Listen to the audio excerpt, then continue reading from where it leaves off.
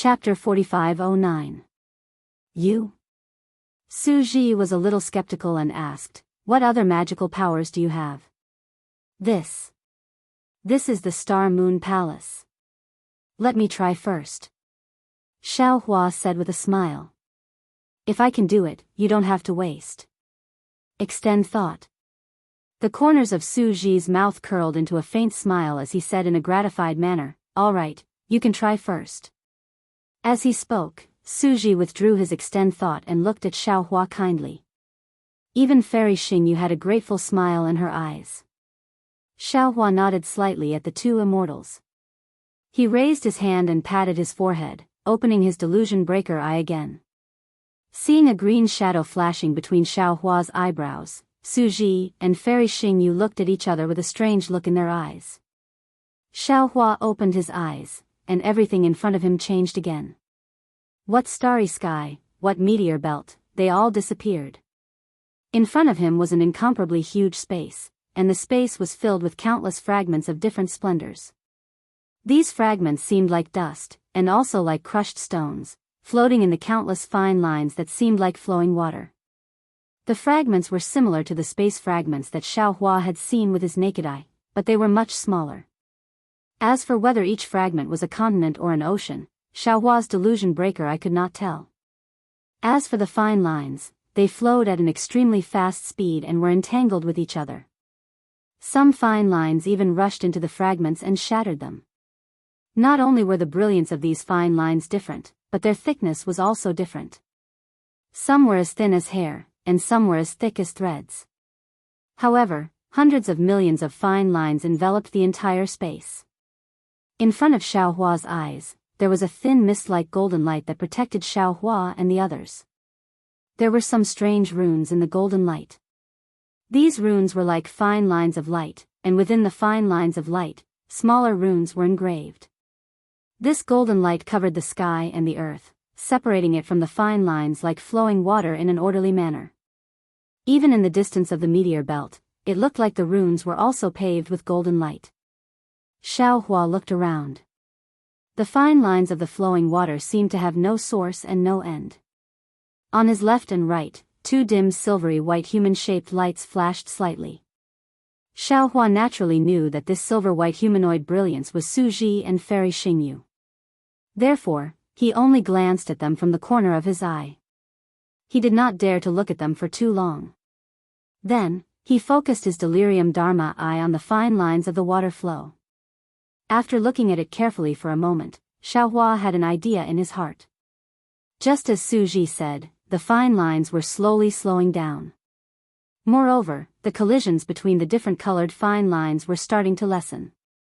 Xiao Hua could even see a slightly chaotic order in the fine lines before his eyes.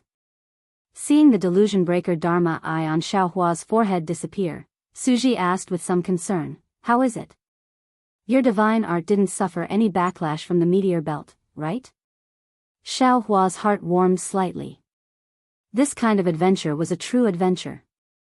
There was no need to worry about being tricked by others. If there was some danger, others would even block it for you. Xiao Hua smiled and said, "Senior, you should know that this divine ability of mine usually won't backfire." "Well, what did you see?" Unlike Su Ji, Fairy Xingyu urged, "Can you see the passage they flew through?" Xiao Hua shook his head and said, "There is no passage in this meteor belt.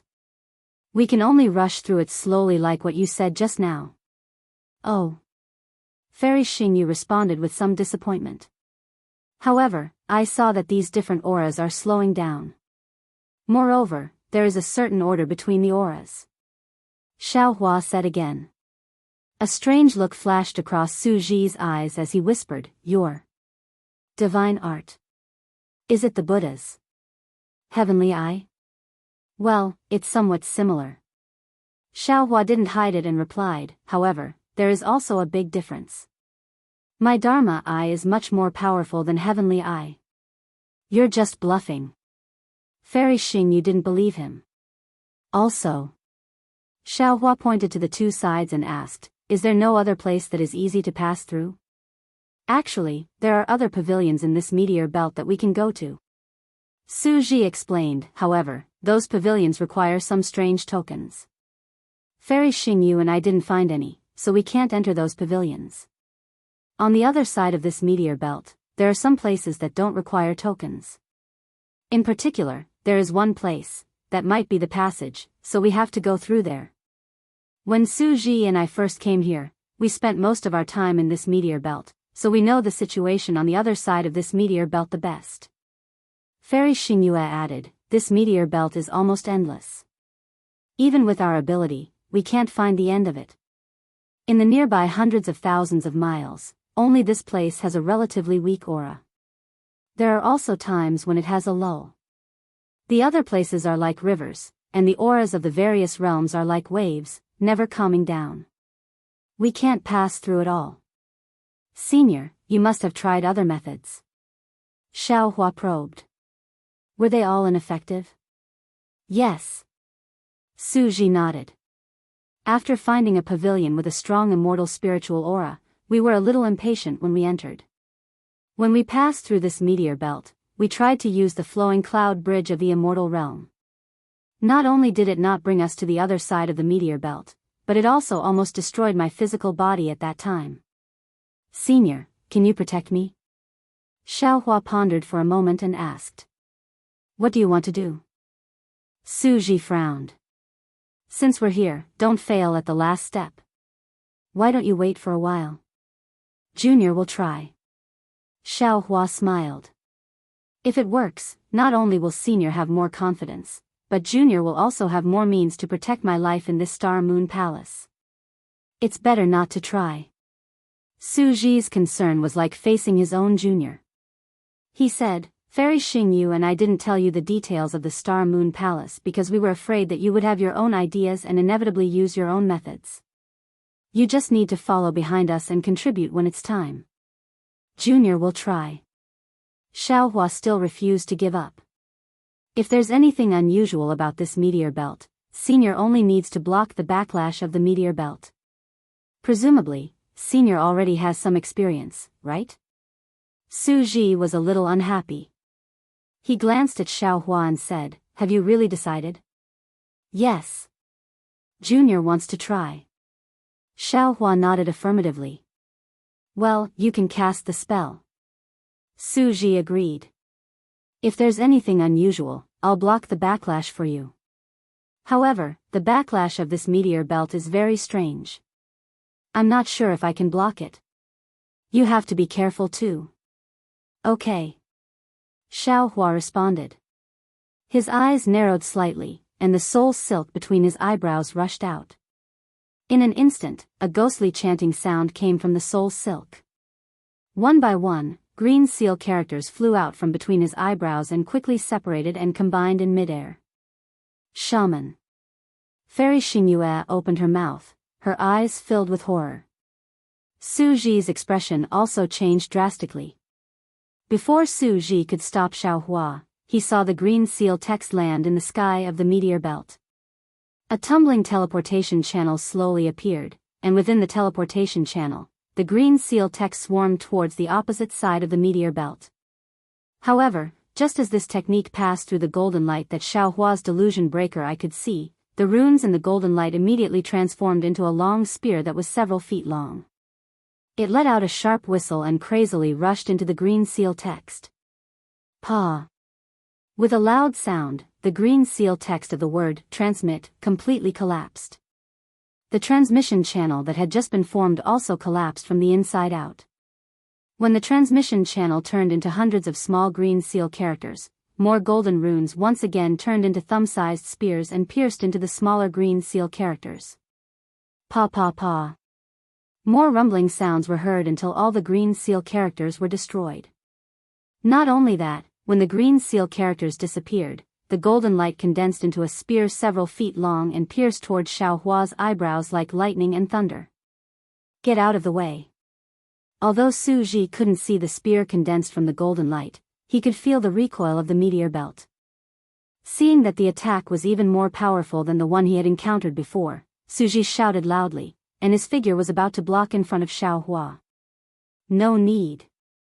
Xiao Hua felt a strong wind coming from between his eyebrows. Even his delusion breaker eye seemed to be blown apart by this strong wind. Xiaohua hurriedly shouted, "We'll just use the thunder technique to block this attack." As he spoke, lightning surged around Xiaohua's body. Four-colored lightning shot out from his hand and pounced on the spear-shaped runes. Okay. Su Ji didn't dare to be careless. His hands formed seals, and two water-blue lightning passed through the space and merged with Xiaohua's four-colored lightning. Bang! With a loud bang, the five-colored lightning was smashed into powder. The spear condensed by the golden runes didn't collapse, but its sharpness was already reduced by 60%. Xiaohua's figure flashed, and in an instant, the spear didn't even touch his shadow. Bang! Not far behind Xiaohua, the starry sky was destroyed by the invisible spear, and a huge black hole appeared. A strong suction force came from the black hole, sucking in the nearby fluctuations and aura. Xiaohua and the others were slightly shocked. They each used their magical powers to teleport away, avoiding the suction force of the black hole. After a few minutes, the black hole slowly disappeared, and Xiaohua flew back. "How was it?" Su Ji asked. "Have you given up?"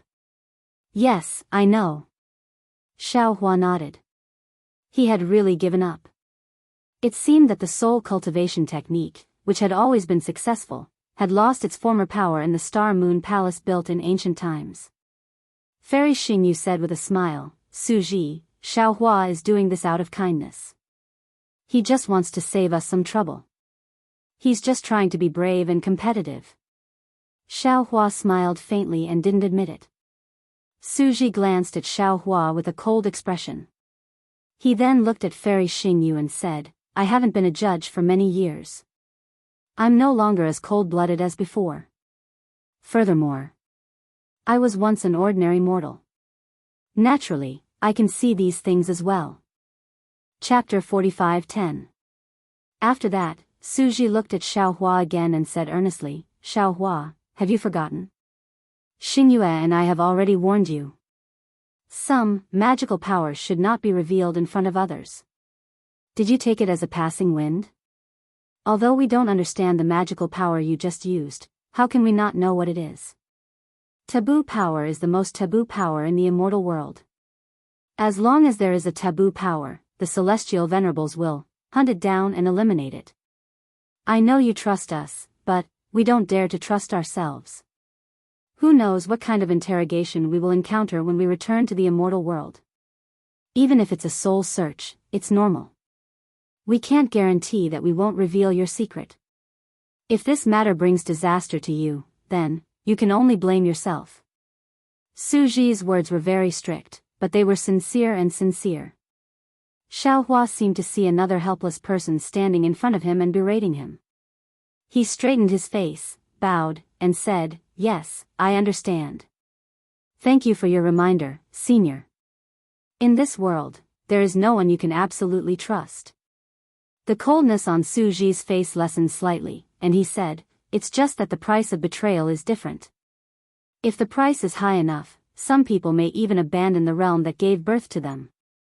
"Yes, I've learned my lesson." Xiaohua, of course, knew the care in Su Ji's words. He didn't dare to straighten his back and answered respectfully. "It's good that you know. You're just two." Su Ji hesitated and stopped. He looked at the chaotic realm, and the aura gradually calmed down. He said, "Forget it, let's not talk about this. The meteor belt seems to have changed. Let's wait a little longer." "Okay." Xiaohua agreed. In fact, he opened his illusion breaker eyes again and carefully observed the meteor belt. Fairy Xingyue watched Su Ji berate Xiaohua from the side. Her eyes showed a trace of confusion and a trace of complexity. At this time, the Xingyue palace had begun to bustle. Other than the four aristocratic families and some of the Confucian cultivators rushing to the meteor belt, the other Confucian cultivators and great demons of the demon clan also went to other places in the Xingyue palace. There were no traces of people outside the Xingyue palace. When the Xingyue palace moved again, even the starlight passage between the gate and the Thousand Demons' sacred realm could not hold on. Swoosh swoosh swoosh.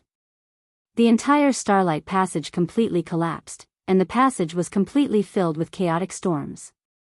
In just a moment, the starlight disappeared, and a powerful whirlwind in the interspace. The whirlwind blew out of the interlayer, scattering the power of the stars and the moon in the sky. Without the starlight passage, the Xianxia palace began to move faster. In the time it took to eat a meal, the huge aura within hundreds of thousands of miles was concealed in the void again. Boom! The moment the aura disappeared, the Chidi River, which had been split open by the Xianxia palace, let out a violent roar, and the river surged again. Furthermore, at the spot where the Xianxia palace had disappeared, the space within hundreds of thousands of miles seemed to have suddenly become completely empty. Endless qi of heaven and earth and noble qi surged in, forming a rare hurricane. Not only did the hurricane cause the wind and clouds to sway in the sky, but it also caused the Chidi River to surge with red waves. The waves surged violently, and the nearby mountain ranges were blown into flying sand and rolling stones, causing the forest to collapse. The previously bright starry sky was gone, and the hook-like crescent moon was even more desolate. Occasionally, it would appear in the gaps of the dark clouds.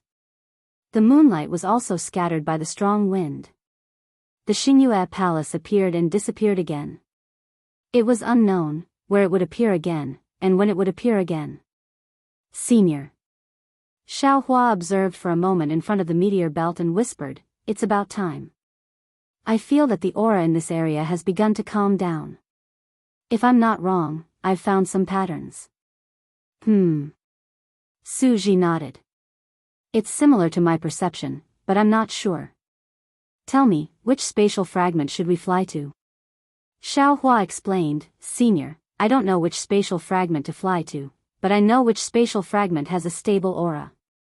"I understand." Fairy Xianxia nodded. "According to our previous experience, there are currently 6 spatial fragments that we can enter. If there are other disciples, we will split into 6 groups and enter separately. Now that you can determine the stability of the spatial fragments, we don't have to test them one by one." "Which 6 spatial fragments?" Xiaohua asked hurriedly. Fairy Xianxia raised her hand and pointed. She did not point at the few spatial fragments closest to Xiaohua and the others. Instead, she pointed at 2 rectangular spatial fragments, 3 rectangular spatial fragments, and 1 6-star spatial fragment that was slightly further away. The 6-star spatial fragment was even further behind a pile of spatial fragments. Xiaohua was stunned. He looked up at Fairy Xianxia and said, "It seems. Senior, you're not just relying on your experience." "Oh? Is that so?" Fairy Xianxia shrugged and said, "I'm afraid you're mistaken. I didn't use any magical power. This is just my experience." Xiaohua nodded. "Senior, you're right. I understand." Then, Xiaohua pointed at the 6-star spatial fragment in the distance and said, "There's only 1 6-star spatial fragment within a dozen miles of the left. The 6-star spatial fragment is very magical. Any spatial fragment that collides with it will turn into 6 wisps of aura. These 6 wisps of aura are easy to balance with each other. Other shapes don't have this characteristic. I think this 6-star spatial fragment is safer." Xiaohua only said that he was guessing and did not say what he had seen. Su Ji's cold face relaxed slightly. He nodded and said, "According to our previous experience, the normal shapes, such as rectangular and square, are similar to the fragments of the Thousand Demons' sacred realm. The strange line-like fragments are the fragments of the ancient desolation. The hexagonal, heptagonal, or other more complicated shapes should be similar to the fragments of the immortal world, the Demon League, and even the Dragon Realm. And according to our experience, the fragments with complicated shapes are usually at the back. We won't choose such a fragment for the first time." Fairy Xianxia added. Hearing Fairy Xianxia mention experience, Suji looked up at her and smiled bitterly. It was just a little late. Their previous experience was already unreliable. What was the use of mentioning experience now? Maybe there's a transmission channel in this fragment? Xiaohua said optimistically. "Senior, how should we go in? Are we just going to fly in like that?" Of course not. That's courting death.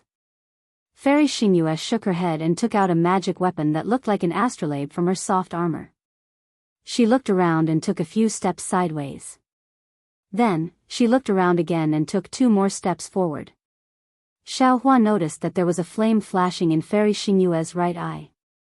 Although the flame had a strong aura of starlight, Xiaohua could see clearly that there were also very few green threads of light in it. Forbidden power. Xiaohua narrowed his eyes. He knew that Su Ji was not exaggerating. In order to destroy the Tao, the immortals, Buddhas, and demons could join forces to wipe out the Daoist sect cultivators from the 3 continents. Immortal Emperor Gaochen could also raise the Daoist sect cultivators like dogs in the Penglai immortal realm. Since the immortals of the immortal world regarded soul cultivation as a taboo, they would definitely have more powerful and violent means to deal with matters related to soul cultivation. Then, why did the immortal world regard soul cultivation as a taboo power? Judging from the few traces of green seal script in Fairy Xingyue's cultivation method, which was similar to the immortal world's cultivation method, Xiaohua knew that soul cultivation could connect heaven and earth and make ghosts and gods weep. Thinking of this, Xiaohua could not help but send a voice transmission. Senior, I still have a question that I want to ask you. Hearing Xiaohua's voice transmission, Su Ji frowned and said, since you shouldn't ask, then, don't ask. Even if you ask, I won't answer. Alas, I know I shouldn't ask. But the problem is, apart from you, I really can't find anyone in the 3 continents to ask. Xiaohua said helplessly. And, you're the only person in the world that I can trust. I've already told you that no one in the world can be trusted. Including me. Su Ji replied mercilessly. However, Su Ji thought for a moment and said, if you think you have to ask, you can ask, but I can decide not to answer. Okay. Xiaohua nodded hurriedly. Looking at Fairy Xingyue, who was wandering in the starry sky, he asked, I've seen the devil world's devil emperor sacrifice millions of blood spirits. He wanted to borrow the souls of those blood spirits. I don't understand. What's the use of these souls? Of course, in our Daoist Dharma spells, refining our natal Dharma treasures and cultivating the nascent soul out of the body also require the power of souls. I know this, but I don't understand. With so many souls, what kind of divine ability can you cultivate? You should ask the devil race this question. Su Ji did not want to answer Xiaohua's question. Xiaohua smiled bitterly. He himself had a demon lord's little brother, and this little brother was a pure demon clan's devil spirit. He also had the devil blade murder, but Xiaohua was clear in his heart that the demon clan devoured souls and raised them based on their instincts. They really didn't know the true use of souls, or perhaps only a higher realm than the demon realm would know. Seeing Xiaohua's bitter smile, Su Ji seemed to be unable to bear it. He thought for a moment and said, the human race often says that human nature is the most complicated thing in the world. Then this soul is the most mysterious thing in the world. Even immortals don't dare to touch the power of souls. Let's put it this way. The foundation of the Buddhist sect's 9 transformations golden body is reincarnation, and the foundation of reincarnation is the soul. The foundation of the Buddhist sect's golden body and Buddha fruit is faith. Faith is a manifestation of the power of souls. Just this manifestation has created the Buddhist sect, a Buddhist sect that can compete with the Taoist sect. How big of an impact do you think the power of souls will have? Oh, Xiaohua, what do you think is the most primitive power of souls? Chapter 45:11. Of course, Xiaohua knew that the answer Su Ji was talking about was probably the soul. However, he thought about it and answered in the opposite way. From what I know, it should be pure physical strength. Yes, you're right. Su Ji nodded. Whether it's the human race, the demon race, the spirit race, the devil race, or the divine race and the holy light race that you don't know about, they all admit that the most primitive power in this world is the physical strength. Of course, the physical bodies of the other races may be different from the physical bodies of the human race. However, as far as I know, an immortal king who once came into contact with the forbidden power said that the most primitive power in this world is probably the soul power. Because the soul was formed long before the physical body can decay and decay, but the soul exists forever. Junior understands. Xiaohua nodded. You don't understand. Su Ji interrupted Xiaohua unceremoniously and continued to explain, I don't know if you know about the underworld. The underworld has the power of the dead, which is also a part of the soul power. The power of the dead is the nemesis of all magic power, immortal power, and Buddhist power. The underworld is not a simple world. It is the place where all life is annihilated and where all life sprouts. Even someone as strong as the heavenly lord of punishment of the punishment palace doesn't dare to provoke the underworld because the underworld has a part of the soul power. Xiaohua, Daoists can become immortals by cultivating spells, Confucian cultivators can ascend to heaven by cultivating Confucian techniques, Buddhists can cultivate the 9 transformations golden body, demons can break through the starry sky by tempering their demonic bodies, then, those who can control the soul power, can cultivate gods. Gods? Xiaohua pretended to be surprised. Gods, what are they? Can they also be cultivated? Su Ji didn't answer. He saw that Fairy Xingyu had stopped and turned to look at him. He nodded at Fairy Xingyu and stared at Xiaohua. Xiaohua, this is my last sentence. In the future, don't ask any other immortal such questions. Gods may be the end of the immortal's cultivation, or the end of the demon league, the immortal world, and the heavenly court. However, no immortal knows, whether or not, he will be a god at the end of his cultivation.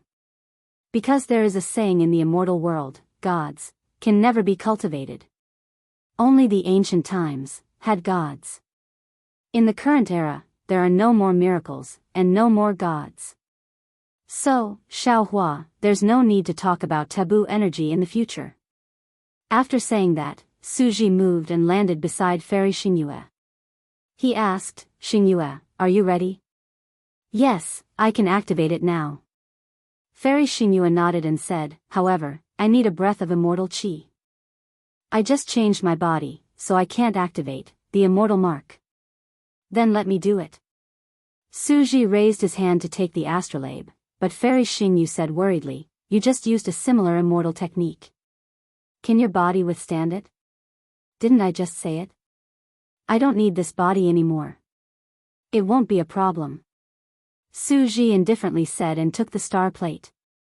Then he shouted to Xiaohua who was in a daze, Xiaohua, quickly come over, we are about to enter.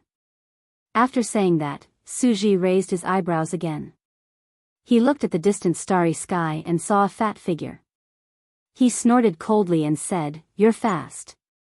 It's only been a moment. I'm afraid you've already killed a few more people. Of course he doesn't care about other people's lives. Fairy Xingyue also said coldly, he only cares about his own life. Xiaohua was a little shocked by Su Ji's words. At this time, he had just come to his senses. He turned his head and looked at the body of the Buddha occupied by the Grand Mist Ancestor. He suddenly understood and sighed, I'd rather betray the world than let the world betray me. Let's go, I don't want to see this filthy thing. Su Ji raised his hand and threw the astrolabe into the air. He spat a mouthful of immortal qi on the astrolabe. The astrolabe did not change, but Su Ji's face began to look old. His sideburns were stained with white frost, and his face was full of wrinkles. Seeing this, Xiaohua was suddenly shocked and felt a chill run down his back. The warning of the Huda Stockade's elder Wu rang in his ears again. Su Ji's words just now also rang in his ears. He thought with a trembling heart, I don't know if my body is worth the trust in Su Ji's heart. Su Ji's celestial spiritual qi landed on the astrolabe, and a silvery white brilliance appeared on the astrolabe. Layers of mysterious markings rushed out from the brilliance, and these markings were formed by densely packed runes. As the markings flew out, Su Ji rubbed his hands together, and thick crystal lights fell into the astrolabe. The markings then turned into hundreds of flying birds, and these birds had starlight engraved on their foreheads. Their eyes were like crescent moons, and when their wings flapped, the sound of wind and thunder could be heard. Go. Su Ji waved his sleeve. The hundreds of birds flew into the meteor belt with a quack quack sound. Let's go. We'll use the simplest flying technique. Suji returned the astrolabe to Fairy Xingyu and put his hands behind his back. A faint cloud appeared under his feet, and he rushed into the meteor belt with the birds. Fairy Xingyu took the astrolabe, raised her slender hand, and pointed at different places on the astrolabe. The astrolabe emitted several layers of obscure fluctuations, directing the birds to fly in an extremely zigzagging direction. However, after flying for hundreds of feet, the bird in front exploded with a boom. The birds behind it immediately flapped their tails and flew in another direction beautifully. The fierce interrealm storm around them was like the night wind, causing the feathers of the birds to tremble slightly. Xiao Hua and the others naturally followed the birds and flew in another direction. The six-star space fragment looked very close, but it was extremely far away. After flying for the time it took for an incense stick to burn, one of the hundreds of birds would be destroyed in a short while. After the time it took for an incense stick to burn, there were less than 20 birds left. Looking at the six-star-shaped space fragment again, it seemed to still be flickering with faint starlight in the distance. Suji said in a low voice, "Every realm has an edge. There's never an endless thing. The reason why it feels endless is because you're in the realm. As long as you're in the realm, if you don't have a magical power that transcends the realm, even if you reach the edge of the realm, you still won't be able to see the realm. So, you'll feel that the realm is endless. These space fragments come from different realms. The aura of each realm is different, and the aura of the fragments won't merge. Therefore, you can see each space fragment as an independent realm. You're in the meteor belt, so you can also see a larger space fragment.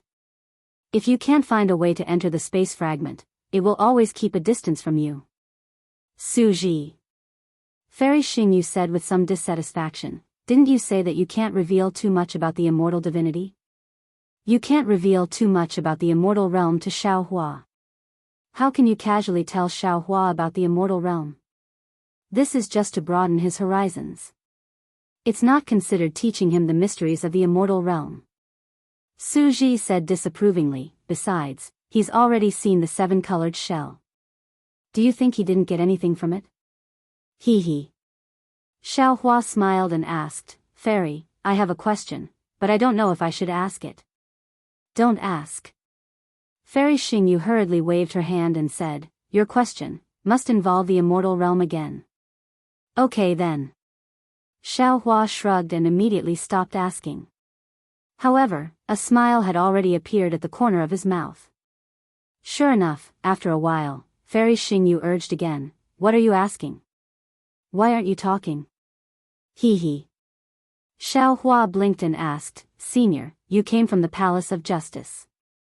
You must know the various realms very well." "I don't know." Fairy Xingyu shook her head like a rattledrum. "I'm just occasionally ordered by the Palace of Justice to check some things. I've met the demon clan of the 10,000 demon realm who broke through the realms in the Dawn Rain continent. I've also met the seven-colored sea god shell from the Red Sea domain in the 1,000 demons sacred realm. Well, the two seniors are also from the immortal realm. I'm very curious. Why is it so easy to break through the realms?" Xiao Hua ignored Fairy Xingyu's shaking of her head and asked seriously, "Didn't Senior Su just say that it's difficult to break through the realms in the realms?" "It's naturally difficult to break through the ordinary realms, but the three continents are a bit special." Fairy Xingyu was a female immortal after all, so she couldn't help showing off a little. However, she only said half a sentence and stopped. She raised her hand and pointed at the six-star space fragment that still looked very far away. "Look again. Is it close to that space fragment?" "Okay." Xiao Hua knew that Fairy Xingyu wouldn't say anything else, so he had no choice but to prepare to activate his delusion breaker Dharma Eye. However, before he activated it, he suddenly thought of something and said with a smile, "Fairy, I don't know any special spells. Of course, I can't see any clues. Everything still depends on your magic power." Fairy Xingyu glanced at Xiao Hua and rolled her eyes at him. Then, she spat out a mouthful of quintessential essence at the astrolabe in her hand. Swoosh. A pillar of stars rushed out of the astrolabe and caught up with the few remaining birds in front of them. Caw! The birds cried out sadly and turned into fireflies. Then, the entire pillar of stars swept toward the space fragment like a whirlwind. Poof, poof, poof. The sound of explosions came from the pillar of stars. The aura of the realms had hit the pillar of stars and made it full of holes. However, the shattered pillar of stars also revealed a safe path at this time and fell into the brilliance of the space fragment. Su Ji was still in front. His figure followed the pillar of stars and fell into the brilliance. Xiaohua could clearly see that Su Ji's figure was getting smaller and smaller. Xiaohua watched Su Ji's figure shrink. Outside the meteor belt in the distance, the fat figure of the Grand Mist Ancestor appeared again. The Grand Mist Ancestor squinted and watched Xiaohua and the other two shrink and fall into the hexagonal space fragment with a solemn expression on his face. Chapter 45:12. The Grand Mist Ancestor originally wanted to fly over and enter the meteor belt with Xiaohua and the others. However, when he saw Su Ji spurting out immortal spiritual energy and activating the astrolabe, he stopped in the distance. It was only when Xiaohua and the others flew in that he quickly flew over. He looked at the backs of the three people and thought to himself, although this person looks a little unfamiliar, the way he activates the astrolabe is exactly the same as that person. If I'm not mistaken, it's him. Since he's still alive, why didn't he save me? This kind of senior, it's fine if I don't recognize him. With that thought, the Grand Mist Ancestor waved his fat monk robe. Two balls of black and white air flew out and turned into thousands of thin threads in the meteor belt. These thin threads seemed to have intelligence and were rapidly drawn into the turbulent flow of the realm. They were either torn apart or moved against the flow. In just a moment, the turbulent flow that was invisible to the naked eye and divine sense was clearly revealed to the Grand Mist Ancestor. He watched as the black and white threads spread further and gradually covered the space fragments within a dozen li. The black and white threads were indeed effective. Wherever there was a dead end, the black and white threads would cut off randomly. Wherever there was a way out, the threads would rapidly extend and reveal the path of light. Seeing this, the Grand Mist Ancestor smiled proudly. This old man has the yin-yang illustration manual. In this Star Moon Palace, there's nothing that can stop me. With that said, the Grand Mist Ancestor's figure flickered as he stepped onto the black and white thread. The black and white thread immediately turned into a cloud that carried him towards the nearest light path. When the Grand Mist Ancestor's figure gradually shrank, the figures of the scholarly cultivators and the great monsters of the demon race appeared. Xiaohua followed Fairy Xingyu and flew along the pillar of stars. The pillar of stars in front of the realm's aura presented a very strange distorted shape. It was like a fried dough twist with 6 revolutions. 3 of the revolutions were blurry and indistinguishable by the time they reached the space. The remaining 3 were crooked as they probed into the space's brilliance. As for the pillar of stars, it was destroyed by the realm's aura. In front of the 2 was Su Ji. Su Ji seemed to be very familiar with this situation. Without any hesitation, not only did he fly with the pillar of stars, he also spun with the pillar of stars. In fact, there were many times when he was still facing down in Xiaohua's eyes.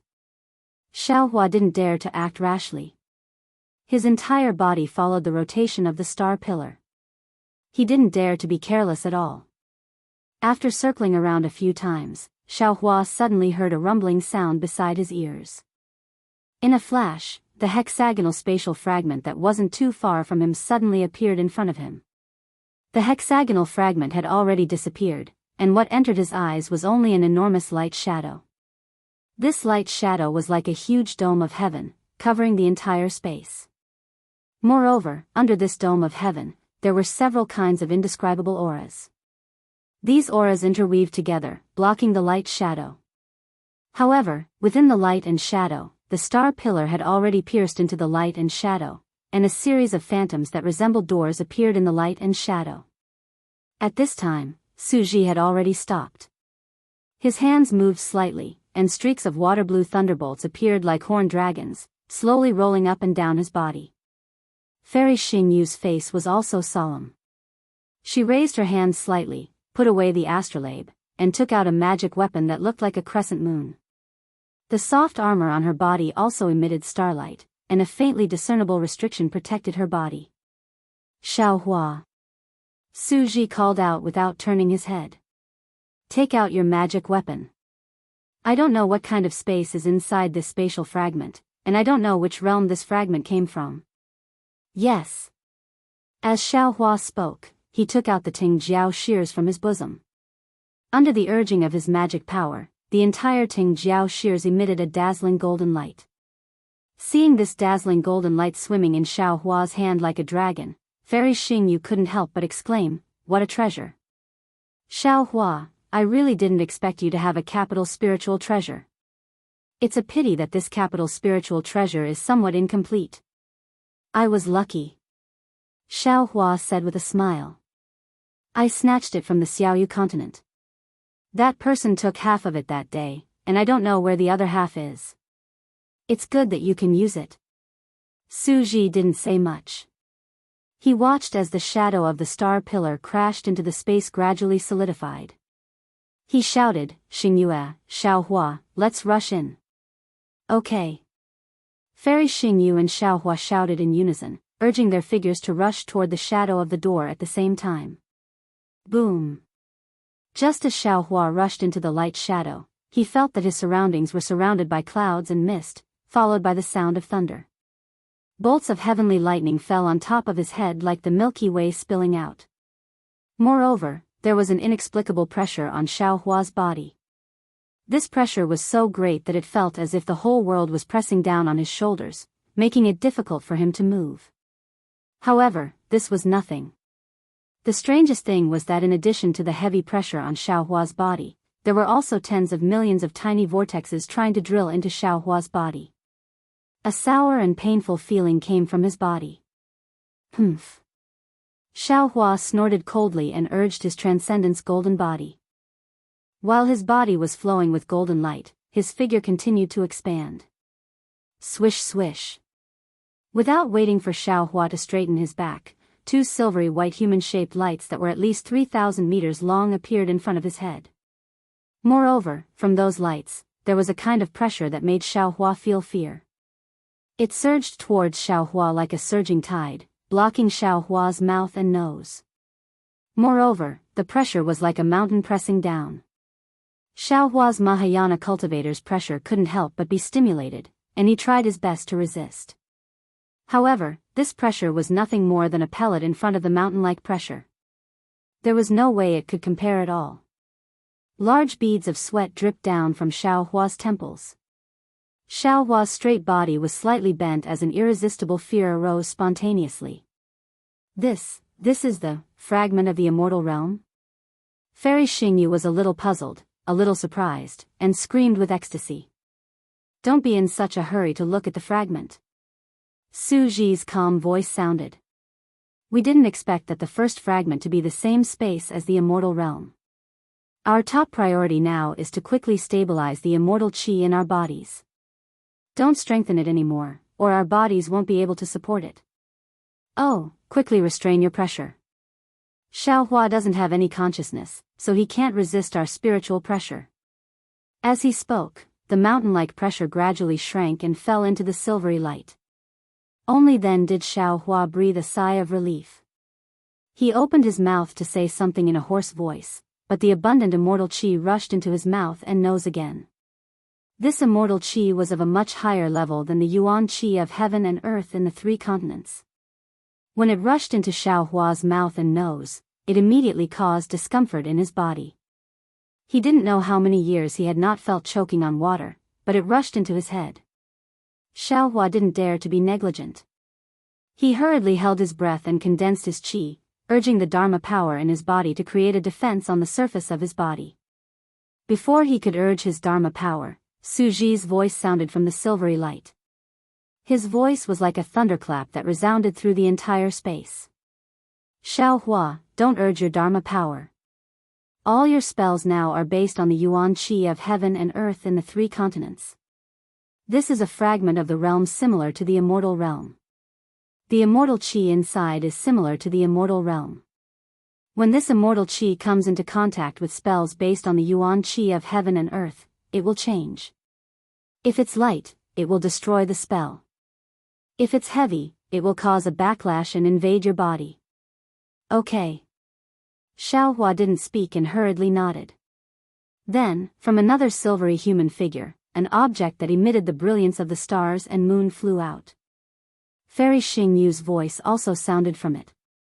Humph, I hate stingy people like you the most. I don't believe that you don't have a protective heavenly spiritual treasure. If it weren't for the fact that this is a fragment of the immortal realm and I'm afraid that your body would explode from the immortal qi, I wouldn't have bothered to give you my immortal armor. The object landed in front of Xiaohua. It was a very simple and crude star armor. This star armor was refined from some strange star stones. Between the star stones were some crystal threads that were as thin as hair. These crystal threads not only strung the star stones together, but they also flashed with traces of cold light, looking very sharp. Xiaohua took the star armor and didn't know whether to laugh or cry. After all, this was Fairy Xingyu's star armor. How could he, a male cultivator, wear it? This suspicion. He still had to avoid it. You can't activate this star armor now. Su Ji's voice sounded. Put it on first. I'll activate it for you.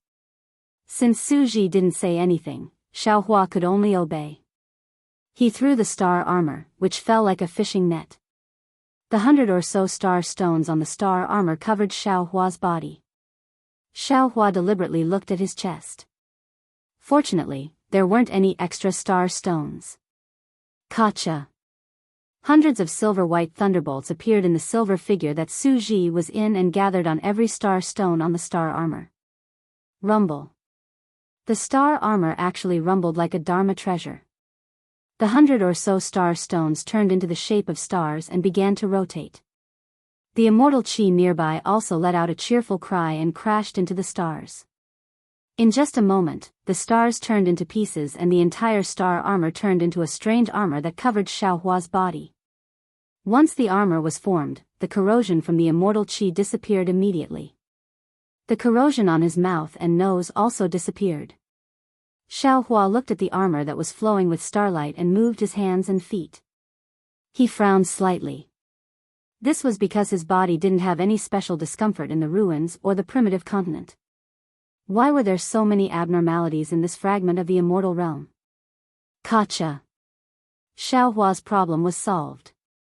Tens of thousands of tiny thunderbolts appeared around the silver figure that Su Ji was in. These thunderbolts were like horned dragons that surrounded the silver figure and rotated crazily. The silver figure also gradually shrank with the rotation of the thunderbolts. At the same time, a resplendent galaxy flew out from the silver figure of another silver figure and also rotated from top to bottom. Every time it rotated, some of the silver light fell into the galaxy. The silver light that was thousands of feet in size shrank almost simultaneously with Su Ji's silver light. Chapter 45:13. After the time it took to burn an incense stick, Su Ji and Fairy Xingyu's bodies were revealed again, but this time, they were different from before. Not only were there silver scars all over their bodies, but there were also lightning and starlight flowing through these scars, as if they were trying to stop these scars from spreading. The armor that they had worn before was also faintly flashing between the silver spots, looking erratic. The strangest thing was their faces. In the beginning, their faces were replaced by a flickering silver light. Later on, their faces gradually appeared. However, some parts of their faces were that of humans, while some parts were covered by silver light. It looked extremely strange. In the end, their faces were completely revealed. However, from time to time, their faces would be covered by the silver light. When their faces were revealed, there was nothing special about them. However, when they were covered by the silver light, a kind of majesty and respect was involuntarily emitted, forcing Xiaohua to move slightly. Presumably.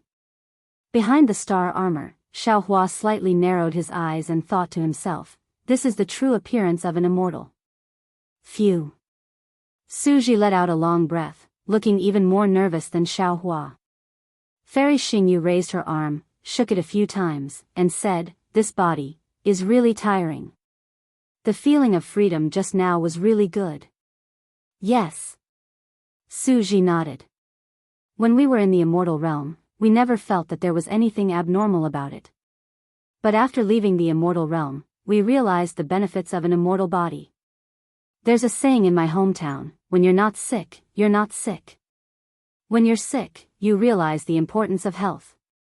Let's go quickly. Fairy Xingyu said with a smile. I can't wait. This time, we have to find the passage back to the immortal realm no matter what. Xiaohua. Suji nodded, looked at Xiaohua, and asked, can you still adapt? It's okay for now. Xiaohua nodded. However, I don't know what role I can play in this fragment of the immortal realm. In this fragment of the immortal realm, you're just a mortal. Fairy Xingyu said with a smile. Your magic arts, magic treasures, and other things can't be used. Even if it could be used, its effect would not be comparable to an immortal artifact. Oh, don't rashly open your Qingquan pouch here. Be careful that the immortal spiritual energy inside your Qingquan pouch will burst. As for your Kunlun mirror, it should be usable, but I can't guarantee that it won't be damaged if you don't refine it with immortal qi. Forget it, forget it. Xiaohua waved his hand and said, just treat me as an idle person. With 2 real immortals following me, what do I have to be afraid of? Hee hee. Fairy Xingyue covered her mouth and giggled. Then let's make a cupboard. After saying that, Fairy Xingyu released her lingering thoughts, wanting to look into the distance. Suji hurriedly stopped her and said, Xingyue, it's better to be careful. Don't release too many lingering thoughts. Got it. Goddess Xingyu smiled sweetly. Coincidentally, her appearance was covered by the silver light. A sweet smile seemed to pass through the space and into Xiaohua's mind. Fairy Xingyu did not release her lingering thoughts into the distance. Her figure flew slowly. Suji waved his sleeve and covered Xiaohua's body. He said, let's go. And followed Fairy Xingyu. After flying for a while, Fairy Xingyu released her star shuttle with a wave of her hand. At this time, the star shuttle was even more majestic than before. Tens of thousands of starlight rushed into the sky and fell in all directions, like a dazzling meteor shower. However, after a while, the starlight withered and disappeared into thin air. Fairy Xingyu's face changed drastically as she looked at Suji. Suji frowned slightly but did not care. He raised his hand and pointed ahead. The 2 of them flew over with Xiaohua. Xiaohua looked a little absent-minded. He did not pay attention to Fairy Xingyu's star shuttle. He was puzzled by the smile that Fairy Xingyu transmitted into his mind. What are immortals? I have never seen immortals before, so I have never thought about this question. Now that these 2 exiled immortals have been here for a long time, they feel that immortals are similar to us. But today, when I really came to the fragment of the immortal world, I realized that immortals are completely different from us mortals. In Daoist sect cultivation, the physical body is extremely important. It is also the foundation of becoming an immortal. Without a physical body, one cannot ascend to the immortal world. Previously, I thought that it was because the immortal spirit qi was different from the heaven and earth origin qi. If it were not for the protection of the physical body, the nascent soul would be destroyed by the immortal spirit qi. But now, it seems that if the physical body has not been cleansed by the spirit cleansing pool, it cannot withstand the immortal spirit qi. Then, how can I protect my nascent soul? Moreover, Suji had said before that even if I lost my physical body, as long as I cultivated my scattered soul to the 9 tribulations, I would be able to grow a physical body. Naturally, I would be able to enter the spirit cleansing pool and grow a physical body. It seems that the spirit cleansing pool is the most important thing. The spirit cleansing liquid in the spirit cleansing pool. What is it? What is the difference between it and the dragon cleansing liquid in the dragon cleansing pool? Xiaohua's question could only be a question. Not to mention that he could not find any answers now. Even if he asked Suji, Suji would probably not answer him. However, in a short moment, he had a new question. He looked at the ground that whistled past. On the ground, there were either deep ravines or undulating mountain ranges. It seemed that everything on the ground was much larger than the 3 continents. He asked curiously, "Senior, Junior has 2 questions to ask." Suji looked ahead and answered expressionlessly. Senior said before that the so-called realm. As long as one is within it, one will not be able to see the edge. We've entered this spatial fragment, so how can we find the way out? Xiaohua asked. The spatial fragments in the meteor belt are all incomplete. They were used by people with great ability to set up defenses when the Star Moon Palace was refined in the ancient times. Once we find the location of the other incomplete part of the spatial fragment, we will be able to see the meteor belt. From there, we can fly to the other spatial fragment. Suji answered fluently. However, he stopped at this point, as if there were some secrets that he did not say. Xiaohua nodded and asked again. Senior said that there are fragments of realms parallel to the Thousand Demons Sacred Realm, fragments of realms parallel to the Immortal Realm, and fragments of realms parallel to the Ancient Times. This time, when we enter the fragment of realms parallel to the Immortal Realm, the immortal chi inside is extremely dense. Even with Junior's strength, I can't withstand it. How can the cultivators who followed Senior in the past withstand it? Actually, it's like this. Suji said without any hesitation, although I don't have a space or a spatial immortal weapon, I still have the heaven and earth bracelet. Under normal circumstances, I respect the wishes of those cultivators and bring them here to gain experience. If an accident really happens, I will definitely keep them in the heaven and earth bracelet. Although staying in the heaven and earth bracelet is an insult to the human race, it's still better than losing their lives. Of course, if I didn't make it in time, like just now, they would have lost their lives. I don't have any good ideas. After all, Xingyu's star armor isn't something that just anyone can borrow. Oh, also. Suji continued, previously, we also encountered some fragments of realms parallel to the immortal realm. However, the immortal chi inside those fragments was already thin.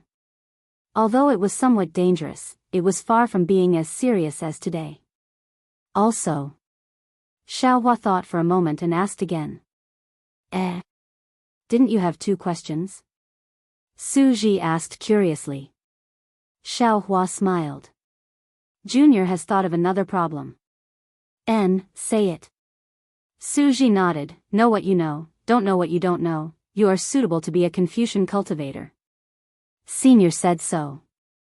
Xiaohua asked, there are also fragments of realms parallel to the ancient times. Then, the immortal realm should be of a higher level than the immortal realm, right? Yes, the immortal realm usually calls the immortal realm the immortal realm. Suji replied. Then. Xiaohua asked, Senior and the others entered the fragment of the immortal realm, did their bodies feel uncomfortable? What about those lower-level disciples? At this moment, Suji showed a rare hesitation. After a moment, Suji opened his mouth. Xiaohua, this question. I can answer you. But I don't know if my answer is correct because I have never been to the immortal realm and I don't know what the ancient times were like.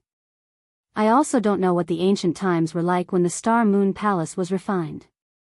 I only know that some fragments are similar to the 3 continents and the realms below the immortal realm. Some fragments are similar to the immortal realm, the Demon League and the Heavenly Court.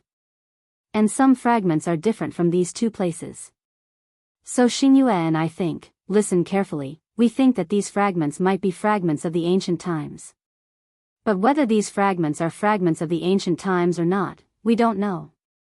And in these fragments, our bodies didn't change, and the bodies of those lower-level disciples didn't change either. I also don't know what I am talking about, do you understand? Yes, Junior understands. Although the doubts in Xiaohua's heart grew stronger, he still heaved a sigh of relief. Are you sure you understand? Suji asked curiously. I won't hide it from you. I thought about this before, but this matter has nothing to do with cultivation and returning to the immortal realm. I just thought about it and threw it away. And this Junior thinks so too. Xiaohua said with a smile. This Junior just had a sudden whim. Then, the 2 of them fell silent. They flew forward silently. Xiaohua didn't know what Su Ji was thinking, but he knew that although Su Ji was an immortal, Su Ji didn't understand the ancient times as well as Xiaohua. Not only had Xiaohua been to the immortal realm, but Xiaohua's Fortune Gate disciples had also been there. When those 5th grade Essence Force disciples were in the immortal realm, their bodies didn't go through any special tempering, and they also didn't experience the same problem as today. And Xiaohua's body, which was a half-god body, was actually corroded by the immortal spiritual energy. This was something that Xiaohua couldn't understand. Chapter 45:14. After a long while, Fairy Xingyu saw some colorful lights filling the sky in front of her. She said in surprise, Su Ji, look, there is still light in this space fragment. Maybe there is an ancient cave residence. Our opportunity has come. Don't be careless. Su Ji hurriedly reminded her. The more abodes there are, the more celestial beasts there will be. You must be careful. I know. Do I need you to tell me that? Fairy Xingyu said indifferently and sped up again. As if reminded by the light, Su Ji hesitated and said, Xiaohua, I think the problem you mentioned just now is like this. Before Daoist cultivators ascend to become celestials, they rely on the qi of heaven and earth to cultivate. When they reach the celestial realm, they will not be able to adapt to the celestial spiritual qi. As for the celestials in the celestial realm, low-level celestials such as mortal fairies also rely on the celestial spiritual qi to cultivate. When they reach the high level, they will no longer rely on the celestial spiritual qi. Presumably, in the untainted divine realm, the foundation of cultivation is also different. Therefore, the cultivators will be troubled by the celestial spiritual qi in the fragment of the celestial realm. But in the fragment of the untainted divine realm, there will be no such confusion, right? What do high-level celestials rely on to cultivate? Xiaohua asked, hitting the nail on the head. Alas, that's why I don't want to answer your question. Su Ji sighed. You haven't cultivated to that level yet. It's really not good for you to know too much. After that, Su Ji stopped talking and flew ahead with Xiaohua. Xiaohua had no choice but to shut up. After another 10 minutes, the light was in sight. Under the light, there was neither a spiritual vein nor an abode, but a vast expanse of tall palaces that stretched as far as the eye could see. These palaces were tens of thousands of feet tall, but all of them were damaged or collapsed. If it weren't for the extremely beautiful light emitted by these palaces, they wouldn't be much different from the ruins of the mortal world. As they flew closer, Xiaohua saw that the ground around the palaces was covered with deep cracks and deep holes. These cracks and deep holes were obviously caused by a fight. Next to these cracks, there were some broken celestial artifacts scattered around. This. Fairy Xingyu looked at Su Ji in surprise. Su Ji also looked surprised. The two of them sped up again. Hiss. In just a moment, not to mention Su Ji and Fairy Xingyu, even Xiaohua could not help but gasp. Because right before the overturned wreckage, there were already many wreckages of several thousand feet in length lying on the ground. These corpses were different from the corpses of the human clan. Most of them were wearing armors and holding some fairy weapons in their hands. Inside the armors, there was either nothing or some shells that looked like tree roots. Of course, there were also some corpses that had collapsed beyond recognition. Something's wrong. Su Ji suddenly growled. He raised his hand and a spear-like immortal artifact fell into his hand. He glanced at the bottom of the immortal artifact and exclaimed, Yi Qiong Heavenly Mansion? How is this possible? Fairy Xingyu exclaimed as if she had seen a ghost. She also raised her hand and another empty armor fell into her hand. When she looked at the mark on the inside of the armor, her face was as incredulous as Su Ji's.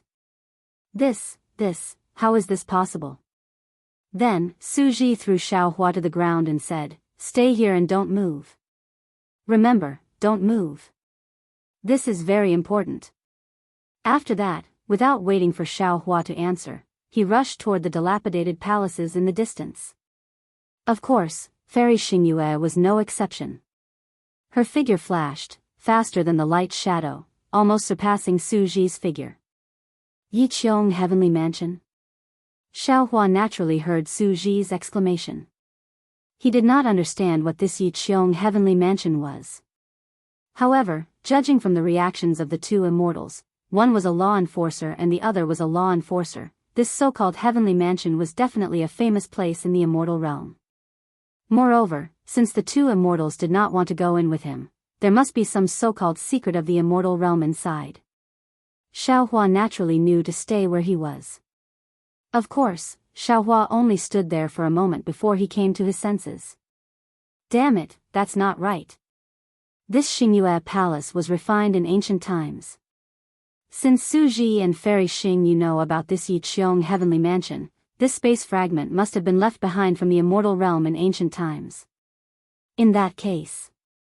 Thinking of this, a smile appeared on Xiaohua's face. In that case, this Yiqiong Heavenly Mansion must be a secret place in ancient times. There are endless secrets hidden inside. Damn it, this space fragment is a huge gold mine. Since I've already entered the gold mine, how can I return empty-handed? Since he knew that this collapsed palace was a famous secret of the immortal realm in ancient times, how could Xiaohua still stand in the distance obediently? He rolled his eyes and activated the flying technique of the soul cultivator. He stuck close to the ground and walked to another place. As he walked, he sensed his own space. Sure enough, as Fairy Xingyu had said, he could already sense his space here. Everything in the space could be taken out. Xiaohua even tried to put an empty armor and immortal weapon into the space. He could do the same. However, the armor and immortal weapon were not located in the original Xinhua continent. Therefore, Xiaohua kept some armor and immortal weapons into the space as he walked.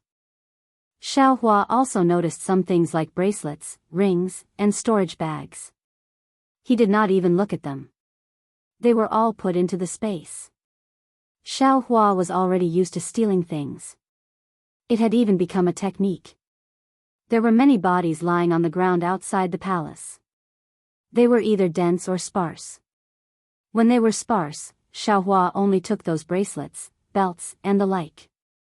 When they were dense, Xiaohua took 4 out of 10 of them. This made it so that the density would become sparse and not arouse suspicion. Damn, these are all immortal weapons. The more Xiaohua walked, the more excited he became.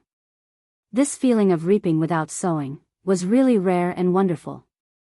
However, after walking for a while, he didn't see Su Zhi and Fairy Xingyue. Xiaohua walked to the other side of the hall. When he got there, Xiaohua suddenly stopped. He closed his eyes and seemed to be thinking. After a moment, he suddenly looked into the distance and thought to himself, that's not right. Previously, in front of the palace, those armors.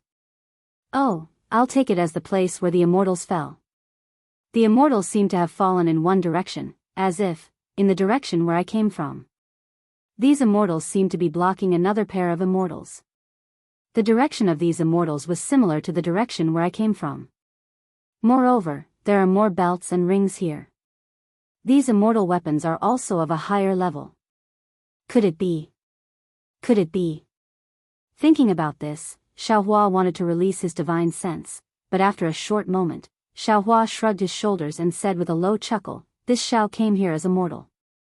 Not only do I have no divine sense, I also have no magic power.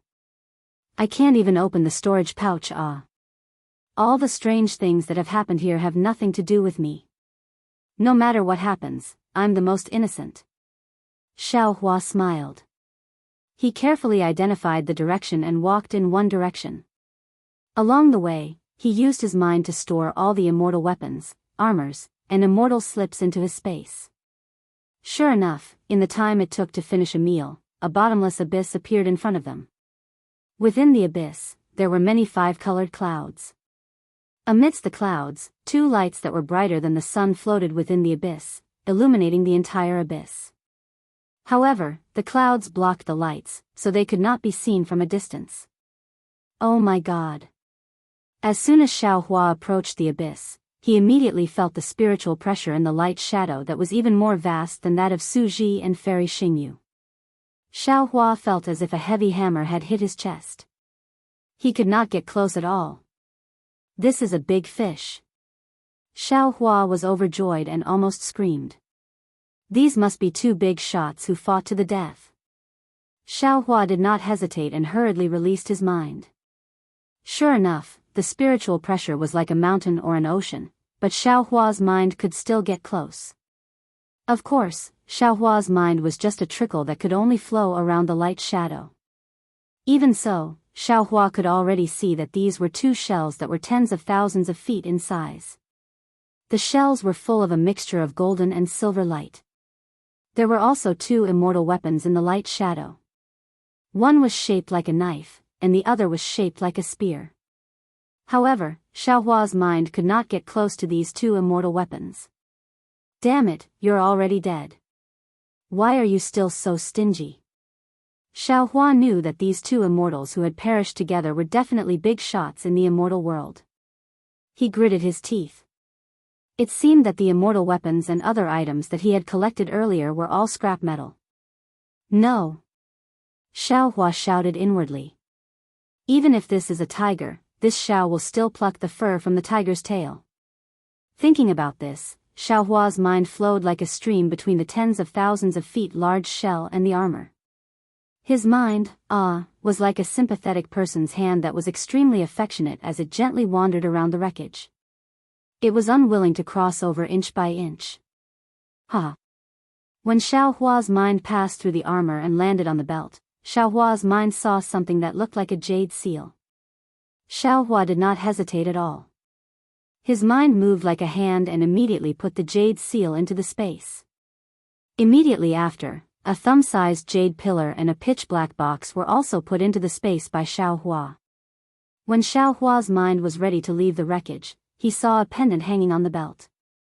Xiao Hua put away the pendant, but he still wanted more. Damn it, if I'm not afraid of being discovered by Su Ji, this belt, tsk tisk, forget it. The other wreckage was similar to this one. It also had a lot of harvest. In addition to the golden seal, there was also a pendant, a 5-claw-like pendant, a multi-pronged jade pillar, and a simple and unadorned key. Chapter 45:15. Phew. After looting the wreckage, Xiao Hua let out a long breath and said with a smile, finally, this trip was not in vain. In order not to arouse Su Ji and Fairy Xing Yu's suspicion, Xiao Hua hurriedly turned around and wanted to leave. However, just as he turned around, he suddenly froze on the spot. He hurriedly released his mind in disbelief. Sure enough, a moment later, Xiao Hua revealed a thoughtful expression and thought to himself, it's a little strange. These two, unknown immortals had clearly perished together. However, one of them is holding a weapon in both hands, the other is holding a weapon in one hand, and the other hand. Why is it covering his back armpit? His back armpit is obviously not injured, so why is he covering it there? There must be something he cares about there. Even if he dies, he must protect it. Thinking about this, Xiao Hua urged his mind and moved the immortal's hand away and placed it on the ground. Then, his mind penetrated into the armpit of the immortal. It was very strange. The immortal's body was different from the mortal's body. When Xiao Hua's mind penetrated into the armpit, the immortal's body actually split open as if it was melting. Then, a 9-colored brilliance bloomed. Within the brilliance, an indescribable polyhedron appeared. It seemed to be in this space, but also seemed to not be in this space. Of course, this brilliance flashed and the polyhedron was immediately taken into the space by Xiao Hua. This polyhedron was different from the fairy artifacts that Xiao Hua had taken into the space before. It fell into the space that had not been formed before. Seeing that the treasure was in his hands, Xiao Hua did not delay at all. He turned around and went to other places to continue searching for armor, fairy artifacts, belts, and other things. Xiao Hua originally thought that Su Ji and Fairy Xing Yu would find him soon. However, what puzzled him was that Su Ji and Fairy Xing Yu did not appear for a full hour. Could it be that there is an even more powerful restriction in this palace? Xiao Hua looked at the palace in front of him. Although the huge stone pillars had collapsed, the beautiful stone walls were flashing with brilliance for a long time. Xiao Hua had some thoughts in his mind. However, he was very self-aware. If Su Ji and Fairy Xingyu could not escape from the restriction in the palace, how could he? Since he was not empty-handed, why should he take the risk? Especially if there were taboos within this hall, then wouldn't he have touched the bottom line of the immortal dimension? Su Ji and Fairy Xingyue did not fall into a predicament like Xiao Hua had imagined. They did not separate, but hurriedly shuttled through the collapsed and dilapidated hall side by side. There were also many corpses in the hall, as well as many precious weapons and other items. However, the two of them did not take a second look at them. They did not dare to release too much of their expanded thoughts and only extended them out a few hundred feet. However, their eyes were different at this time. One of Fairy Xingyu's eyes was like a full moon, while the other was like a bright star. Su Ji's eyes flashed with lightning. The two of them looked at each other with different gazes, as if they were searching for something. They flew into a huge palace. In this palace, there was a huge chair that had been split in half. On the stone wall above the chair, there was a plaque that gave off a milky white light. This plaque was now hanging at a slanted angle, and most of it was already broken. The gazes of the two landed on the signboard at the same time. Their bodies shook violently. At the same time, the silver light hidden under the armor involuntarily rushed out and wrapped around the bodies of the two. A moment later, the figures and faces of the two were once again revealed. Fairy Xingyu was shocked. She rushed to the front of the throne and wanted to take a closer look. However, before she could get close, the throne that had been split in half gave off an awe-inspiring aura, forcing Fairy Xingyu to retreat. She couldn't get close to the throne at all. Fairy Xingyu had no choice but to fly high and try her best to get close to the plaque on the stone wall. After taking a closer look, Fairy Xingyu's body stiffened. After a long while, she whispered, "How is this possible? This is really the Yiqiong Heavenly Mansion. The most mysterious immortal mansion of the legendary Yiqiong. This immortal mansion. Isn't it in the immortal realm? How did it become a realm fragment of Star Moon Palace? Could it be that the Yiqiong Heavenly Mansion disappeared in ancient times? That's even more impossible." Su Ji shook his head and said, "Yiqiong is a celestial venerable who became a celestial venerable recently before we fell into the mortal world. His Yiqiong Heavenly Mansion only appeared in the last 20 million years. How could it have disappeared in ancient times? Unless there was another Yiqiong Heavenly Mansion in ancient times, there's no other explanation for it being in Star Moon Palace." Fairy Xingyu deduced without hesitation. Su Ji nodded and said, "That's possible. No one can guarantee that there wasn't another Yiqiong Heavenly Mansion in ancient times. But... Fairy Xingyu hesitated a few times, and her face was full of doubts. She did not say the reason for the but. There seemed to be endless hesitation in her heart. Su Ji seemed to know what Fairy Xingyu wanted to say. He looked at Fairy Xingyu and opened his mouth, but in the end, he sighed and closed his mouth. Finally, Fairy Xingyu probed, "Su Ji, you've been following me since we entered this heavenly mansion. Are you afraid that there are restrictions in this heavenly mansion and want to protect me?" Su Ji shook his head and said, "This heavenly mansion has been destroyed. How could there be restrictions? Moreover, the heavenly mansion is full of celestial generals who have been killed. Even if there were restrictions, I'm afraid they would have been triggered by them. However, I don't want to be separated from you because I want to protect you. At the same time, I'm also protecting myself." Alas, that's right. Fairy Xingyu also understood what Su Ji meant, but she still did not want to make it clear. She sighed and said, "In that case, you and I. In this heavenly mansion, we can't be separated." "Yes." Su Ji smiled bitterly. "We'll search together and then come here. Then we'll be honest. That's the only way." Fairy Xingyu's smile became even more bitter. It seemed that if she was given another chance, she would definitely not enter this space fragment so easily. Afterwards, the two of them spent another hour walking through most of the halls.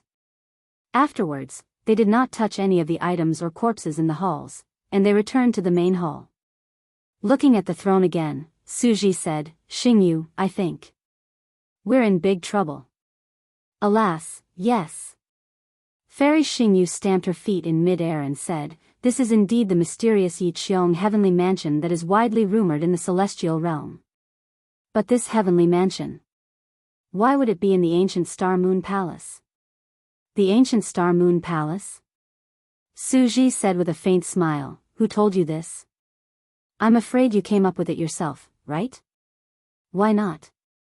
Fairy Xingyu frowned and said, although we found this Star Moon Palace first. The token to open this Star Moon Palace can also be found in the 3 continents.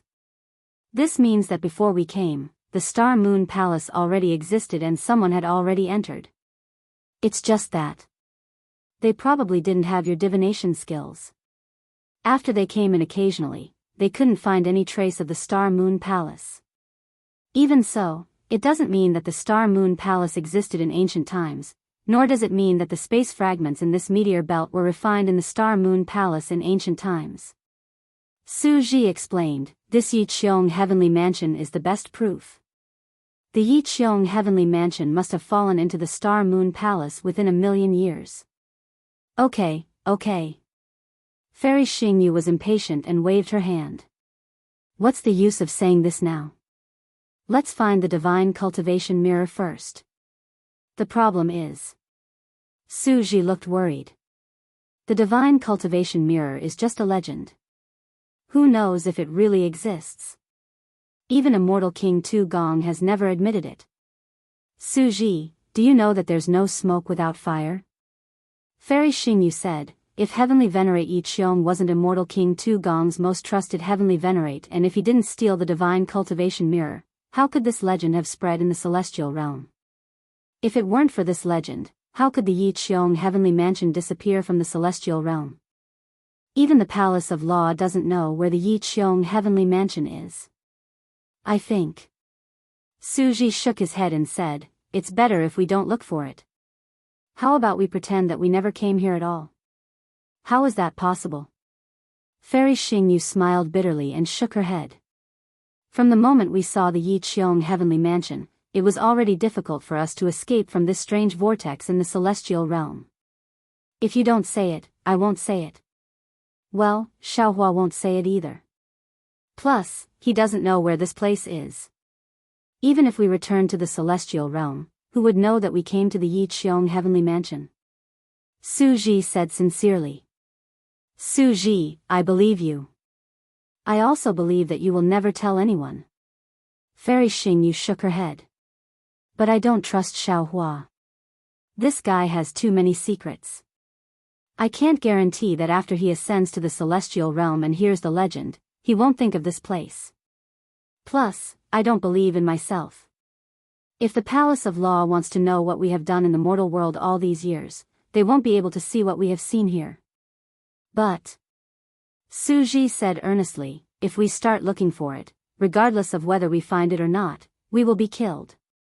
If we find it, we won't be killed. Fairy Xingyu said with a smile. If we can't find it, we may not be punished. But if we don't find it, we may be guilty of a great crime. According to the legend, the cultivation mirror is the supreme cultivation method that can make one become a god. Whether you find it or not, it will be troublesome. Suji tried to persuade her again. He knew very well that if Fairy Xingyu found the cultivation mirror, she would definitely give it to the Celestial Master of Law. If the Celestial Master of Law wanted to keep this secret, he would have to kill Fairy Xingyu. However, if Fairy Xingyu couldn't find the cultivation mirror and any immortals knew that she had come to the Yiqiong heavenly mansion, they would definitely suspect that Fairy Xingyu had secretly kept the cultivation mirror. The wisest thing to do was to immediately leave this place and never mention this matter again. Even if the Celestial Masters or Celestial Kings searched their souls in the future, they could still maintain their innocence. Chapter 45:16. Yes, I know. Suji nodded. He flew to a corpse and released his extended thought to examine it carefully. Fairy Xingyu always said that Xiaohua was stingy and greedy. Now, it was her turn. She was much slower than Xiaohua. After a while, her celestial artifact could not hold too much. When she wanted to look for the storage celestial artifacts on the corpses, she found that most of the corpses did not have any storage celestial artifacts. Fairy Xingyu did not wait any longer. She threw away some of the low-quality celestial artifacts she had obtained earlier and put in better ones. Even so, looking at the many celestial artifacts in front of her that she could not take, Fairy Xingyu was very unhappy. Perhaps I should get Su Ji to collect more. Fairy Xingyu looked up at Su Ji, who was not far away. However, after watching for a moment, she was a little surprised. This was because Su Ji was observing more than taking action. He seemed to be searching for something. Su Ji, why don't you take these things? Fairy Xingyu was a little puzzled. What are you looking for? Su Ji looked up and replied, I'm not looking for anything. I just feel that these corpses seem to have been moved by someone. The storage celestial artifacts are all gone. Moreover, the armor and weapons on these corpses are all from the Yiqiong heavenly mansion. We don't know how to refine celestial artifacts. Even if we take all these celestial artifacts, we can't use them. Instead of that, it's better to just take some as evidence. Even if you can't use them, you can take them to trade. Fairy Xingyu urged. We have been in the lower realm for so long that our cultivation can't catch up with our peers. If we don't get some elixirs and secret techniques, how can we cultivate to the celestial master level? Xingyu. Su Ji said, didn't you notice? Most of the corpses in the heavenly mansion have storage celestial artifacts. We can go back and take a few more. Fairy Xingyu blushed and said in a low voice, at that time, I was shocked and wanted to find the truth about the Yiqiong heavenly mansion. I didn't notice this. Su Ji nodded and looked up at one of the corpses. He raised his hand and grabbed it. A jet-black software flew out from the corpse. He looked around and said, this is not bad. It's perfect for Xiaohua to wear. TSK. Fairy Xingyu rolled her eyes at Su Ji and said, he has worn it. How can I take it? The star armor's quality is average. Just give it to him. Su Ji responded with boredom. He was about to lower his head to search again when suddenly, several thoughts that were very similar to Yan Nian's came from afar like a gust of wind. They swept across the abyss, the corpses, and landed on Su Ji and Fairy Xingyu. That will was incomparably cold, filled with bloodlust and brutality. When it landed on the two of them, silver light immediately erupted. Ing Nian? Su Ji was the first to sense it. His expression changed drastically as he exclaimed, there's actually an immortal beast here? Fairy Xingyue's face was also pale. She moved her body and said, of course there will be immortal beasts. But immortal beasts with telepathy, how can we resist them? Let's go. Io, Xiaohua. Su Ji hurriedly followed Fairy Xingyue and flew into the divine palace. However, after flying for a while, he realized something. Xiaohua is still outside the divine palace. This little guy. Fairy Xingyue said angrily, why didn't he wait in place? Why did he run? With that, the two of them moved like lightning in the direction of Xiaohua. The Ying Nian that fell on them was still like the wind, closing in on them step by step. Xiaohua was easy to find. Following the footprints he left behind earlier, Su Ji only flew for half a cup of tea's time before he saw the high slope filled with corpses in front of him. Xiaohua was holding a rod-shaped immortal tool that was several hundred zhang in size in his hand. He was clumsily climbing up, wanting to climb up the high slope. However, some immortal tools on the high slope were in a mess. Xiaohua accidentally fell into a huge armor. Xiaohua. Su Ji was both angry and amused. Before he could get close, he shouted, come back quickly. There are immortal beasts around the divine palace. Io, senior. Hearing Su Ji's voice, Xiaohua hurriedly turned around and waved the immortal weapon. Look, what did I find? This immortal weapon is just right for me. Idiot. Fairy Xingyue shouted, how can you touch the immortal weapon here? Why don't you put it down quickly? Xiaohua was stunned and asked curiously, Senior, didn't you say there were immortal beasts? Wouldn't it be better for me to have one for self-defense? Why do you want me to put it down? As he spoke, Suji had already flown close. Without saying a word, he raised his hand and pointed a finger. A bolt of lightning fell on the immortal artifact, causing it to shrink abruptly. Then, he waved his sleeve and was about to take Xiaohua away. However, even though the immortal artifact in Xiaohua's hand had shrunk, it was still incomparably heavy. Suji's figure was pulled down while Xiaohua's figure only flew up a few feet. Throw it away quickly. Fairy Xingyue said anxiously, the immortal beasts are coming soon. We have to hide in the divine palace quickly. If you take this immortal weapon, Suji can't fly quickly. No. Xiaohua refused without hesitation. He held the immortal weapon in his arms and said, without this immortal weapon, I am powerless. With this immortal weapon, I can resist the immortal beasts. You? Who do you think you are? Fairy Xingyue was furious. She raised her hand and a ray of starlight was about to strike down.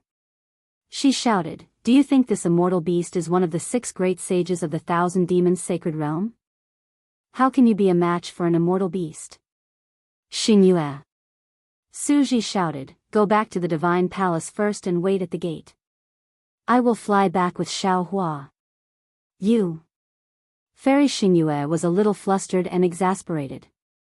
She really didn't understand why Suji indulged Xiaohua so much. In her eyes, Xiaohua was just a mortal. Even if he had an immortal weapon, he couldn't be a match for an immortal beast. Fairy Xingyue stomped her feet and turned around to fly away. However, she stopped again after flying 100 feet. She opened her mouth and the previous star shuttle flew out again. At this time, the star shuttle landed in the air. It was different from before. Layers of immortal spirit chi swarmed into it and the entire star shuttle emitted a dreamy glow. In the air thousands of feet around the star shuttle, besides the immortal spirit chi, there was also a kind of frost-like cold air. Xiaohua thought that Fairy Xingyue was controlling the star shuttle to fly him and Suji. Unexpectedly, Fairy Xingyue raised her hand and pointed at the star shuttle.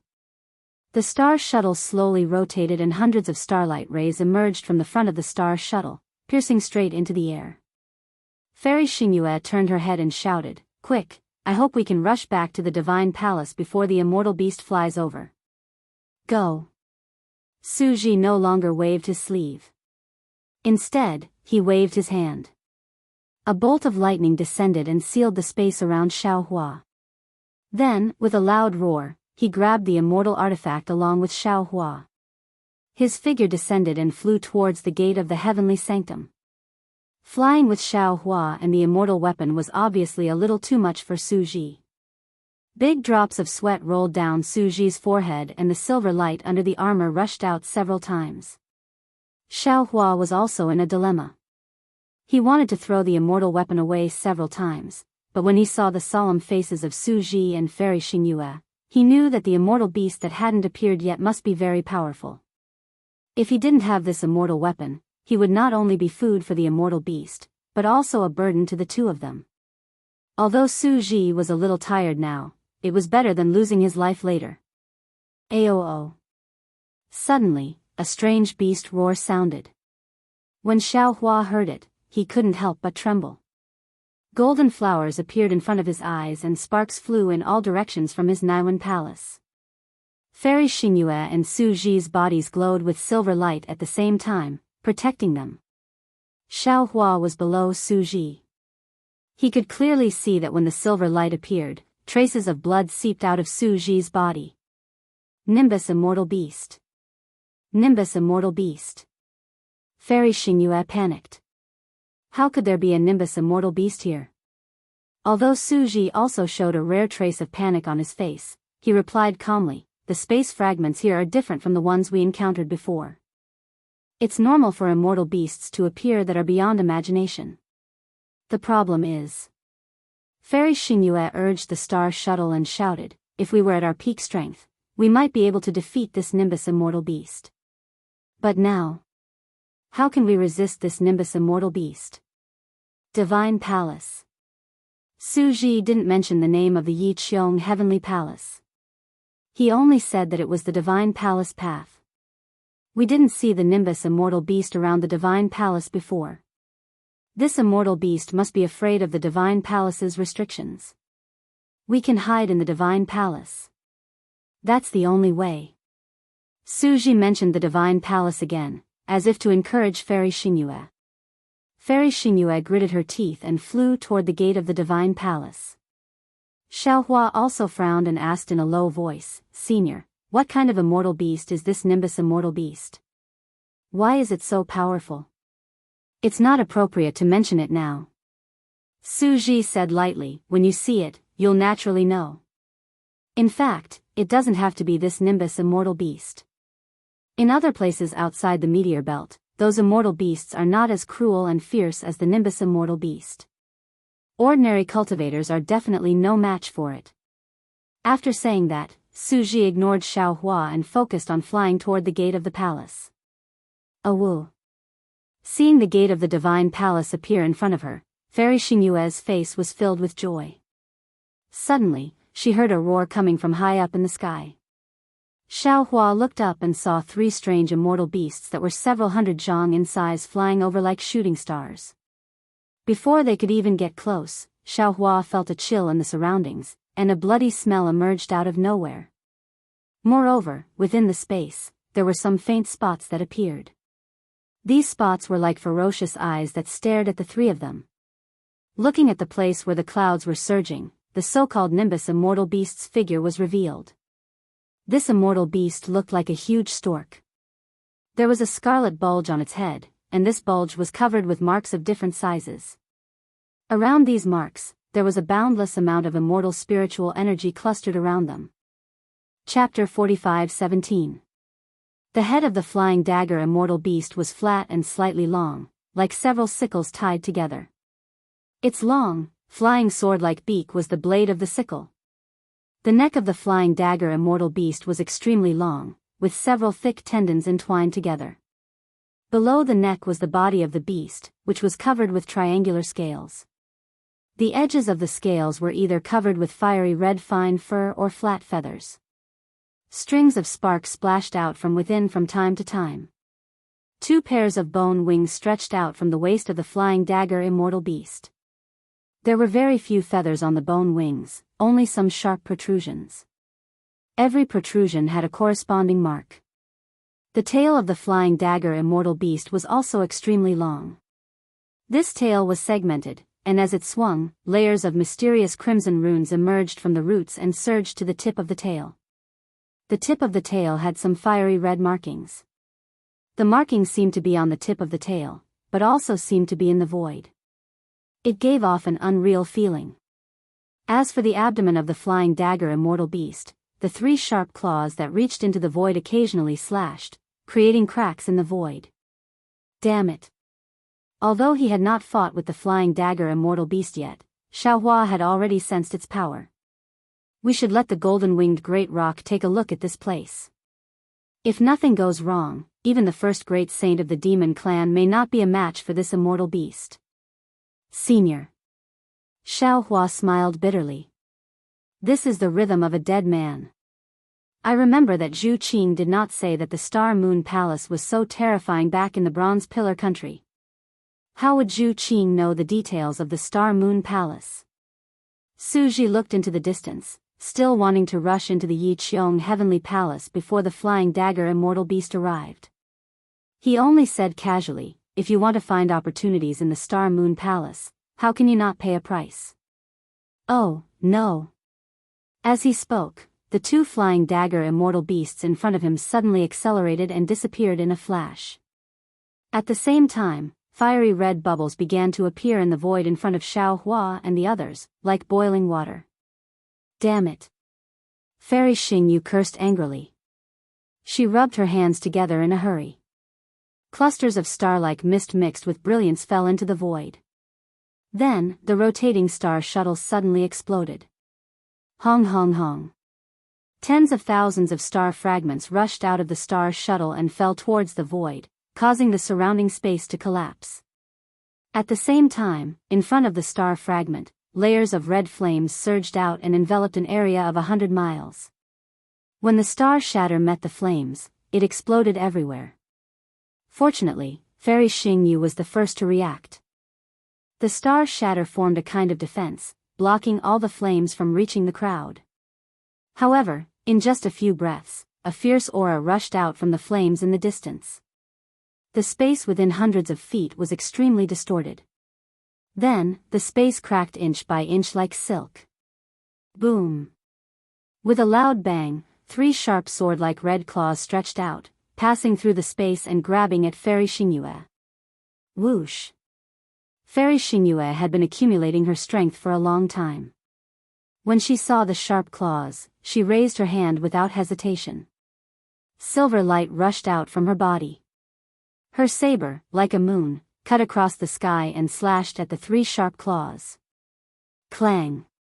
A golden sound suddenly rang out.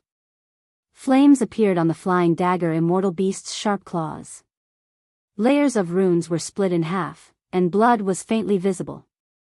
Suddenly, with a roar, the flying dagger immortal beast's sharp mouth appeared in the space in front of Fairy Xingyue's chest. This sharp mouth broke through Fairy Xingyue's star moon saber at lightning speed and landed on Fairy Xingyue's heart. Be careful. Su Ji was shocked. Just as he was about to move his body, a fierce aura descended from the sky above his head, causing Su Ji's body to fall slightly. Go to the door first. Su Ji did not forget Xiaohua, who was under him. With a wave of his arm, Xiaohua flew out like a meteor. Su Ji had just thrown Xiaohua out when 3 red claws formed a triangle and covered Su Ji in the sky. Even if Su Ji wanted to help Fairy Xingyue, he could not. However, at this moment, Fairy Xingyue waved her other hand again. Her saber was like a star, drawing a star curtain in front of the beast's mouth. Boom! The beast's mouth hit the star curtain and instantly broke it. Under this huge force, Fairy Xingyue's entire body flew out like a fallen leaf. Damn it! Su Ji was furious. The silver light around him shone brightly. Then, with a wave of his hands, layers of thunderbolts flew out like a tide and rushed high into the sky. The thunderbolts were like a tide, but the flying dagger immortal beast's sharp claws were like reef rocks. When they fell, they shattered the thunderbolts. The moment the thunderbolts blocked the flying dagger immortal beast, a dazzling thunderbolt flashed between Su Ji's eyebrows. Waves of thunderbolts flashed like spikes from within. When the ripples fell into the sky, the entire sky collapsed. An aura that was close to the will of heaven and earth overflowed from the collapse. As Su Ji grabbed between his eyebrows, a light as bright as a star appeared in his hand. The light pierced through all the darkness, and the vast aura instantly filled the entire space fragment. This is a punishment celestial weapon. Even though Xiaohua had already slowed down in midair and was about to descend, he could still easily identify the origin of the immortal artifact in Su Ji's hand when the powerful aura of justice, fairness, and justice rushed past him. He could not help but groan and look up at Su Ji. In the light and shadow, a punishment celestial weapon that looked like a spear appeared. The spear looked like it was only 8 feet long, but the light and shadow vaguely seemed to be submerged in the void. Endless thunderbolts appeared in the spear, and thousands of thunderbolts that revealed supreme majesty overflowed on the surface of the spear. Su Ji held the spear, and without any hesitation, he stabbed it toward the top of his head. Where the spear landed, the entire space was pierced, and the space within 100 miles was also transparent. In this transparent space, another flying dagger immortal beast could be seen, and a terrifying expression appeared on its ferocious face. However, the punishment celestial weapon only pierced a few feet. Ka ka ka. A burst of ear-piercing cracking sounds came from Su Ji's body. The armor on Su Ji's body broke, and pieces of flesh burst out from the armor. Even the space between Su Ji's eyebrows had a bloodstain that looked like a thunderbolt. In the bloodstain, white bones could be seen. Humph.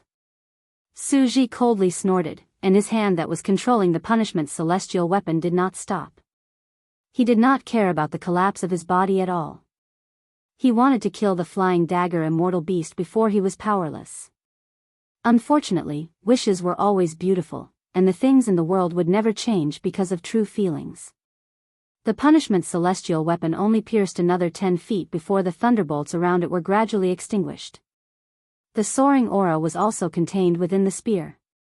What was special was that the spear rapidly shrank until it was less than a few inches long, and it automatically fell between Su Ji's eyebrows. AOGG. The flying dagger immortal beast that almost died in the punishment celestial weapon suddenly let out a roar. It didn't escape, but it charged out from the void toward Su Ji. Su Ji hurriedly waved his hand and a spear-like celestial weapon appeared in his hand. Woo! He stabbed at the flying dagger immortal beast. Su Ji rarely showed his skills, but this spear was amazing. Although the celestial weapon didn't have much celestial spiritual energy, it still dodged the flying dagger immortal beast's attack and stabbed into the flying dagger immortal beast's body from a strange angle. Boom! The flying dagger immortal beast roared angrily. Thousands of flames appeared on its scales and instantly wrapped around the celestial weapon. Moreover, the flying dagger immortal beast's huge tail swept up a gust of wind and hit Su Ji's back. Facing the flying dagger immortal beast's close-range attack, the silver light around Su Ji's body surged. Waves of lightning also flashed under the flying dagger immortal beast's tail. Pa pa pa. In the crisp sound, several layers of lightning were destroyed. Su Ji's body was also swept by the flying dagger immortal beast's tough tail and fell like a stone. Damn it! Seeing the two celestials who had just met the two flying dagger immortal beasts and were at a disadvantage in the first exchange, Xiaohua couldn't help but curse in a low voice. He understood that the two celestials couldn't gain any advantage in close-range combat with the flying dagger immortal beasts. However, the main reason was that the two of them were in their physical bodies and not celestial spiritual bodies. They couldn't use celestial weapons and didn't even dare to use too much celestial spiritual energy. If too much celestial spiritual energy entered their bodies, not to mention fighting with the flying dagger immortal beast, even their own physical bodies would collapse first. What should we do? Xiaohua naturally wouldn't stand by and watch, even if his previous plan was exposed. He only pondered for a moment, and the space between his eyebrows also flashed with a dark green light. His figure also stopped and prepared to return to help. But at this moment, a sharp flying sword pierced through the void and directly fell on the top of Xiaohua's head. This sharp and heavy was extremely heavy. Xiaohua felt as if a huge mountain was falling from the sky. How could Xiaohua dare to be negligent? Raising his head, he saw several three corpses in thunder. He saw that in the surrounding void, one after another, green seal text rushed out and set up a lightning array within a few li. Rumble. Just as Xiaohua's lightning and thunder technique was used, the third flying dagger immortal beast had already pounced.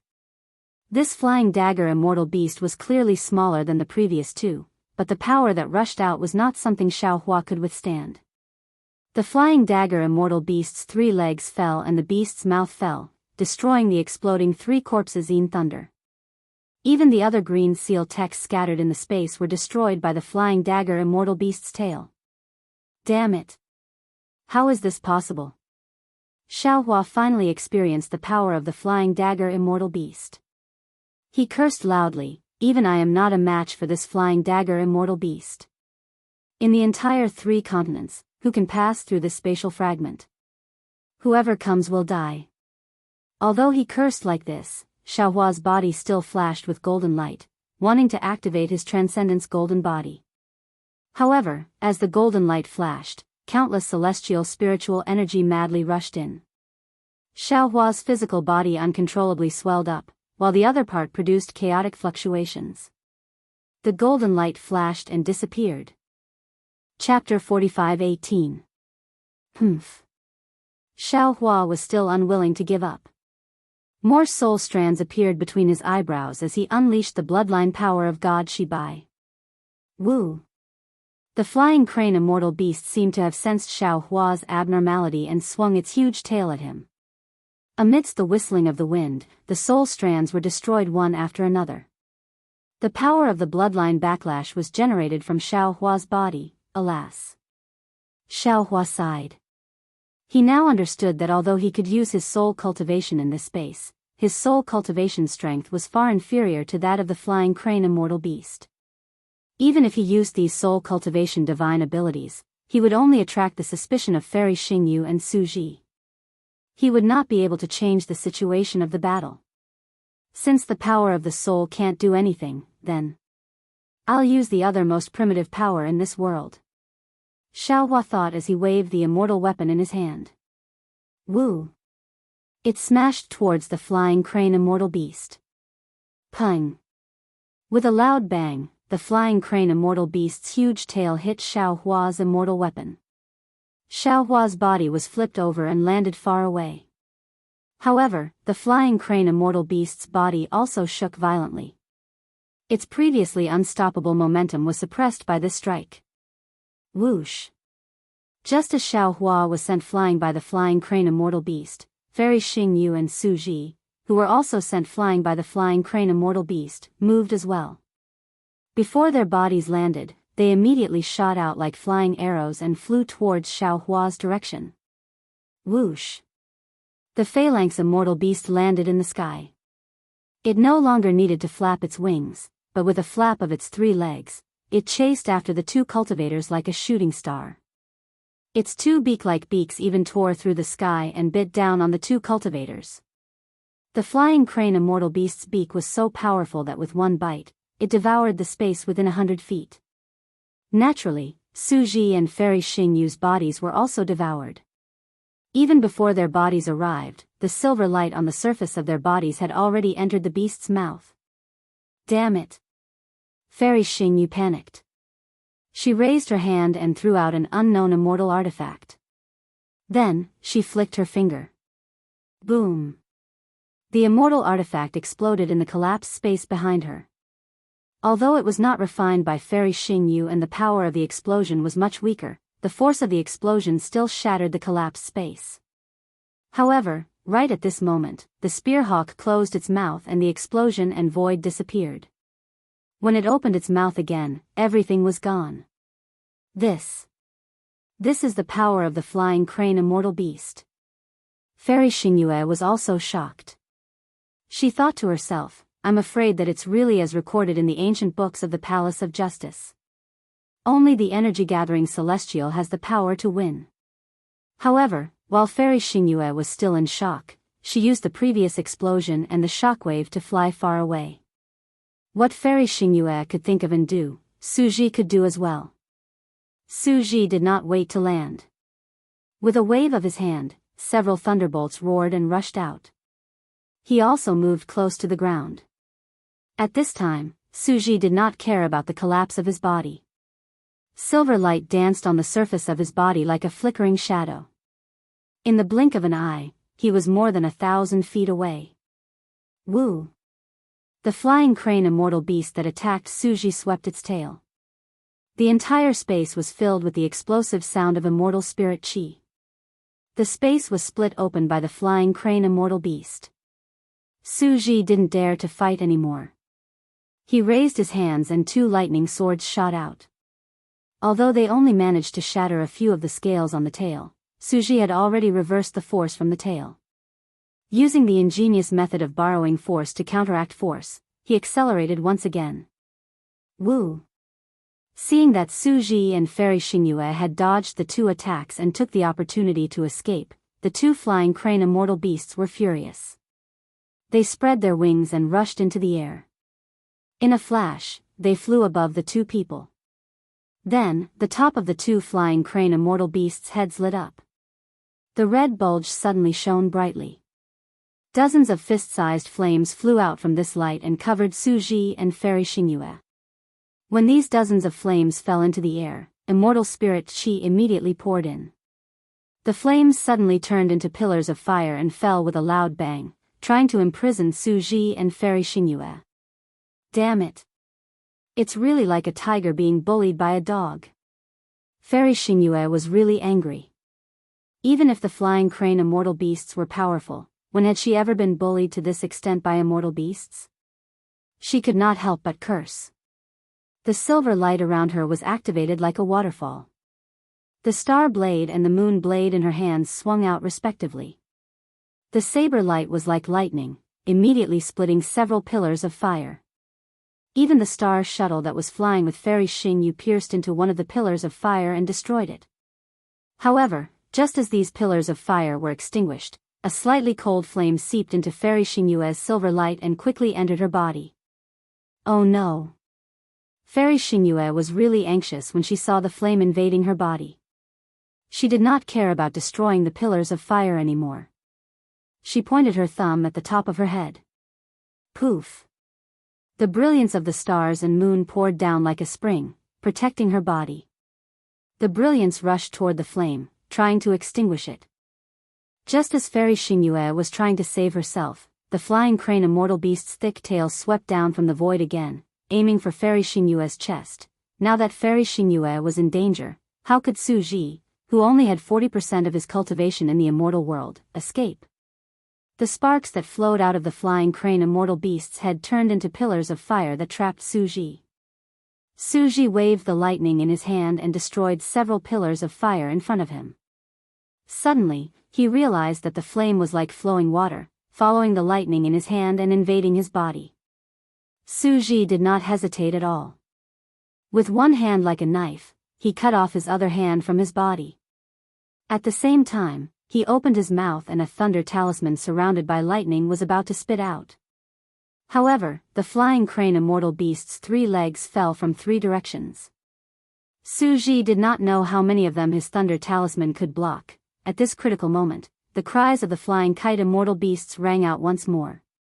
2 even larger flying kite immortal beasts descended from the sky above the blazing sky palace. Damn it! Su Ji and Fairy Xingyue were shrouded in the shadows of the flying crane immortal beasts. It was as if the shadow of death had fallen. Both of them were disheartened. However, just as the 2 of them looked at each other with despair in their eyes, a strange sound rang out again. Gagga, Su Ji and Fairy Xingyue were stunned. When they looked above them again, they were ecstatic. This was because the next 2 flying crane immortal beasts' legs did not land on Su Ji and Fairy Xingyue, but on the backs of the first 2 flying crane immortal beasts. The 2 flying crane immortal beasts, who were determined to kill Su Ji and Fairy Xingyue, did not dare to kill them. They spread their wings and swung their tails high into the sky, crushing the space within a few hundred feet to meet the 6 sharp claws. The sharp claws collided with the tails. Amidst the roar, the 2 smaller flying crane immortal beasts tumbled violently in the air. The larger flying crane immortal beast showed no mercy. Its sharp claws danced and grabbed the 2 smaller flying crane immortal beasts' backs, instantly tearing off some of their scales. The 2 smaller flying crane immortal beasts also swung their claws while tumbling, waiting for an opportunity to counterattack. Damn it, this is what it means to meet a worthy opponent. You guys have a good fight. Of course, Su Ji and Fairy Xingyue did not think that the 2 flying crane immortal beasts had come to save them. However, at this moment, their eyes were filled with ecstasy. They looked at each other and muttered to themselves. Then, they sneaked past the pillars of fire that had not yet been extinguished and flew toward Xiaohua. Ow wow. The 2 smaller flying crane immortal beasts were no match for the flying crane immortal beast. After a few rounds, they were already drenched in blood. One of them could not help but cry out in a low voice. While Xiaohua was sent flying by the flying crane immortal beast, the flying crane immortal beast was also blocked in midair. The flying crane immortal beast was stunned at first, then its bestial nature erupted. Its wings flapped crazily, and 3 sharp claws slammed down like rain, wanting to slap Xiaohua, this little thing, to death. Seeing that the flying crane immortal beast did not activate its flames and only used its sharp claws, Xiaohua was overjoyed. He waved his immortal weapon with both hands and used the ethereal steps. He used the sky-piercing staff technique to fight the flying crane immortal beast. Although Xiaohua was powerful now and was not restricted by the 9 levels of essence force of the 3 continents in this space fragment, he could not be compared to the essence-gathering immortal that Fairy Xingyue had imagined. After fighting with the flying crane immortal beast's sharp claws for a while, he already felt weak and numb. The flying crane immortal beast took advantage of the chaos and swung its claws at Xiaohua's body. Xiaohua's body, which was incomparably tough in the Thousand Demons' sacred realm, was as weak as mud under the flying crane immortal beast's claws. Several bloody marks instantly appeared. While Xiaohua was greatly shocked, his figure swayed, and he just dodged the sharp claws when the flying crane immortal beast roared and opened its mouth. The space above Xiaohua's head was swallowed up, and an extremely powerful suction force enveloped Xiaohua along with the ground. Seeing that the ground nearby was about to be torn apart, some corpses on the ground were being sucked in, and even some immortal weapons were being swallowed by the flying crane immortal beast, Xiaohua was quick-witted. He waved the immortal weapon in his hand and picked up the armor, immortal weapons, and other items within a radius of several hundred feet. He swept them into the flying crane immortal beast's mouth and used the momentum to escape into the distance. Boom boom. The flying crane immortal beast's suction force was very powerful. The armor and other items that fell into the beast's mouth all exploded. However, the explosions were like fireworks, and even though Xiaohua tried his best to escape, he still couldn't escape the range of the flying crane immortal beast's suction force. Bang! Bang! Bang! Xiaohua's face went pale, and in his panic, he circulated his soul technique once more, causing string after string of 3 corpse-en lightning to appear behind him. Unfortunately, even an immortal artifact was unable to cause any waves in the mouth of the skyhawk, so what effect could these top-grade Dharma techniques of the cultivation world have? The 3 corpses-en lightning only stopped the flying crane immortal beast for a moment before the beast's mouth came down again. What made Xiaohua most sullen was that one of the flying crane immortal beast's claws had reached his back at some point. Rip! Not only did it tear apart Xiaohua's star armor and Daoist robe, it also knocked Xiaohua to the ground.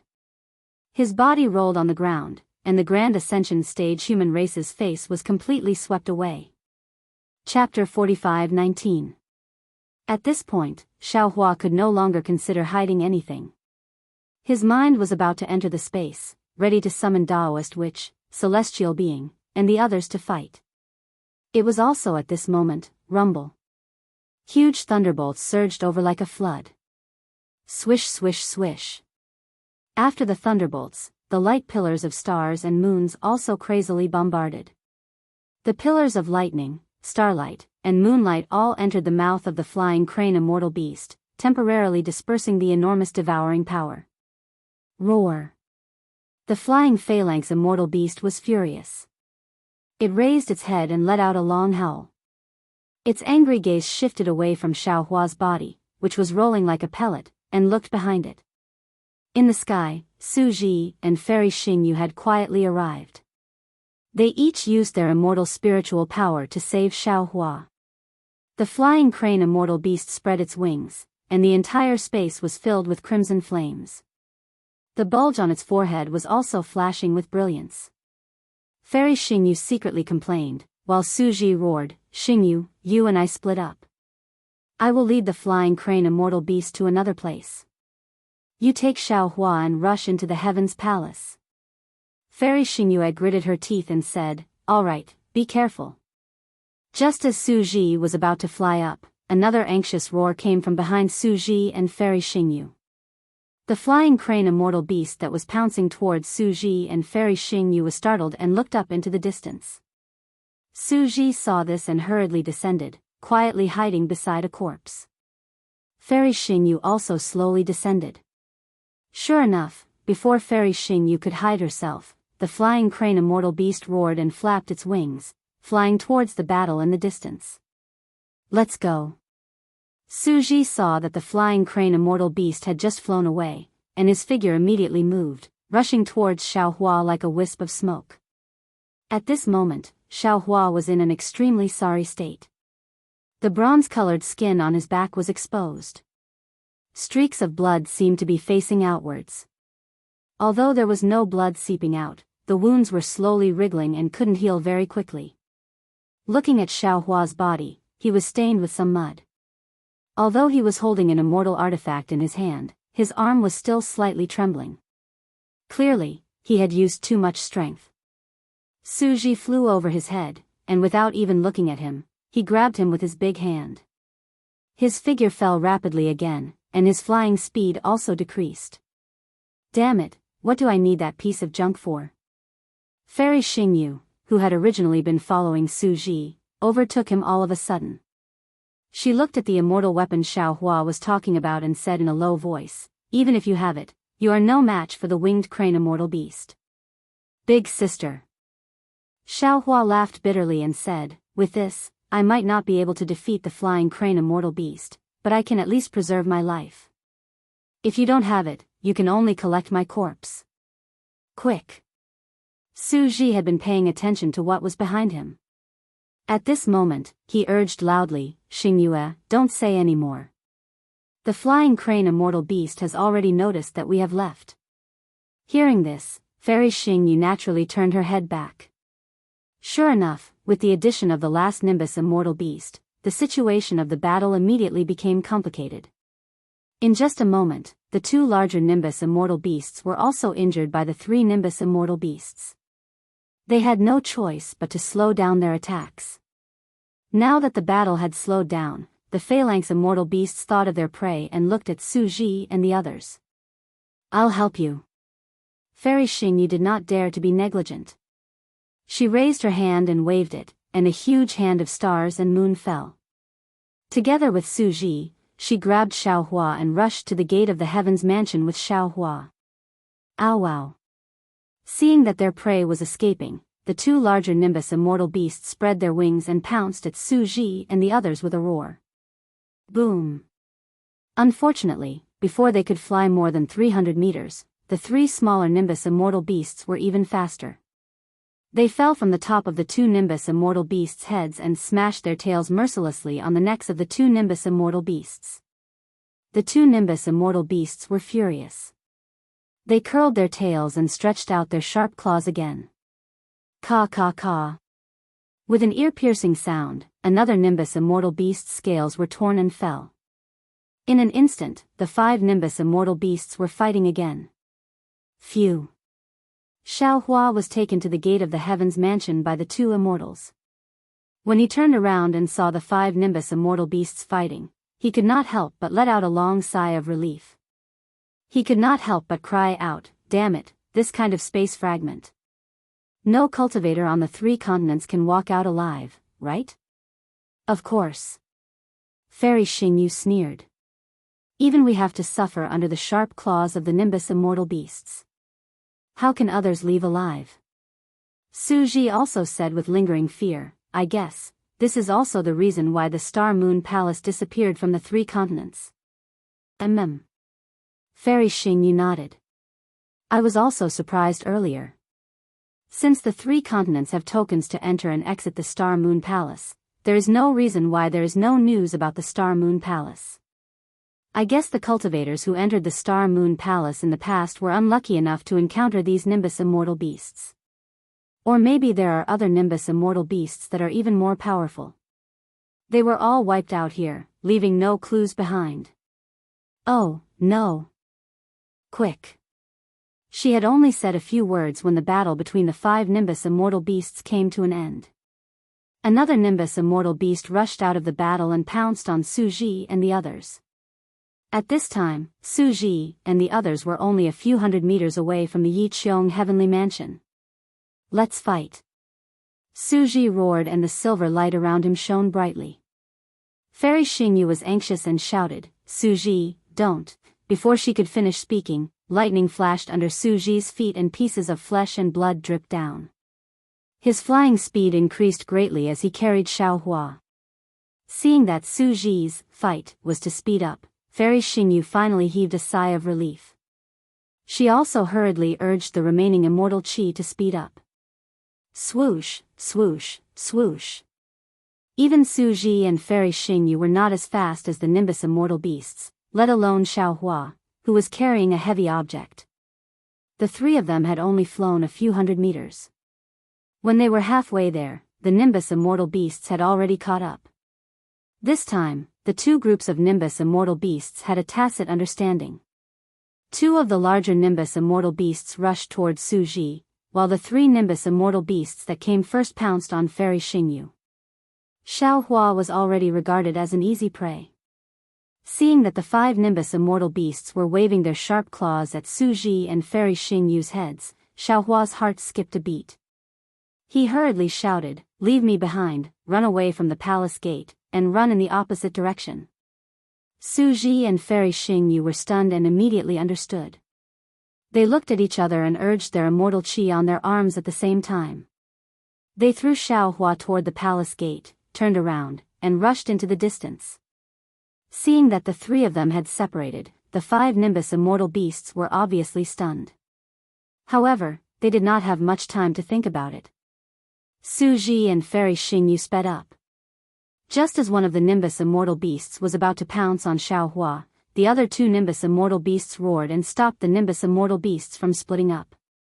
As a result, the five Nimbus immortal beasts turned their wings and flew toward Su Ji and Fairy Xingyu. Xiao Hua's figure landed on the ground without a trace of stagnation. He flew toward the gate of the heavens abode like flowing water. It was only a distance of a few hundred meters. In the past, he could cover it with just a few steps. Now, it was a matter of life and death. Boom! Xiao Hua had just flown halfway when he heard a roar behind him. Xiao Hua panicked. Damn it, aren't these Nimbus immortal beasts too powerful? Sure enough, when he looked back, Su Ji and Fairy Xingyu were already tumbling in the air and flying toward the palace gate. At this time, Xiao Hua himself had not reached the palace gate. Su Ji and Fairy Xingyu heard Xiao Hua's words and immediately came to their senses. They threw Xiao Hua aside and flew in the opposite direction of the palace gate. After flying for a while, the five Nimbus immortal beasts had already flown above their heads and their sharp claws slammed down. At this time, Su Ji and Fairy Xingyu had a tacit understanding and swapped their positions. The exchange between the two of them was easy, but the attack of the five Nimbus immortal beasts was not easy to distinguish. Caw caw caw. The wings of the two groups of Nimbus immortal beasts collided almost at the same time. In an instant, the five Nimbus immortal beasts pounced on each other again. Of course, this time, the Nimbus immortal beasts had learned their lesson. After swapping positions, they split up again and swung their tails at Su Ji and Fairy Xingyu. Su Ji and Fairy Xingyu had quietly retreated a little when the Nimbus immortal beasts were fighting. When they saw the huge tails sweeping toward them, they were overjoyed and activated their immortal artifacts to block them. Boom boom. Two loud sounds rang out in succession. Su Ji and Fairy Xingyu were sent flying by the huge tails. Wasn't the direction of the heavens abode palace gate? Damn it. Although the two immortals seemed to be in a sorry state, they were about to crash into the heavens abode like meteors. Xiao Hua was still thousands of feet away from the heavens abode palace. Then, he rolled his eyes and raised his hand to pick up the immortal artifact. He pushed against the ground and exerted force in his hand. Woo! His whole body flew straight for more than 100 feet and landed on the ground. Then, Xiao Hua stumbled and ran for a few more feet. Once again, he pushed against the ground and his body flew again. After a few more times, and with Xiao Hua's secret soul cultivation flying technique, he managed to chase Su Ji and Fairy Xingyu back. Rise! Seeing Xiao Hua push himself up again, Su Ji and Fairy Xingyu understood. They stretched out their hands at the same time and grabbed Xiao Hua's body with their immortal qi. Then, the three of them rushed through the gate of the heavens abode palace. At this time, the sharp claws of the flying crane immortal beast had already fallen. With a swoosh, Xiao Hua's back was torn apart again. Woo! The three of them fell into the gate of the heavens abode palace. Su Ji and Fairy Xingyu let go of Xiao Hua at the same time. Xiao Hua's body drew an arc in the air and landed on the ground of the main hall. Amidst the whistling of the wind, there was a series of clattering sounds. Xiao Hua's slightly clumsy body smashed the corpses on the ground into a mess. Su Ji and Fairy Xingyu also staggered to the ground. Not only were their faces abnormally pale, but there were also some drops of sweat dripping from their foreheads and necks. Fairy Xingyu stood on the ground and wiped her forehead with her hand. Looking at the sweat, she smiled bitterly and said, "Is this sweat? I can't remember the last time I sweated." Chapter 45:20. Su Ji ignored Fairy Xingyu. He released his thought extending and scanned the ground. When his thought extending landed on a corpse, he hurried over and picked up a box-like fairy weapon from the corpse. As his thought extending passed, he took out a thumb-sized elixir. However, he just looked at it, then threw it on the ground and said, "Although these elixirs are useful, we can't take them." What a pity. Su Ji, take this first. Fairy Xingyu smiled, took out a jade bottle, and threw it to Su Ji. Su Ji was slightly stunned. He took the jade bottle with a wry smile, took out a blue elixir, and swallowed it. Then, he sat cross-legged on the ground and adjusted his breathing. Fairy Xingyu looked at Xiaohua, took out another jade bottle and swallowed it. Then, she looked at Xiaohua and asked, "Xiaohua, these elixirs I refined are not suitable for you. Your injuries seem to be superficial. As long as you get out of this space fragment, you should be able to heal yourself, right?" "Senior, you're right." Xiaohua nodded. "I don't need to waste elixirs. This junior will stand guard for the seniors." "No need. It's safe in the Heaven Mansion now." Fairy Xingyu said with a smile, "Those Nimbus immortal beasts don't dare to enter. You should rest for a while. We'll discuss." Unfortunately, before Fairy Xingyu could finish speaking, another roar of the Nimbus immortal beasts came from outside the door. Then, a gust of wind and flames rushed in from outside the door. The smaller Nimbus immortal beast was the first to rush in. How is that possible? Startled, Fairy Xingyu cried out, "If these flying jade immortal beasts could rush into the Heaven Mansion, the Heaven Mansion would have been in a mess. Now, there are no traces of the Nimbus immortal beasts coming in and out of the Heaven Mansion. They obviously don't dare to come in. Maybe they couldn't before." Su Ji suddenly opened his eyes, glanced at the Nimbus immortal beasts rushing in, and said, "They didn't even dare to get close to the Heaven Mansion. Now, I'm afraid they don't have any scruples. The Heaven Mansion is going to suffer." Hiss. Although Su Ji said Yiqiong Heavenly Prefecture, Fairy Xingyu knew what he meant. When the three of them arrived at the Yiqiong Heavenly Prefecture, the entire Heavenly Prefecture did not show any signs of being destroyed by the flying crane immortal beast. Clearly, the aura of the corpses of the two celestial venerables had forced them to stay away. Now that they had collected the corpses of the two celestial venerables, the aura of the two celestial venerables had disappeared. Naturally, the phalanx immortal beasts could approach the immortal mansion without fear. Although there was a restriction around the immortal mansion, it was limited to the surroundings. They didn't know how to activate the restriction in front of the door, so the phalanx immortal beasts could enter the immortal mansion. Motherfucker. Even this so-called heavenly abode can't stop the flying kite immortal beast. Are we all going to die here? This shard of the celestial realm is really killing me. Xiaohua was even more shocked, and he cursed furiously in his heart. But he didn't dare dally, and he waved his immortal artifact to greet them while he said, "Senior, quickly heal your injuries. I'll obstruct them for a while. Get out of the way." How could Su Ji still care about healing? He hurriedly got up and shouted, "Xiaohua, you're no match for them." As he spoke, Su Ji raised his hand and grabbed. A shadow condensed from lightning had already passed through his hand and landed on the flying kite immortal beast. Whoosh! How could the flying kite immortal beast be afraid of this shadow? It opened its mouth and spat out a crimson pillar of fire, which collided with the palm shadow. With a boom, the pillar of fire was annihilated, and the shadow also disappeared. That powerful airflow almost flipped Xiaohua over. Ow wow! At this time, behind the flying kite immortal beast, another flying kite immortal beast was obviously bigger. It seemed to be another group. Xingyue. Su Ji raised his head and looked around, then shouted, "Let's split up and rush into the heavenly abode to see if there's a restriction to avoid the flying kite immortal beast." Okay. Fairy Xingyue hesitated for a moment, then her figure flashed and flew in another direction.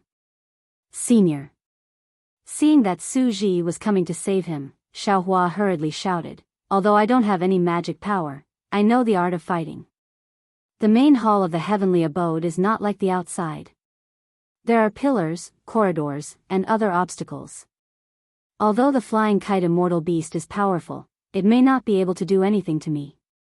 Senior, you'd better hurry to the depths of the heavenly abode to find a way to kill the flying kite immortal beast.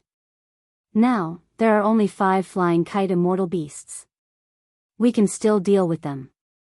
If a few more come, we'll really die without a burial place. As he spoke, Xiaohua waved his celestial artifact again, and his figure jumped into the distance. His figure was quite agile, and he was hiding behind a huge pillar. Ow wow. At this time, the flying kite immortal beast had already stretched out its sharp claws to grab Su Ji. The other flying kite immortal beast flapped its wings and flew toward Fairy Xingyue. Okay. Su Ji thought for a moment, then quickly retreated and shouted, be careful.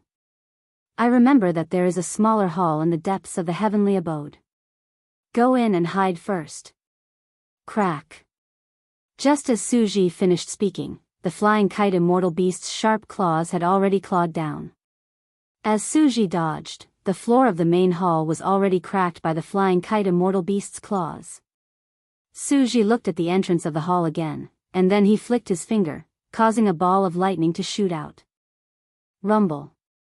A huge tremor resounded, and it drew the attention of the flying crane immortal beast that was charging over from Xiaohua, and then it urged its figure to charge towards the other side of the hall. Seeing that Su Ji and Fairy Xingyue had lured the 3 flying kite immortal beasts away, Xiaohua did not dare to be negligent. With a sweep of his mind, he put his celestial artifact into the space, and then used his soul cultivation flying technique to fly in another direction. As Xiaohua flew, he muttered in his heart, Seniors, don't blame me for hiding it. This is a matter of life and death. If I reveal a bit of my divine ability in front of you, I will be hunted down even if I ascend to the immortal world in the future. Just as Xiaohua approached a huge pillar, his body fell rapidly and landed on the ground. Then, he activated his soul power, and his entire body slowly straightened and changed into a square shape. This was the transformation technique that Xiaohua had comprehended from Qingxiu Mountain in the star-picking deck. Although this soul power was not as useful as Dao's secdermic powers, Xiaohua's human appearance still changed a little. Xiaohua had just landed when the flying kite immortal beast's cries rang out behind the stone pillar. The last 2 flying kite immortal beasts also rushed into the main hall. One of them chased after Fairy Xingyue, while the other pounced on Xiaohua.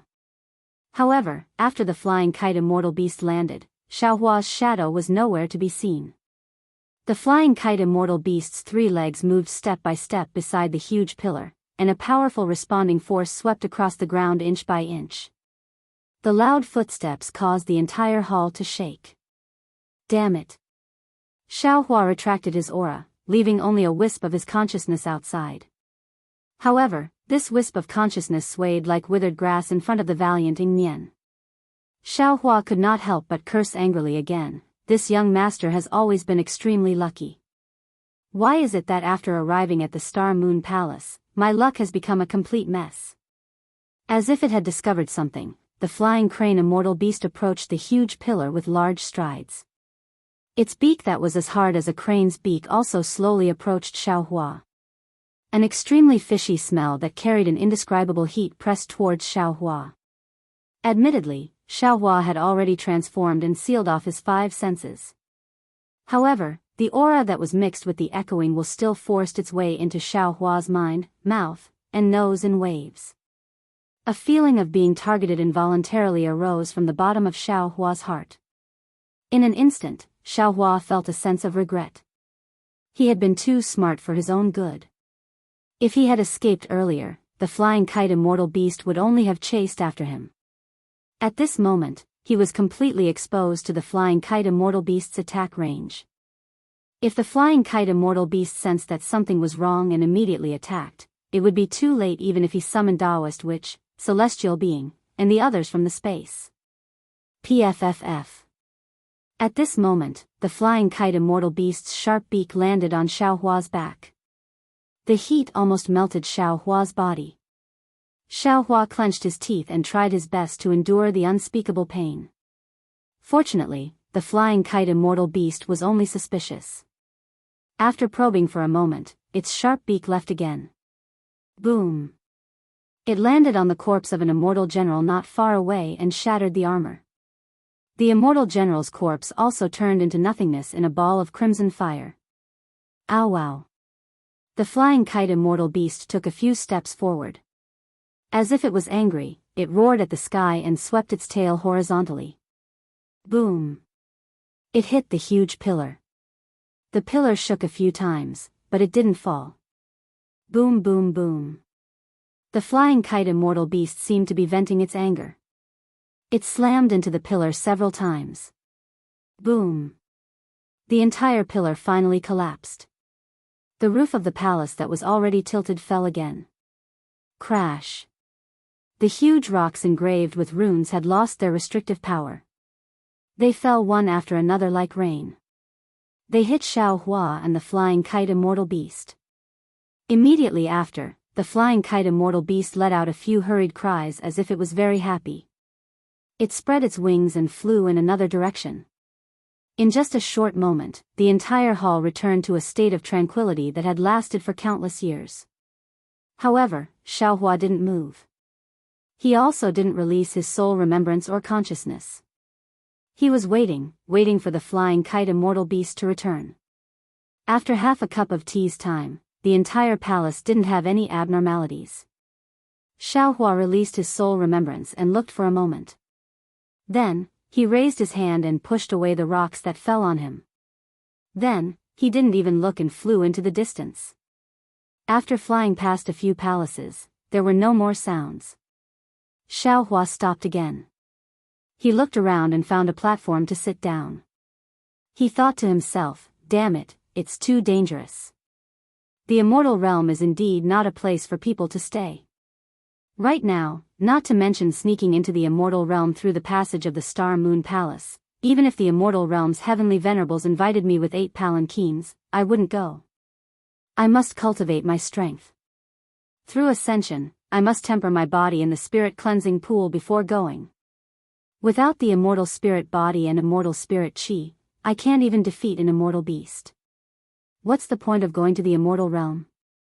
Chapter 45-21. After resting for a while, Xiao Hua looked at the mess in the hall and smiled again.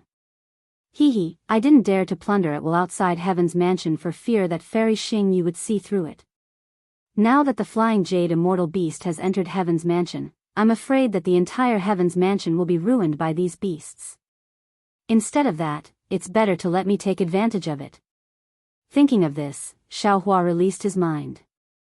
Whether it was the corpses, armor, immortal tools, storage bags, or the things in Heaven's mansion, they were all collected into the space like the autumn wind sweeping away the fallen leaves.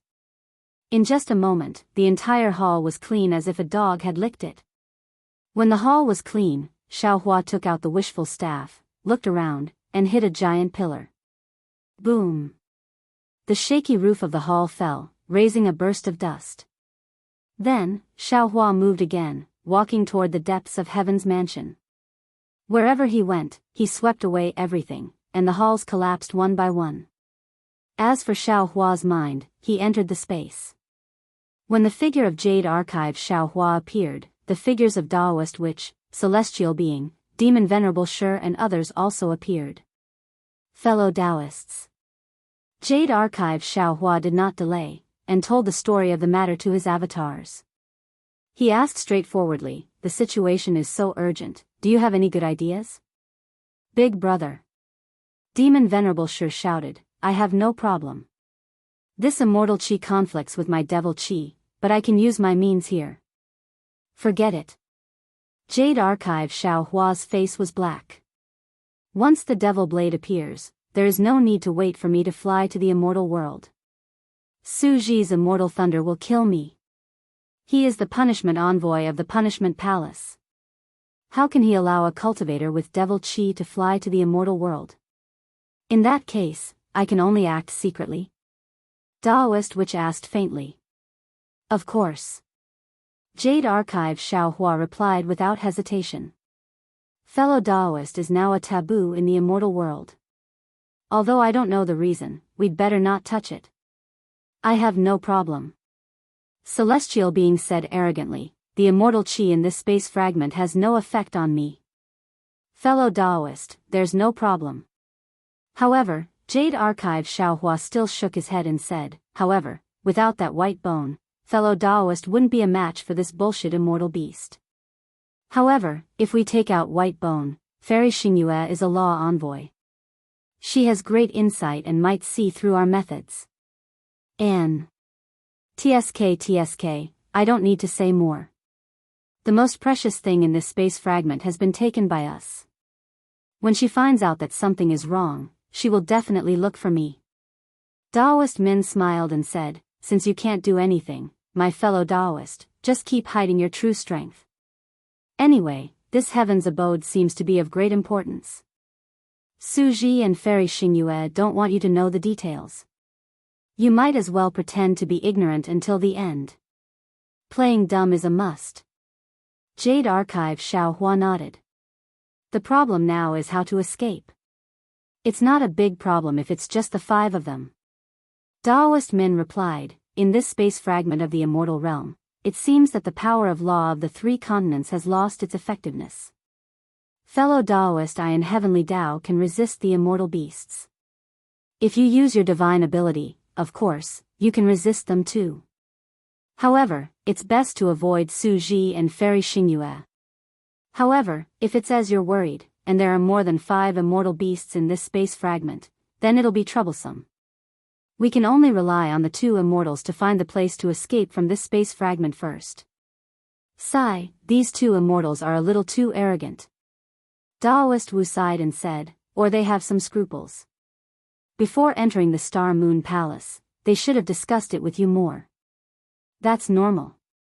Daoist Min smiled and said, didn't we come to the Star Moon Palace with Xiong Yi, Yuanya, and the others? Should we have discussed it with them? That's true. Demon Venerable sure nodded. I'm just afraid that Fairy Xingyue is hiding something that will be disadvantageous to you. Fairy Xingyue may have selfish motives, but Suji won't. Jade Archive Xiaohua shook his head. As long as I'm with Suji, I don't have to worry about anything. The problem is that we're separated now. You have to be careful, big brother.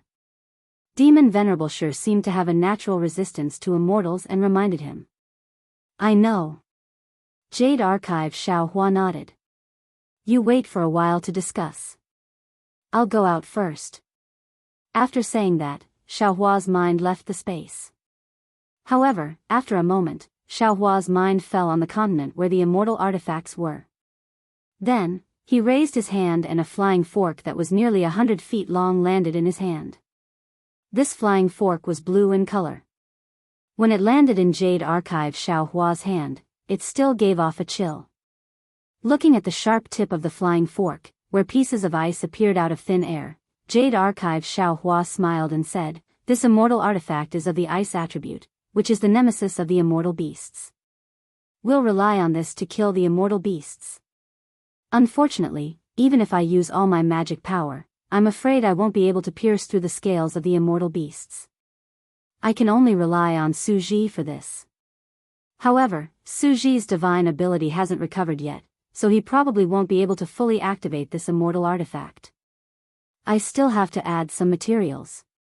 After thinking for a while, Jade Archive Xiaohua raised his hand and several drops of Xiantian true water floated into the air.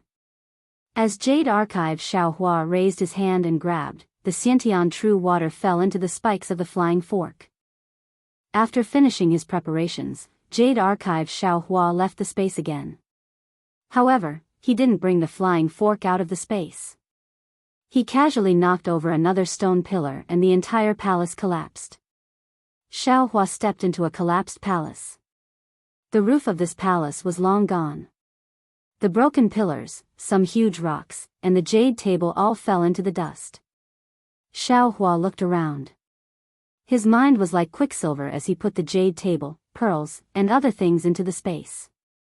Then, he turned around and looked outside the palace. Outside the palace was an even more spacious courtyard. There were many immortal herbs and immortal trees that Xiaohua didn't recognize. Moreover, because the restrictions of the heavenly abode were damaged during the battle, these immortal trees and immortal herbs weren't protected by any restrictions at all. They looked as if they could be picked by anyone. Seeing this, Xiaohua's eyes lit up. He flew in front of a stalk of immortal grass. Just as he was about to reach out and grab it, he thought for a moment and stopped. After thinking for a bit, his mind entered the space again. When he came out, Xiaoguo also came out. Xiaoguo's body in the immortal spiritual energy was as he expected. Her spirit body wasn't affected by the immortal spiritual energy and didn't have any special discomfort. Xiaohua was overjoyed and said in a low voice, "Xiaoguo, I'll leave this place too." Xiaoguo, what's wrong? Could it be that you can't stay in this space for a long time? No. Xiaoguo's small body trembled like a sieve. His red face was now as white as snow. His eyes flickered with extreme fear as he looked at the top of Xiaohua's head behind his back, stuttering as he spoke. Seeing this, Xiaohua's heart tightened even though he didn't have any warning signs in his heart. His mind wrapped around Xiaoguo and he desperately urged his soul power. His body didn't move at all as he flew into the distance. Woo! Xiaohua's body had just moved when a gust of wind appeared behind Xiaohua. 3 scarlet-red claws of the flying crane immortal beast stretched out from the void and directly fell on Xiaohua's back. Slash!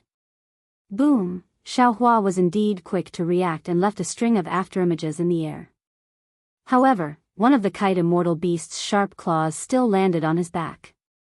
Amidst the sound, Xiaohua's back was torn apart and his muscles were torn apart. The other 2 claws even scratched the ground and created a crack that was several meters long. At this moment, the kite immortal beast that was hidden in the void finally revealed itself and landed heavily on the ground. Damn it! Xiaohua narrowly escaped a calamity. The sharp pain in his back pierced his heart. He angrily cursed. He knew in his heart that it was definitely him who pushed down the palace and attracted the flying crane immortal beast's attention. The flying crane immortal beast was lying in ambush in the void in advance, waiting for him to fall into its trap. If he didn't see the courtyard filled with immortal herbs and had the sudden idea to come out from the collapsed palace, he would have already been killed by the flying crane immortal beast. Looking at the flying crane immortal beast again, after its attack missed, it swept its huge tail again. At the same time, several immortal trees were broken and the space was torn apart. Xiaohua didn't have time to put Xiaoguo into the space. He casually threw her to the ground and clenched his fists. Woo! He faced the flying crane immortal beast head-on. Poo-pee-you. First, there were 2 muffled sounds. Xiaohua's fists had hit the flying crane immortal beast's tail. At the same time, boom boom boom. A series of explosions sounded. Xiaohua's body was hit by the flying crane immortal beast's tail and flew horizontally like a meteor. In an instant, he pierced through more than 10 stone walls and disappeared after raising a cloud of dust. Aoo! The flying crane immortal beast roared loudly. It seemed to be excited. It flapped its wings and its huge body also moved. It followed Xiaohua's direction and pounced. Everywhere the flying crane immortal beast passed, more than 10 stone walls were completely destroyed by the flying crane immortal beast. That continuous palace once again collapsed with a loud bang. Whoosh! Not only that, the flying crane immortal beast rushed out 100 feet and opened its mouth again. A crimson pillar of fire shot out from the cave that Xiaohua had pierced through. The stone walls and pillars all melted and disappeared in this pillar of fire. Roar! While the flying crane immortal beast was frantically attacking, it heard Xiaohua's roar. Suddenly, he rushed out from behind a stone pillar and waved the wishful steel staff in his hand. Boom! It smashed into the flying crane immortal beast's claws. In the huge roar, the flying crane immortal beast's claws trembled slightly. A layer of marks on it suddenly flashed with red light. A great impact force was generated. Not only did it block Xiaohua's wishful steel staff, but the remaining force was not exhausted. Xiaohua's figure was sent flying upside down in midair. Shwa! The flying crane immortal beast waved its claws very fiercely. Without waiting for Xiaohua to fly more than 10 feet, it hit Xiaohua's chest again.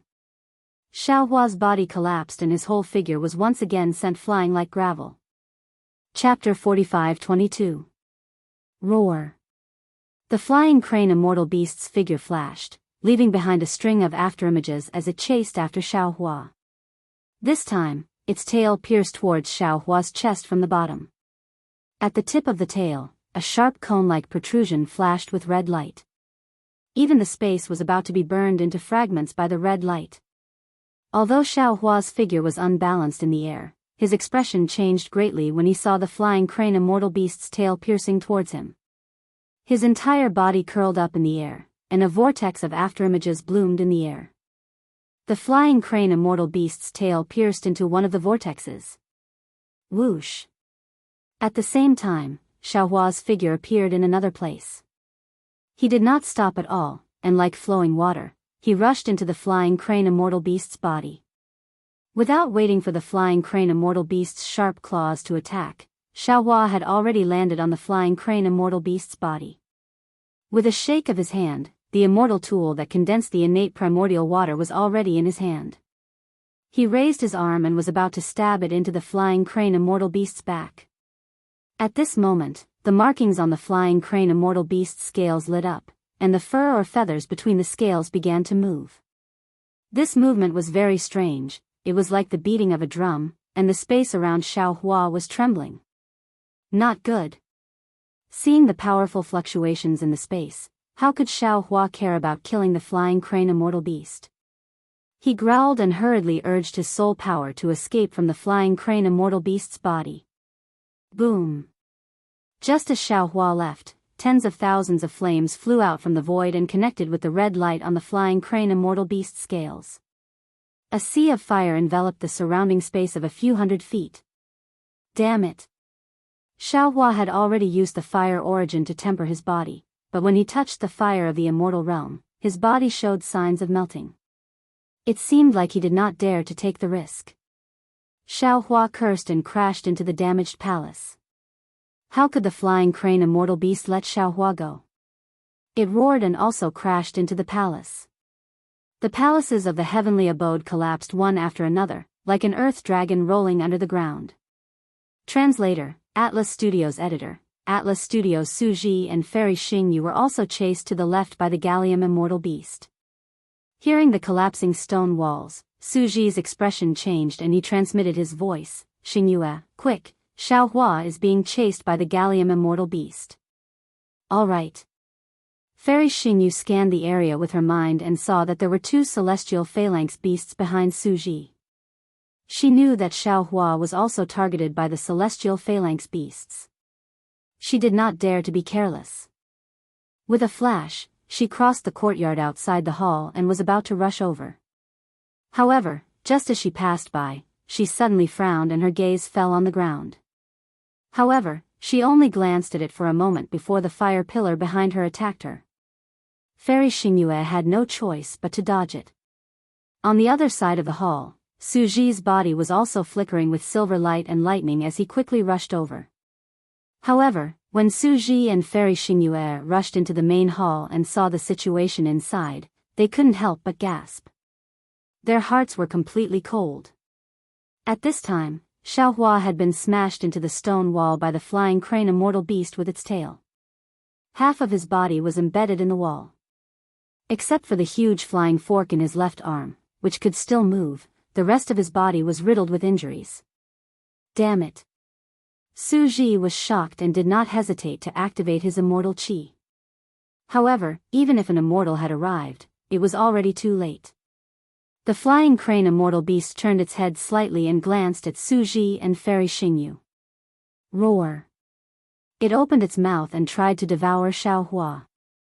However, the entire space in front of Xiaohua was distorted. The stone wall where Xiaohua was located shook violently. Everything was covered by the devouring power of the flying crane immortal beast. Xiaohua's hands and feet were also swaying in the wind like withered branches. At this moment, Xiaohua suddenly moved. He waved the flying fork in his left hand, and the huge flying fork flew into the flying crane immortal beast's mouth faster than a meteor. Unsurprisingly, the flying fork fell into the flying crane immortal beast's mouth along with some gravel. As soon as the flying fork fell in, the flying crane immortal beast was shocked, as if it had sensed something. Without any hesitation, the phalanx immortal beast let out a deep roar as a crimson flame burst out of its mouth. It would have been fine if the flame had not been born. As soon as it was born, a huge explosion came from the flying crane immortal beast's body. Moreover, this explosion sounded like firecrackers, from its slender neck to its tail. Following this explosion, the flying crane immortal beast's neck exploded, and its body exploded. Even its tail exploded. Flesh and blood splattered everywhere. The flying crane immortal beast, which even an immortal could not kill, turned into blood clots just like that. How is this possible? Su Ji and Fairy Xingyu were not the only ones who were stunned on the spot. They looked at Xiaohua, who seemed to be on the verge of death, in disbelief. Even the 4 flying crane immortal beasts stopped in mid-air, not knowing what to do. However, in just a moment, the blood chi on the flying crane immortal beast's corpse aroused the bestial nature of the 4 flying crane immortal beasts. The flying crane immortal beasts roared and pounced on Su Ji and Fairy Xingyu again. Rumble. Su Ji urged the lightning to fight with the flying crane immortal beast. Fairy Xingyu also waved the star saber and the moon saber to resist. For a moment, there was chaos, and no one paid attention to Xiaohua. Damn it, I finally found the flying crane immortal beast's weakness. Xiaohua could have escaped, but at this time, he was indeed a little weak and numb, so he simply hid on the stone wall and pretended to be dead. His mind had already entered the space. On one hand, he was looking for an ice-type immortal weapon, and on the other, he was refining the innate primordial water to the sharp points of the immortal weapons. After refining the 4 immortal weapons, Xiaohua naturally couldn't give them to Su Ji and Fairy Xingyu in front of them. He just threw the 4 immortal weapons far away, waiting for an opportunity to remind them. Just as Xiaohua was thinking about how to open his mouth, the 4 flying jade immortal beasts suddenly stopped. Then, they raised their heads and looked towards a certain direction at the same time. Finally, they let out a few cries in unison and spread their wings. They actually abandoned Su Ji and Fairy Xingyu and broke through the roof of the heavenly abode. They flew into the sky and disappeared in a moment. Phew. Xiaohua let out a long breath, feeling as if he had just survived a disaster. As Su Ji rushed into the sky, he released his spiritual sense to investigate and ordered Fairy Xingyu to rescue Xiaohua. Fairy Xingyu pulled Xiaohua out of the stone wall. Xiaohua took the opportunity to fall to the ground like a pile of mud. He looked at Fairy Xingyu and said, "Elder sister. You'd better not save me. Let me die. This space fragment is already so dangerous. Even the immortal beasts in your immortal realm are so powerful. How can we go to the other space fragments?" Fairy Xingyu also put away her previous smile and nodded. "You're right. This space fragment is really too strange. This Star Moon Palace is also different from what we thought before. Then we should retreat first and go to the other space fragments. Can't we?" Xiaohua suggested. "Instead of retreating, it's better to go forward." Fairy Xingyu answered without hesitation. At this time, Su Ji landed and said in disbelief, "These flying crane immortal beasts really left. It's really strange." "There's nothing strange about it." Fairy Xingyu replied, "There are only 2 possibilities. First, there are not only 5 flying crane immortal beasts in this space fragment, but also other flying crane immortal beasts in groups. And this possibility is very high. I remember that flying crane immortal beasts always appear in groups. Second, the 4 great families and the great demons of the demon clan have also stepped into this space fragment. They have many people and are weak. Naturally, they will be easily discovered by the flying crane immortal beasts. No matter what the possibility is, now that the flying crane immortal beasts have indeed left, we should quickly find the location of this space fragment," Xiaohua urged. Hearing this, Suji looked at Fairy Xingyu. Fairy Xingyu smiled bitterly and said, the space fragment and the meteor belt seem to be opposite from each other from the outside. However, inside the space fragment, these two positions don't necessarily have to be opposite. And no one knows where this position is. Sometimes it's at the top of a mountain, sometimes it's at the seaside, and sometimes it's in a cave. However, this place usually has the power of the stars and moon seeping out. I can use the star shuttle to find the approximate location. Big sister, hurry up and activate it. Thinking of how Fairy Xingyu did not say anything after entering the space fragment, and how she was not in a hurry, Xiaohua could not help but feel a little anxious and urged her. When I entered the space fragment, I already activated the star shuttle. Fairy Xingyu smiled bitterly and said, but at that time, I didn't find the location of the exit. You activated the star shuttle at that time to find the exit? Xiaohua was dumbfounded. Although he was confused by Fairy Xingyu's smile at that time, he still had some impression of it. He thought that Fairy Xingyu was just testing the immortal qi in the space fragment. He did not expect that she was looking for the exit.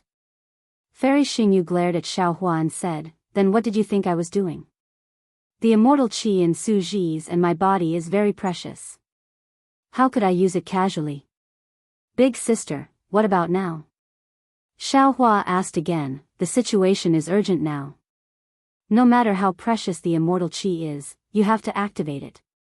Do you think I don't want to activate the star shuttle? I want to activate it too. Fairy Xingyu said helplessly, but the immortal qi used to activate the star shuttle to find the exit is far from what is used to attack. I can't activate a large amount of immortal qi at this time, or my body will collapse. Alas, okay. Xiaohua had already seen some blood flowing under Su Ji's armor. He knew that what Fairy Xingyu said was true. He sighed and said, Senior, quickly take some pills to heal your injuries. Okay. Fairy Xingyu nodded and took another pill. After she sat down, Su Ji looked at the ruins around him and said, you two rest here. Be careful and hide yourselves. I'll go outside to explore and see what's going on with the Gallium immortal beasts. If it's a group of Gallium immortal beasts, we have to plan early. Chapter 45-23. Su Ji, I'll go with you. When Fairy Xingyu heard this, she could no longer sit still. She hurriedly stood up and said, I'm worried if you go alone. I can avoid the flying crane immortal beast without using my immortal qi. You'd better cultivate here. Of course, Su Ji didn't want Fairy Xingyu to follow him. Fairy Xingyu said again, I don't need to cultivate with my injuries. Moreover, your injuries are more serious than mine. Why don't you go with me? We can take care of each other. Besides, if the flying crane immortal beast comes, I won't be able to resist it. Oh, and if I go with you, I can also explore the exit to the meteor belt, right? But Su Ji looked at Xiaohua, who was lying on the ground, and said, if we all leave, what will happen to Xiaohua? Didn't you see that he could kill the flying crane immortal beast? Oh, right, Xiaohua, how did you kill the flying crane immortal beast? Fairy Xingyu suddenly remembered and hurriedly asked. Xiaohua was sweating profusely. He thought that Fairy Xingyu would ask this question first, but when they were about to leave, he remembered such an important matter. Xiaohua pretended not to frown and said, it was just a coincidence. When I saw that the flying crane immortal beast was a fire-type immortal beast, I thought of killing it with a water-type immortal artifact. However, I couldn't take out my immortal artifact, so I simply looked around the hall for immortal artifacts. I couldn't use the ones that were too big, and I couldn't use the ones that needed immortal qi. I just happened to see an ice-type flying fork. The size was just right. I took it to protect myself. I also tried to use the flying fork to pierce the flying crane immortal beast's body, but I couldn't get close to the flying crane immortal beast. In the end, when the flying crane immortal beast was about to swallow me, I had a flash of inspiration and threw the flying fork into the flying crane immortal beast's mouth. Xiaohua shrugged when he spoke up to this point. However, the pain in his body caused him to frown again. He said with difficulty, Senior, you saw it too. The flying kite immortal beast was accidentally killed by me just like that. Well, fire and water are incompatible. I've also thought about using an ice attribute immortal artifact to kill the kite immortal beast. Su Ji nodded. But the immortal artifact I found wasn't as powerful as Xiao Hua's flying fork. It could only injure the flying crane immortal beasts and wasn't able to kill them. This junior found the flying fork there. Senior, do you have another look to see if there's anything suitable? Xiao Hua said as he pointed towards the distant main hall. Su Ji shook his head. That won't be necessary. Fairy Xingyue stood up and said, let's take a look. Maybe there are some high-grade immortal artifacts. Alright, go ahead and look for it. As he spoke, Su Ji looked around once more, and then he pointed towards the distance and said, Xiao Hua, there's a small hall over there. I presume the flying crane immortal beast is unable to enter. Alas, forget it, I'll take you there. As he spoke, Su Ji rolled up his sleeves and lifted Xiao Hua into the air. Just as he was about to fly away, Fairy Xingyu, who was next to him, said in surprise, Su Ji, come and take a look. These celestial artifacts are all compatible. They are similar to the flying fork that Xiao Hua mentioned. Su Ji didn't mind. He had already tried it before and felt that Xiao Hua was just lucky. Now that he heard Fairy Xingyu mention it, he said, take them first. I'll send Xiao Hua over, and then we'll go out and explore. Okay. Fairy Xingyu put away the immortal artifacts that Xiao Hua had sealed with innate primordial water and took a few more. Then, she urged her figure to catch up with Su Ji. However, just as she was about to leave the main hall, she glanced at the courtyard again and whispered to herself, is there someone else in this heavenly mansion? But if there's someone else, why didn't I notice it? Maybe it's just an illusion. In just a moment, Su Ji and Fairy Xingyu both rushed out of the heavenly mansion and went far away. After half a cup of tea's time, Xiao Hua flew out from the main hall while humming a little tune. He shouted loudly, Xiao Gua, master. Xiao Gua was really frightened. Her face was still pale as she looked around, her eyes darting around. It's okay. That damn flying crane immortal beast has been killed by master. Xiao Hua said with a smile, hurry up and take these immortal herbs and immortal wood. There's still a fairy. Xiao Gua hurriedly said, she seemed to have noticed me just now. Oh. Really? That's a little troublesome. Xiao Hua frowned, but after a moment, he smiled and said, don't worry about her. Just take them. Even if she found out, she could only be suspicious. Otherwise, she would have said that when she came back, she would push everything to the flying crane immortal beast. What does that have to do with us? Okay. Xiao Guo was emboldened when she heard this. She handed a storage bag to Xiao Hua and said, I just put this away. Master, take it first. I'll tidy it up when I get home. Xiao Hua took it and put it into the space without looking at it. However, after a moment, he asked curiously, Xiao Gua, can you use storage bags here? Yes, master knows. This storage bag is not the same as the one master uses. It was refined by Master Lei Ting using immortal wood. Xiao Gua hurriedly answered. Hee, so that's how it is. Xiao Hua laughed and waved his hand, you still have a lot of these things, right? Yes, master. Xiao Gua smiled and said, enough to take away all the immortal herbs and immortal wood in the main hall. Good. Xiao Hua waved his hand heroically, go ahead and do it. You and master will work hard together. Move this heavenly mansion into our house and let our Fortune Gate disciples enjoy it. Yes, I understand. Xiao Gua's face lit up when she heard that she could work hard together with Xiao Hua. She was really excited. She slipped into the ground and disappeared. Then, Xiao Hua saw that inside the courtyard, large patches of immortal herbs were disappearing at a speed visible to the naked eye. Since he had already made up his mind to empty the heavenly abode, Xiao Hua no longer held back. Activating his soul power, he flew up and went along the side of the main hall. Wherever Xiao Hua passed, the armors and immortal tools disappeared. The decorations and jades in the main hall also disappeared. Only broken corpses and collapsed stone walls were blown by the wind under the sunlight, as if they were howling in grief. The Night Dome Heavenly Mansion was really big. There were all kinds of halls in an endless line. Even inside the halls, there were often secret rooms. However, all these secrets were exposed after the entire Heavenly Mansion's restrictions were destroyed. Xiaohua released his soul force to the limit and didn't miss a single spot. His mind, which could even absorb the netherworld blood sea into the space, tirelessly searched the Heavenly Mansion. He didn't miss a single immortal tool. Even so, Xiaohua flew for more than 10 hours before he finished walking through the entire Heavenly Mansion. Finally, he completed his task and moved all the things in the Night Dome Heavenly Mansion into the space. Xiaohua was tired, but Xiaoguo was even more tired than him. Xiaohua still had some misgivings. He didn't dare to take things that were too broken, and he didn't dare to take things that were too obvious. He was afraid that Su Ji and Fairy Xingyu would find flaws when they returned. Xiaoguo, on the other hand, didn't have any misgivings. She took all the immortal herbs, immortal fruits, and immortal wood in the Heavenly Mansion into the space. Not a single one was left out. At this time, Xiaoguo had already returned to the space. She looked at the immortal fruits and immortal herbs with some worry.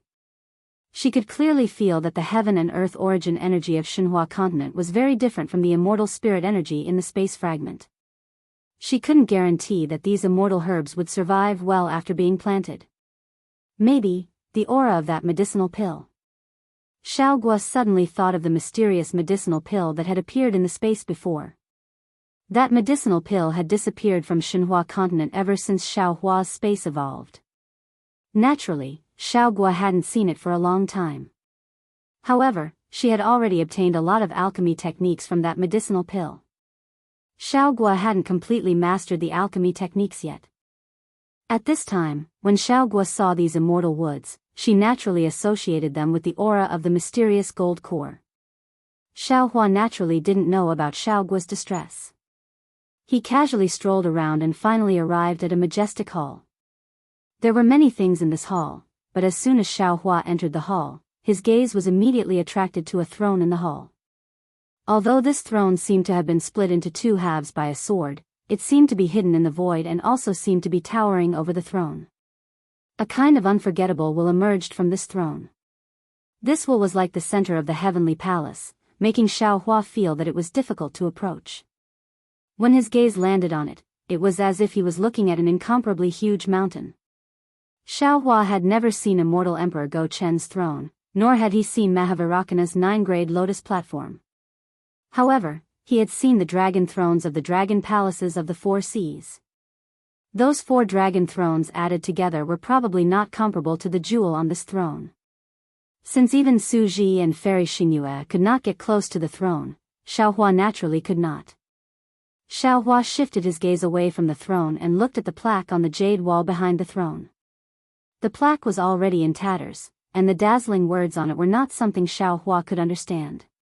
When his gaze landed on it, the words had already turned into a dazzling color that did not form a word. Damn it, isn't it just a celestial venerable? How can you bully people like this? Look at the name of the heavenly mansion. What's there to be afraid of? It's not like I'll lose a single hair. Xiaohua curled his lips and muttered to himself, moreover, your entire heavenly mansion has been moved away by someone. Thinking about this, Xiaohua couldn't help but cover his mouth and laugh. Wasn't this person talking about himself? Then, Xiaohua decided to go all the way. He released his consciousness again and collected all the inconspicuous things in the hall. He believed that even if Su Ji and Fairy Xingyu came back, they might not be able to find anything. Xiaohua had absolute confidence in this aspect. After cleaning the hall, Xiaohua turned around and prepared to leave. However, just as he turned around, his gaze fell on the milky white plaque unwillingly. He pinched his chin, and there was a little embarrassment in his eyes. It seemed that he was angry because he couldn't move the entire hall away. After a while, Xiaohua raised his right hand and pointed his thumb between his eyebrows. He whispered, "Open." A dark green brilliance flashed between his eyebrows, and the delusion breaker Dharma eye opened. Then, Xiaohua sucked in a breath of cold air. Hiss. Chapter 45-24. Through the delirium breaker Dharma eye, Xiaohua saw a layer of dazzling brilliance on the huge throne. A light shadow that looked like a huge hammer that had been split in half was faintly flashing in the void. The halo pierced the Dharma eye like a golden needle, causing Xiaohua's Dharma eye to feel pain. He couldn't help but sigh. This throne is really powerful. However, before Xiaohua could raise his Dharma eye to look at the words on the plaque, he was suddenly stunned again. He stood there in disbelief and then hurriedly closed his Dharma eye. When the soreness in his Dharma eye slowly disappeared, he took a few steps forward, wanting to get closer to the throne. Unfortunately, he only took 2 steps before the invisible aura of the throne blocked him. Xiaohua walked around the throne again, but he still couldn't get close to it. When he reached the side of the hall, Xiaohua opened his Dharma eye again. Sure enough, at the bottom of the throne that looked like a hammer, a golden square light shadow the size of a fist appeared in his eyes. This light shadow was like a candle flame in the wind, flattened and swaying for a while. Most of the time, it was covered by the light of the throne. If not for the delirium breaker Dharma eye, he definitely wouldn't have been able to see it. Imperial Jade Seal? Golden Seal?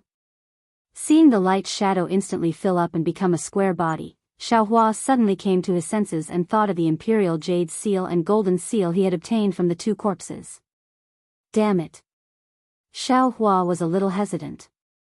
After all, so much time had passed. Suji and Fairy Xing could come back at any time. Moreover, if he took out the Imperial Jade Seal and Golden Seal, who knew what kind of aura or abnormality there would be? If he accidentally fell into the trap, wouldn't everything before be for naught?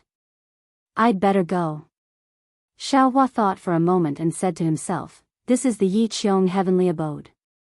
Although Fairy Xingyu and Su Ji didn't say which big shot lived here, looking at the extravagance of this heavenly abode, it's not an ordinary immortal. I'd better. Thoughts were just thoughts. If the money grubber Xiaohua stopped now, he wouldn't be Xiaohua. After hesitating for a moment, Xiaohua observed the light shadow again. Fortunately, there were still some differences between the Imperial Jade Seal and the Golden Seal. In a moment, Xiaohua already knew that the owner of the Imperial Jade Seal was the owner of this heavenly abode. Therefore, Xiaohua first released his soul sense to check if there were any strange movements nearby, then hurriedly took out the Imperial Jade Seal. As soon as the Imperial Jade Seal appeared, it immediately emitted a milky white halo. This halo also took the shape of a hammer. Xiaohua held the Imperial Jade Seal, and the halo blocked the aura of the throne. Xiaohua effortlessly walked to the front of the throne. The shadow of the Imperial Jade Seal was below the throne. Although the throne was split into 2, Xiaohua was still unable to move the throne away. Xiaohua released his consciousness. The entire throne was heavier than a mountain, and he couldn't collect it. Xiaohua looked again. The right hand of the throne was on a square shelf. Xiaohua did not hesitate to place the Imperial Jade Seal on the shelf. Shwa. As the Imperial Jade Seal fell, a milky white brilliance immediately emerged from the throne, spreading all around the heavenly abode. Although Xiaohua couldn't see it clearly, he could sense that layers upon layers of profound restrictions were slowly being activated, and the entire heavenly abode began to slowly shake. Motherfucker. Xiaohua panicked and shouted, I didn't want to activate the restrictions of the heavenly abode. With this, no matter how stupid Su Ji and Fairy Xingyu are, they will know that I did something. Helpless, Xiaohua hurriedly released his consciousness to put the throne back into the space. Unfortunately, the throne was still as steady as a mountain, not moving at all. Xiaohua was helpless. He hastily picked up the Imperial Jade Seal again. Strangely, when he picked up the Imperial Jade Seal again, swoosh. The Imperial Jade Seal glowed brilliantly and landed on the throne. The enormous throne immediately transformed into a ray of light and shadow. Following Xiaohua's silent chant, receive, receive, receive, it fell into the Imperial Jade Seal. With the throne gone, only an empty space was left. Naturally, the naked eye still couldn't see the shadow of the imperial jade seal. Xiaohua opened his delirium eyes and looked at the shadow, waiting for the shadow to fill up into the shape of the imperial jade seal again. At the same time, he was burning with anxiety. His soul sense swept the surroundings of the heavenly abode, fearing that Su Ji and Fairy Xingyu would return at this time. In just half a cup of tea's time, in Xiaohua's eyes, a day passed like a year. Seeing the shadow gradually take shape, Xiaohua didn't hesitate to put the imperial jade seal in the shadow. Boom! At the place where the imperial jade seal landed, the light and shadow suddenly exploded. It was as if a huge hammer had filled the entire hall. Xiaohua's law eye seemed to have been pierced by a sharp sword. A burst of intense pain came, causing him to hastily close his eyes. When he opened his eyes, he saw a bright light like the scorching sun in front of him. Layers of brilliance shone out from a door in front of him. Under the brilliance of this light, his body became transparent. Since he had already reached this point and made such a big movement, Xiaohua didn't have time to regret it. He stepped into the door. Heavens! Xiaohua, who had always expressed his surprise with, "Holy shit," actually shouted, "Holy shit," now. These two words were enough to express his feelings. Because, just inside this door, there was another huge space. Inside the space, there were many armors, immortal weapons, war chariots, and other things neatly arranged. Moreover, in places that were almost impossible to see, there were even more things that Xiaohua didn't recognize at all. At this time, other than shock, Xiaohua only had one thought, "Holy shit," before. I really worked for nothing. More than dozens of hours of work, I might as well have found this space. The ancients said it well, as long as the direction is right, the sweat won't be in vain. The ancients really didn't deceive me. At this time, ka ka ka. A sound like glass cracking came from the top of Xiaohua's head. Xiaohua hurriedly looked up and saw that outside the milky white space, layers of dragon-like cracks flashed from time to time.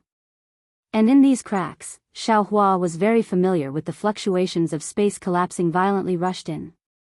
Not good. Xiaohua immediately thought of the annihilation of space when he met the first Tian Xian in the Dawn Rain continent. This space itself is inside the Heavenly Palace, and the fragment of the Immortal Realm where the Heavenly Palace is located is separated from the Immortal Realm. Now that it has fallen into the meteor belt, this space naturally can't exist forever. If this Xiao didn't happen to come in today, I'm afraid that after this space was annihilated, everything inside would no longer exist. Collect. Xiaohua saw that there wasn't much time left and hurriedly released his mind to collect the things inside the space.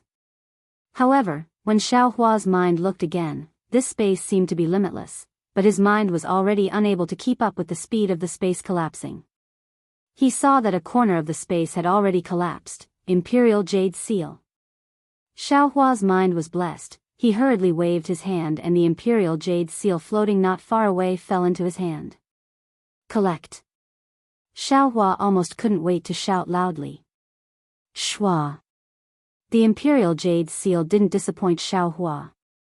A brilliance fell into the space. When the brilliance disappeared, the space was already completely empty. Awesome. Xiaohua slapped his thigh and hurriedly sent his mind to collect the Imperial Jade Seal back into the space. Only then did he feel completely relieved. Rumble. At this time, the space above Xiaohua's head had already collapsed, letting out a thunderous sound. However, the space collapse this time was different from before. After the space vortex, there wasn't a chaotic void, but a starry sky. There were many space fragments in the starry sky, and these fragments were wantonly fluttering all the time. These fragments had a faint brilliance. Some were in the shape of strips, some were in the shape of squares, some were in the shape of 6 stars, and most of the fragments didn't have any fixed shape. For a while, they were in the shape of a circle, and for a while, they were in the shape of a sheet. Isn't this a meteor belt? Xiaohua was dumbfounded. However, in an instant, Xiaohua didn't know whether to laugh or cry. Obviously, the exit of the space fragment that Fairy Xingyu couldn't find with her star shuttle, was here. It was the place that was blocked by the hidden space of the heavenly mansion. Su Ji had said clearly before that the exit of the space fragment could be anywhere in the space fragment. It could be at the top of a mountain, at the bottom of the sea, in the forest, or in the pavilion. And the exit of the immortal realm fragment was in the space that was suppressed by the throne. If Xiaohua hadn't taken the Heavenly Master's Imperial Jade Seal, if he hadn't taken the throne, and if he hadn't used the Imperial Jade Seal to open this hidden space, even if the hidden space that blocked the exit collapsed, the exit would still be suppressed by the throne. Even if Su Ji and Fairy Xingyu racked their brains, they wouldn't be able to find the exit of this space fragment. Seeing the meteor belt appear, Xiaohua's first reaction was to open his delirium dharma eye. Although the delirium dharma eye was in severe pain at this time, Xiaohua didn't dare to be negligent when it concerned his life. A moment later, the space collapsed to the door. Kacha! With a cracking sound, the door cracked open. Xiaohua closed his dharma eye and flew out of the door. When he looked at the hall again, more than half of the jade wall with the plaque had fallen into the void, and the entire hall was still disappearing rapidly. Oh, my hall! Xiaohua cried out involuntarily. He immediately released his consciousness and wantonly put everything in the hall into the space. At this time, seeing that the space collapse was about to swallow the entire heavenly palace, wasn't it a good time for Xiaohua to destroy the corpse and destroy the evidence? What other scruples did he have? Soon, the heavenly palace began to disappear from the center, and a meteor belt appeared clearly. However, the speed of the space collapse didn't slow down at all. Not only did it spread into the depths of the heavenly palace, it also spread out of the heavenly palace. Xiaohua's initial joy began to turn into fear. He released his soul consciousness and flew out of the heavenly palace. The aura of the space collapse began to rush out of the heavenly palace and spread throughout the entire space. Xiaohua flew out of the heavenly palace, flew up a high slope, and stood there quietly. His gaze fell on what seemed to be the location of the heavenly palace. At this time, the center of the heavenly palace had become an oval-shaped starry sky, and the surrounding edges were rapidly becoming transparent and disappearing. Moreover, this oval-shaped starry sky also extended in all directions, like a big mouth of starry sky, swallowing the space fragment. Chapter 45-25. Roar, roar, a burst of extremely chaotic cries came from afar. Clearly, the huge commotion in the heavenly palace had attracted the attention of the flying crane immortal beasts. Hearing the many cries, Xiaohua was already prepared in his heart, but, when he turned around and saw thousands of flying crane immortal beasts, he was completely dumbfounded. How was this still the rhythm of letting people live? At this moment, a voice that sounded calm yet was filled with anxiety sounded out from in front of the group of flying crane immortal beasts. Xiaohua, quickly. Quickly find a suitable spatial fragment. Xiaohua came back to his senses and looked over. He saw that in front of the ferocious flying dagger immortal beasts, there was actually a flying boat. Su Ji and Fairy Xingyu were standing on it. Behind the two of them, there were many figures. However, Xiaohua could hear Su Ji's voice clearly. Okay. Xiaohua responded and was about to fly up. His heart skipped a beat. He withdrew his soul power and ran down the mountain. Although he looked vigorous, he was still far from flying. Senior. Xiaohua acted very well. He raised his head and shouted, I can't fly. Come and pick me up. Of course, Xiaohua did not use his soul power when he shouted. As for whether Su Ji could hear him, only God knew. Su Ji could not hear what Xiaohua was saying, but he already understood when he saw Xiaohua dancing on the hillside. Su Ji turned to Fairy Xingyu and said, Xingyu, get ready to activate the star shuttle and find a suitable spatial fragment. Yes. Fairy Xingyu raised her hand and took out her star shuttle. However, when she was about to activate her immortal spiritual energy, she smiled bitterly and said in a low voice, I've already used up too much immortal spiritual energy when I fought the flying crane immortal beast earlier. I can't even activate the star shuttle now. Okay. Su Ji nodded. He looked up at the meteor belt in the distance and said, you can use your experience to find a spatial fragment to enter first. I'll go and save Xiaohua first. Okay. Fairy Xingyu nodded. She looked down at the flying boat under her feet and said, with the Dongfang family's celestial imperial equipment, we will have some assurance when we enter the meteor belt. As long as there is no celestial kite beast in the space fragments that fall, there shouldn't be any problems. Dongfang Yushan. Su Ji did not say anything more to Fairy Xingyue. He turned his head and said to a Confucian cultivator standing respectfully in the distance, you will control the flying boat for me. This. Dongfang Yushan was a little hesitant. At this moment, the flying boat shook violently, and sparks appeared at the tail of the flying boat. It was the flying crane immortal beast's fire pillar that hit the flying boat. Junior's true chi is limited and my cultivation is shallow. It is difficult for me to control this imperial equipment. Dongfang Yushan no longer hesitated and said loudly, moreover, there are so many immortal beasts chasing after the flying boat. If the flying boat is even a moment slower, we will all die. If I tell you to activate it, then activate it. Why are you spouting so much nonsense? Su Ji's tone was indifferent as he glanced at Dongfang Yushan. Dongfang Yushan's heart trembled.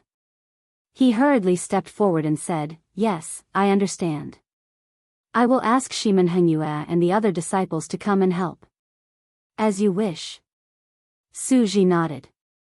Then, he released his thought and looked at Xiaohua. When Xiaohua saw the flying boat approaching, he raised his arms and waved them. At the same time, he pointed at the meteor belt. Su Ji curled his lips. He naturally understood that Xiaohua was indicating his importance and reminding him not to abandon him here. Su Ji turned his head to look at the approaching celestial kite beast, then looked down at the flying boat. He nodded at Fairy Xingyu. His whole body glowed with silver light again, and his figure turned into a thunderbolt and rushed down the flying boat. When Dongfang Yushan, Shiman Hengyue, and the other disciples of the four great families saw the silver light flashing on Su Ji's body and the immortal's pressure, there was not much surprise in their eyes. They only had one thought in their minds, and that was to report to their sects as soon as they returned from Star Moon Palace. On these 3 continents, there were immortals from the immortal world, and there was more than one immortal. Su Ji descended from the flying boat, turning into an arc in the sky as he flew towards Xiaohua. Seeing that he was still several hundred feet away, Su Ji raised his hand and made a grabbing motion. Kacha!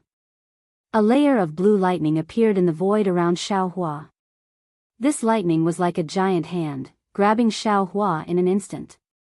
Then, Su Ji's figure flashed, and he charged towards the sky again. In just a moment, the flying boat in the sky had already passed over Su Ji's head. Su Ji and Xiaohua were exposed in front of thousands of celestial kite beasts again. Aogg. The strange cries of the celestial kite beasts not only caused Su Ji's figure to sway slightly, but even Xiaohua's Naiwan palace was filled with sparks. Woo-woo. Following the cries of the celestial kite beasts, hundreds of fire pillars fell from the sky. Before the fire pillars could get close, the space where Xiaohua was already filled with an inexplicable sticky liquid. The space was about to collapse from the heat. Seeing this, Xiaohua's liver and gallbladder were torn apart. He knew in his heart that even if he used all his soul power at this time, he would not be able to escape from this large-scale attack. Roar. At this moment of life and death, he heard Su Ji's roar and the silver light around him shone brightly. Xiaohua felt a strong force in the air near him. Then, the entire space was like a wave crashing toward him. His figure flashed and landed on the flying boat. Su Ji.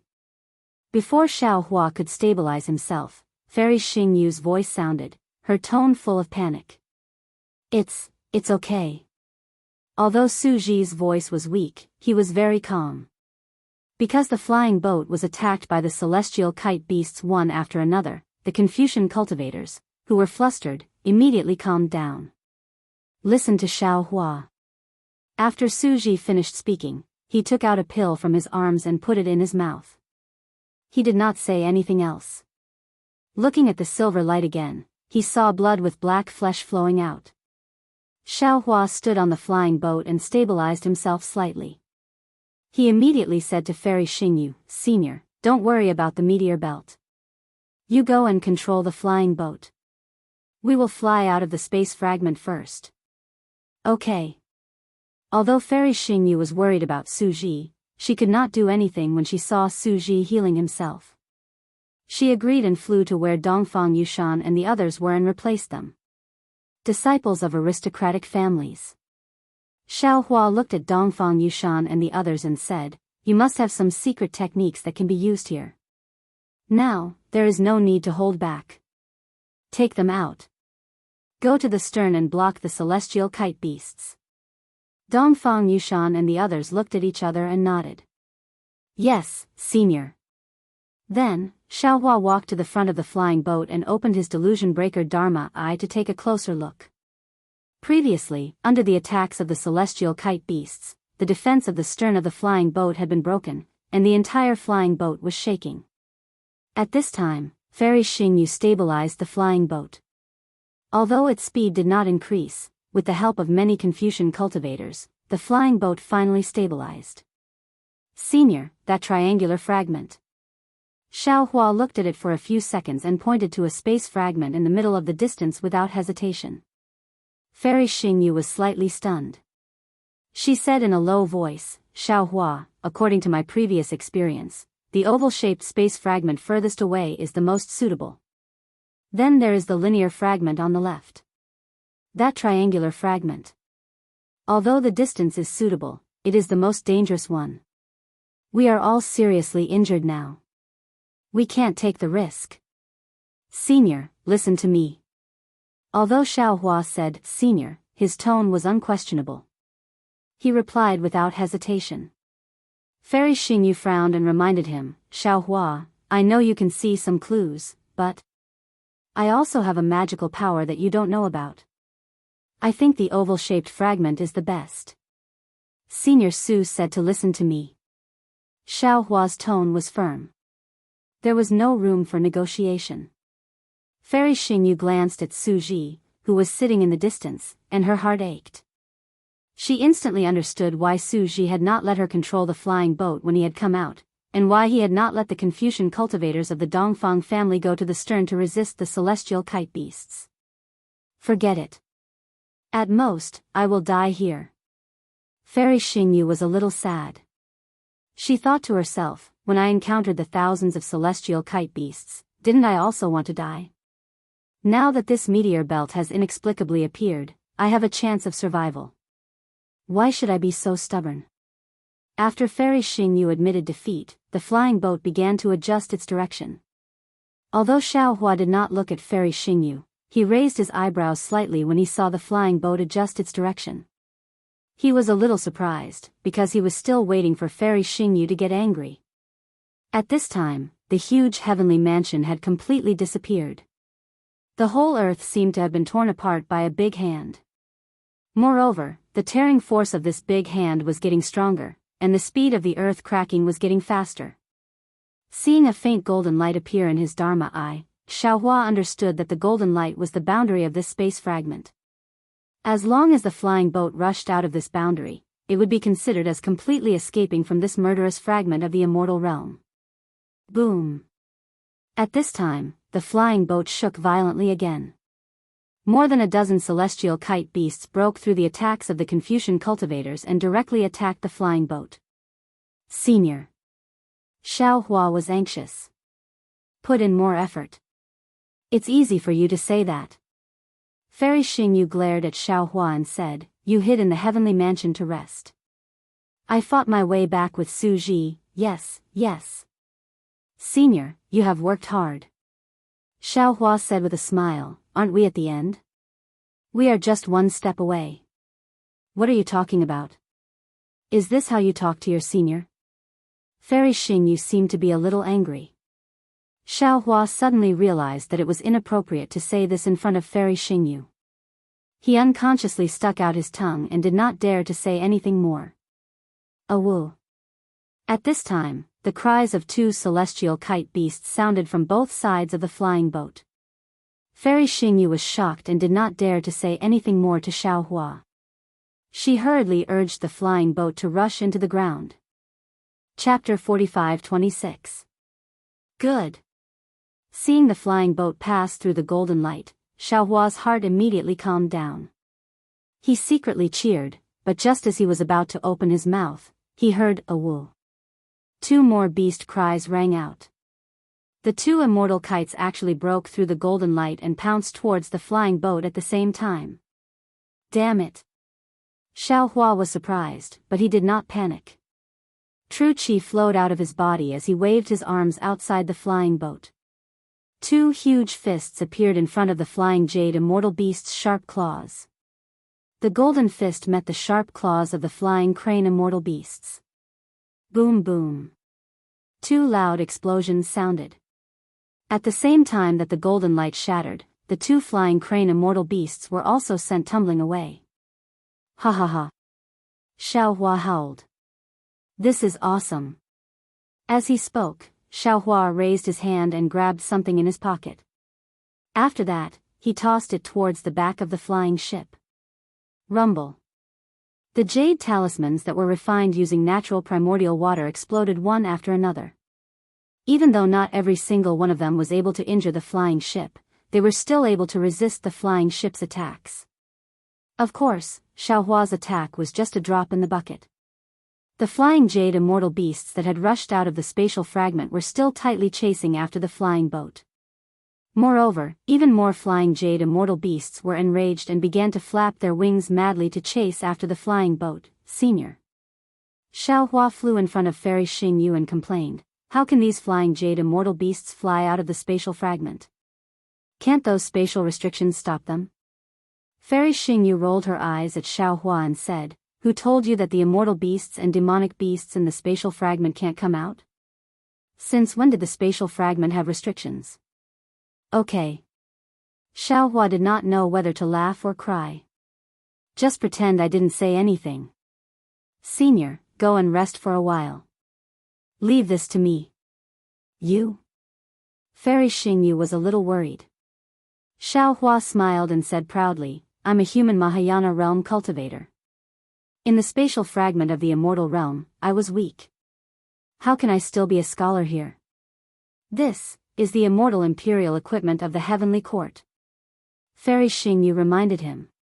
"Even the direct disciples of the 4 great families can't control it very well." Xiaohua pondered for a moment and said with a smile, "Then Junior will give it a try. If there's anything inappropriate, how about Senior immediately take over?" Fairy Xingyu was also exhausted at this time and had been desperately holding on.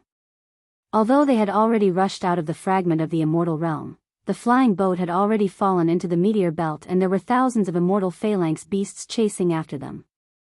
Xiaohua was the only Daoist Grand Ascension stage cultivator on the flying boat who was not injured, so who else could she rely on but him? "Come on." Fairy Xingyu nodded. However, she didn't dare to withdraw her celestial qi. She still kept half of it. Xiaohua stood where Fairy Xingyu was and looked around. The flying boat was in imminent danger. Not to mention that the defense of the entire flying boat had been breached. The flying jade immortal beasts near the flying boat had also begun to accumulate power, preparing to spit out fire pillars. The corners of Xiaohua's mouth curled up as he activated the 5 Qi's unification genuine Qi in his middle dantian. Boom! As the golden light around Xiaohua shone brightly, 5 colored clouds rushed into the flying boat under his feet like a waterfall. Buzz buzz buzz. The entire airship let out an ear-piercing roar. Then, on the airship, with Xiaohua as the center, 5 colored rings of light rotated like a windmill. In just a moment, the entire airship was dyed red. Shwa! Like the finishing touch of a divine brush, 5 colored clouds rushed out from both sides of the airship and instantly protected the airship. Boom! At this moment, another flying jade immortal beast pounced from the bottom of the flying boat and the fire pillar hit the flying boat. As soon as the fire pillar came into contact with the flying boat, the 5 colored clouds immediately dissipated. However, as the fire pillar was annihilated, the clouds continued to surge and quickly protected the flying boat. Roar! The flying jade immortal beast roared and flew again, smashing its huge tail at the flying boat. Unfortunately, as soon as it swung its tail, the flying boat flashed past and rushed out faster than light. Where the tail landed, the flying boat was nowhere to be seen. Boom! The flying jade immortal beast's tail did not miss. It hit another flying jade immortal beast that swooped down on the opposite side. Caught off guard, the flying jade immortal beast was shot down 1,000 feet. It was only 1,000 feet, but life and death were decided. The invisible boundary hurricane blew down and slashed diagonally on the flying jade immortal beast's tail. The huge tail flashed with crimson light and layers of marks appeared. As soon as the marks appeared, they quickly dispersed and clusters of runes rushed out. Boom! In the void, an inexplicable aura gushed out. However, as soon as this aura appeared, it was blown away by the boundary hurricane. Then, with a crisp cracking sound, the flying jade immortal beast's tail broke into several pieces. Roar! The flying jade immortal beast seemed to be in pain and lost its balance. It spread its wings again and wanted to fly up. Unfortunately, as soon as the wings landed, the boundary hurricane came out again. With a loud rumble, the wings that were almost bone were also broken. The flying jade immortal beast fell diagonally into the hurricane. Whoosh whoosh whoosh. Faint sounds of wind could be heard as the kite immortal beast howled in pain. Its powerful body seemed to have been pinched by a giant hand, and its bones were crushed one by one. When the kite immortal beast's body was completely crushed, it fell another few thousand feet and was hit by an even fiercer realm storm. Ow! The kite immortal beast weakly groaned a few times before a bloody light appeared. The kite immortal beast was neatly cut into dozens of pieces of flesh and blood. These pieces of flesh only fell a few dozen feet before they were blown away by the realm storm and turned into nothingness. Roar! When a flying jade immortal beast was killed by the boundary hurricane, more flying jade immortal beasts rushed over from all directions and pounced on the flying boat. The loud whistling of the wind and the roaring of the flying boat had already covered the screams. Not many flying jade immortal beasts could see the blood of the dead. They only had eyes for the delicious flesh of the human race. Looking at the flying boat again, it did not directly rush towards the triangular space fragment as Fairy Xingyu had expected. Instead, it soared rapidly in the nearby space, like a proud phoenix spreading its colorful wings and dancing among the many ferocious beasts. Thousands of flying jade immortal beasts covered the nearby meteor belt. They roared and pounced on the flying boat, but the fire pillars and sharp claws missed the flying boat every time. Not to mention the disciples of the scholarly cultivator families who were frightened and pale, even Fairy Xingyu, who was adjusting her breath with her eyes closed, had a slight change in expression. Seeing that the flying jade immortal beasts were angered by his provocation, Xiaohua laughed loudly. The golden light around him soared into the sky again. The flying boat shook again and flew in a spiral toward the triangular space fragment in the meteor belt. Roar! A group of flying jade immortal beasts roared crazily and chased after the flying boat. Unfortunately, they had only flown a few hundred feet when the mysterious boundary hurricane immediately attacked. The powerful flying jade immortal beasts were squashed one by one and torn apart when they fell to the ground. Seeing this, the flying jade immortal beasts who were close to the flying boat panicked and began to flee left and right. However, the more they fled, the more they were killed.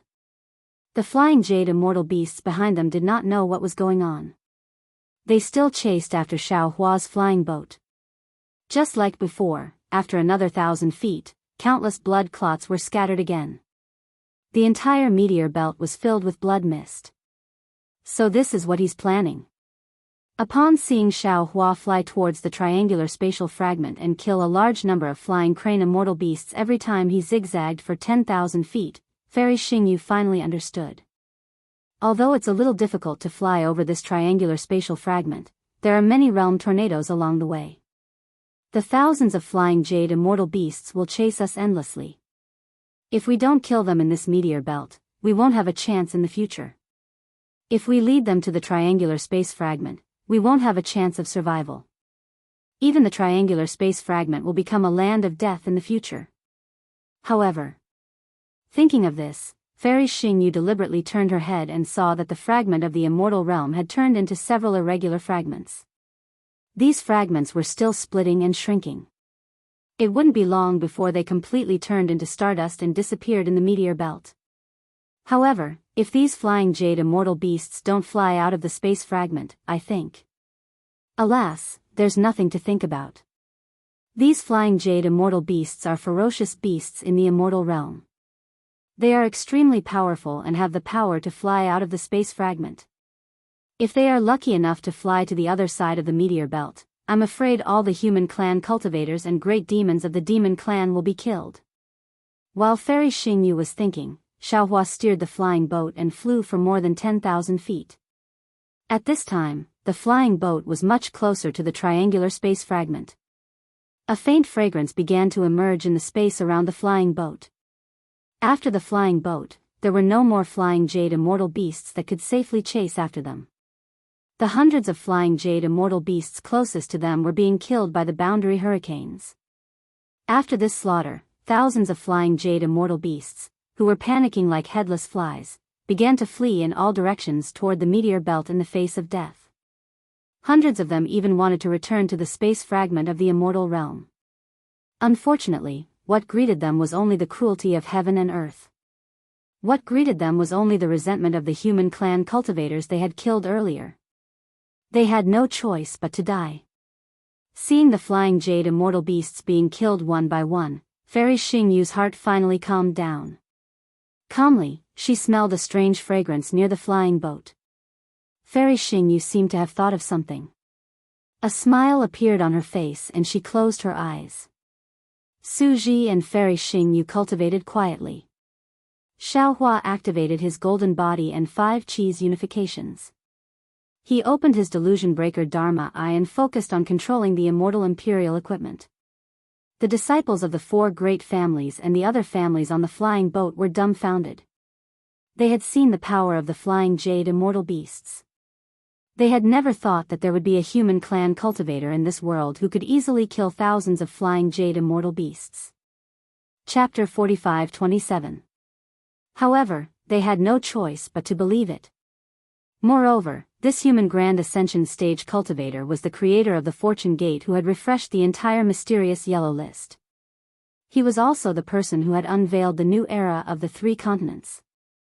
In the face of such a human Grand Ascension stage cultivator, their pride and self-confidence were nothing but dust. In the face of such a human cultivator, there was only reverence. Of course, there was only reverence. Dongfang Yushan, Shimen Hengyue, Nangong Pingping, and Baiming Qihan looked at the 5-colored light below Xiaohua with shock in their eyes. They looked at each other and exchanged glances. Then, a look of determination appeared in their eyes. Initially, Xiaohua didn't know that the flying crane immortal beasts could fly out of spatial fragments. However, when he was searching for spatial fragments, he still took into account the flying crane immortal beasts' pursuit. Just as Xiaohua had expected, when he arrived in front of a triangular spatial fragment, the last flying crane immortal beast had been killed in the meteor belt. He couldn't use his spiritual sense in the meteor belt, but he could slightly release his spiritual sense. The greedy Xiaohua naturally wouldn't let go of the flying crane immortal beast's soul. He had driven the flying boat through the flying crane immortal beast pack not only to provoke the flying crane immortal beast's anger, but also to search for its soul. There. Fairy Xingyu, who was meditating, didn't turn around when she heard the cries stop. She only looked at the approaching triangular spatial fragment and pointed in a certain direction. All right. Xiaohua smiled and urged the flying boat to fly in the direction Fairy Xingyu had pointed out. After flying for thousands of feet, the triangular starlight of the space fragment changed. Under the starlight, clusters of clouds gushed out like willow catkins. The starlight also showed 5 colors at this time. Amidst the starlight, clouds covered the starlight, and a flower-like halo gradually bloomed as Xiaohua urged the flying boat to speed up. The direction that Fairy Xingyu was pointing to was one of the petals of the flower. Naturally, Xiaohua had also smelled the exotic fragrance. A tranquil mood arose spontaneously. The golden body that had been activated due to the fierce battle gradually faded away, and the delusion breaker Dharma eyes, which had been opened painfully, also slowly closed. As the airboat crashed into the halo, Xiaohua felt a flash in front of his eyes. Then, an indescribably wonderful scene appeared in front of his eyes. It was a world of flowers. The entire land was covered with flower buds of various colors. Some were purple, some were red, and some were yellow. All kinds of colors bloomed beautifully on the land. All kinds of flowers on the ground were also covered in gorgeous colors. Green vines intertwined between the flowers. Even though the vines looked like they were covered in thorns, there were still bits and pieces of Xiaohua's naughty blooming. Looking at the left side of the airboat, there were layers of colorful clouds in the sky, which also looked like flowers. Inexplicable heavenly light fell on these colorful clouds, and wisps of brilliance gushed out from the clouds. An even more refined flowery appearance filled the entire sky. Swoosh. It seemed to be the sound of the wind, but it also seemed to be the sound of rain. Sweet and soft sounds came from all around, like a low melody. Xiaohua couldn't help but withdraw his genuine qi and carefully remove the defense of the airboat, allowing the fine rain to fall on his body, face, and eyebrows. The wind was fragrant, and the rain was sweet. In the hazy drizzle, the whole world began to be intoxicated. What he liked the most was the sound of a clear spring flowing in the wind and rain. The pure sound fell into everyone's ears. Although no one had seen the spring water, they could already imagine how clear the spring water was. The cool breeze rose again, and thousands of branches and leaves rustled in the wind. It was as if they were singing, and also as if they were dancing. In just a moment, the singing had already filled the entire space, and the dance had already covered the earth. Xiaohua stood there for a long time, looking at the ground that seemed to have been washed by water. The gorgeous flowers were like smiling faces. The drizzle didn't wet his body, but his heart was already wet. He took a long breath of the moist air, and a cool feeling instantly spread all over his body. It turns out that the world can be so beautiful. Xiaohua couldn't help but murmur, "It's so beautiful that I don't want to disturb it." Xiaohua, who had always taken advantage of every opportunity, had the rare thought of letting Xiaoguo out at this time. Xiaohua. At this time, Fairy Xingyu opened her eyes, looked at the intoxicated Xiaohua, and said with a smile, "What do you think of this space fragment?" "Beautiful." Xiaohua thought for a moment and only said this word. It seemed that he had already remembered the word literary in his mind. Only this word could represent his mood. Fairy Xingyu didn't comment. She raised her hand and pointed at the road. "Do you see the flower path on the ground?"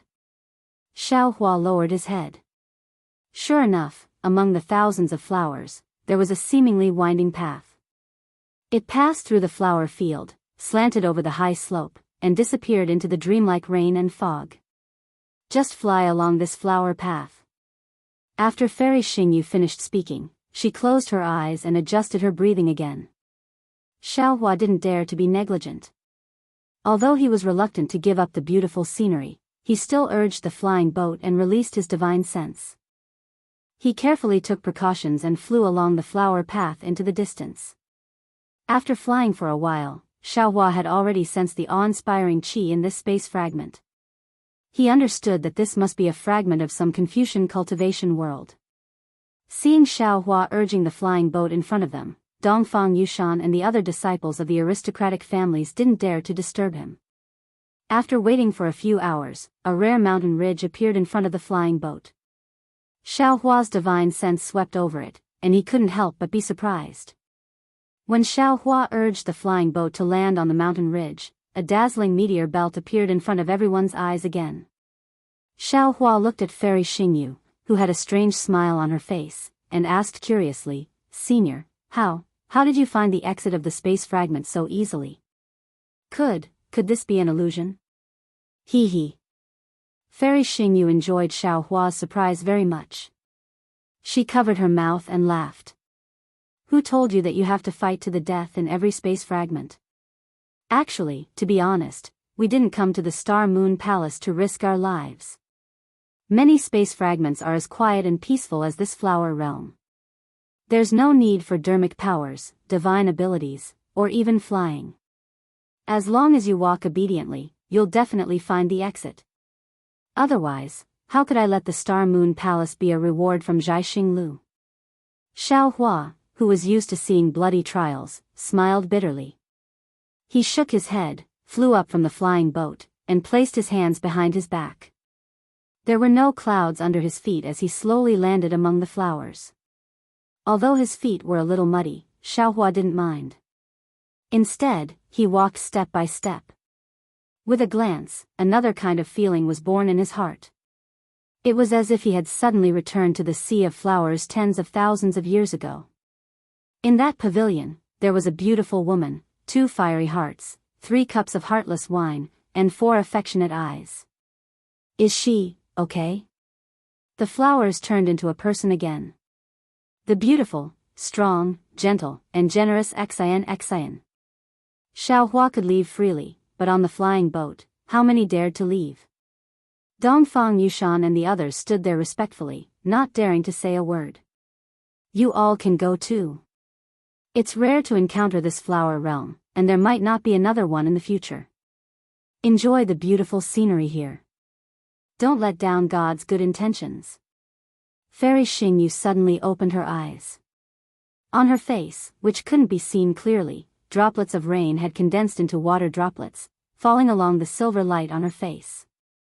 If one wasn't careful, one would mistake these water droplets for tears.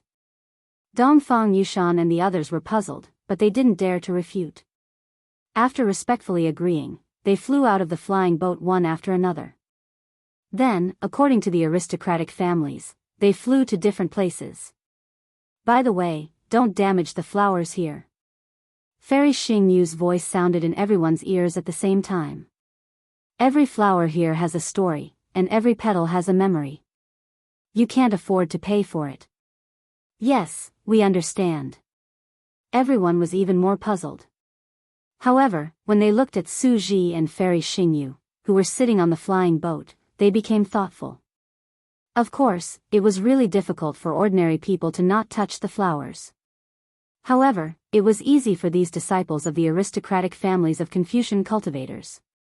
They only needed to urge the clouds slightly to ensure that they wouldn't get close to the flowers. Naturally, they wouldn't damage the flowers. However, how could such a beautiful scenery be compared to the beautiful scenery in Xiaohua's eyes? Seeing that the disciples of the aristocratic families were following the rules, Fairy Xingyu smiled bitterly. She retracted her gaze and looked at Su Ji, who was not far away, whose silver light had begun to fade. Her eyes were filled with sweetness. She whispered, Su Ji, it seems that your divination skill is really useful. We've searched for the flower realm several times, but we didn't encounter it. Xiaohua actually came in again by accident. With that, Fairy Xingyu floated up and walked to the side of the flying boat. Looking at the beautiful land, she didn't care if Su Ji could hear her. She continued, do you remember the ecstasy we felt when we first discovered the Star Moon Palace? Do you remember the surprise we felt when we first came to this flower realm? I really didn't expect that there would be such a world of flowers in this world. For this kind of beauty, there would be no towering trees, no huge mountains that would destroy this beauty, and no wild beasts that would destroy these flowers. How could I not remember? Su Ji's voice, which had always been calm, was now filled with a strange emotion. It was in this field of flowers that my hand, which had always been in charge of punishing immortal weapons, actually plucked a flower. Although this flower withered as soon as it was inserted into your hair, that moment of youth had long been engraved in my heart. I knew that from now on, not to mention the disputes in the immortal world, not to mention staying in the mortal world forever, even if the immortal 3 decays, my heart would not be defeated. Su Ji. Su Ji's words were 100 times more potent than any poison in the world. In an instant, Fairy Xingyu had been poisoned. Not only was her heart broken, but her eyes were also tired. Even her immortal body was weak. Chapter 45-28. Fairy Xingyu's mouth was filled with a sweet fragrance that was comparable to the sweetness of the flower realm. Her languid voice was a little greasy, and her eyes were moist. She looked at Su Ji and said in a low voice, You can actually say such shameful things. I thought you were like heavenly thunder, only upright and cold. I still remember you carefully burying the withered flower in the soil with heartache. I also remember you saying that when we came back, we would go and see the new flower together. However, it's been a long time since then. Even if there were more than 10 flowers, they would have withered, let alone one.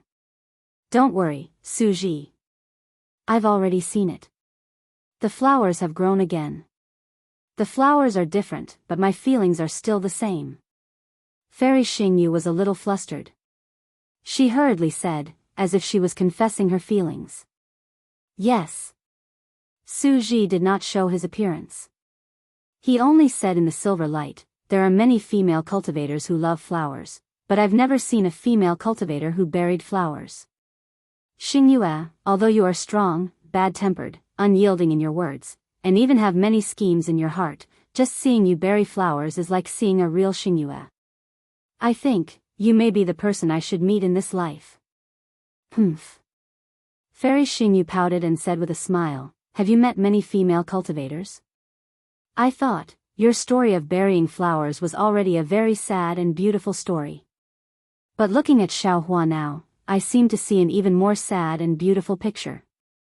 I think Xiaohua is also a person with a story in his heart. Suji did not know whether he was intentional or not, but he brought the topic to Xiaohua again. Xingyue Fairy seemed unwilling to break the sweetness at this time. She also nodded and said, you're right. According to the records in the Hall of Heroes, Xiaohua doesn't have a dual cultivation partner. This makes me feel very strange. Suji immediately thought of Jiu Xia, who was mentioned by Xiaohua. He was about to speak, but he felt that it was inappropriate, so he did not continue. Fairy Xingyu said again, however, it is said that he met a female cultivator named Li Jing at the Jade Pavilion conference. Later, the two of them traveled together for a while and went their separate ways. Oh, Anne. At this point, Fairy Xingyu actually looked around, lowered her voice, and said with a smile, I also have an extremely secret news. Xiaohua seems to have colluded with the 9th princess of immortal Emperor Go Chen. How is that possible? Suji scoffed without even thinking about it. I'm afraid you're just guessing. Darling Su, you must trust the intuition of a female cultivator.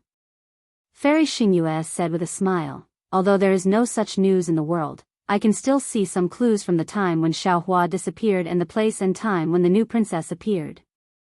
What's more, didn't you see that the flying boat that Xiaohua just used is the Heavenly Court's immortal imperial equipment? If Xiaohua doesn't understand the 5 Qis unification technique, how can he activate it? This has nothing to do with the new princess, right? Suji smiled bitterly. Fairy Xingyue blinked mischievously and said with a smile, how about I tell him the news that the new princess has been suppressed and see his reaction? Humph, if there is no Confucian family here, you can just say it. Suji warned, if you say it in front of them, won't you be causing trouble for Xingyue? I know. Fairy Xingyue said with a smile, I'll just send a voice transmission. At this point, Fairy Xingyue's smile slowly disappeared. She looked into the distance and said, the Dongfang family really can't hold back anymore. Dongfang Yushan has gone to find Xiaohua. Xingyue. Suji suddenly said, let's not talk about these mundane things. I remember the last time you came to the Flower Realm, putting aside the fact that the two immortals were greatly moved by the fragmented space, Dongfang Yushan moved his body and landed beside Xiaohua. He looked at the muddy water on the flower path and frowned slightly. He gritted his teeth and hesitated again. At this time, Xiaohua's voice rang out, you are a disciple of the Dongfang family, right? Why are you looking for me? Dongfang Yushan was overjoyed.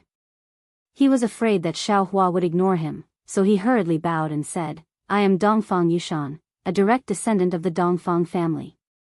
I deserve to die for disturbing senior's flower viewing, Xiaohua replied indifferently, since you already know, why bother coming over? To tell you the truth, I'm also a person of culture. Whenever I see beautiful scenery, I'll linger on it. Dongfang Yushan said with a smile, however, I have a question today. If I don't ask senior, it'll be like a fishbone stuck in my throat. I'll turn a deaf ear to the beautiful scenery in front of me. You're talking about the cultivation method of the 5 Qis unification, right? Xiao Hua replied, hitting the nail on the head. Yes, yes. Dongfang Yushan didn't expect Xiao Hua to be so straightforward. He didn't hide anything at all. When he answered, even his voice trembled a little. Senior, I have the cultivation method of the 5 Qis unification. Xiao Hua didn't deny it. Instead, he answered truthfully, however, this cultivation method belongs to a good friend of mine.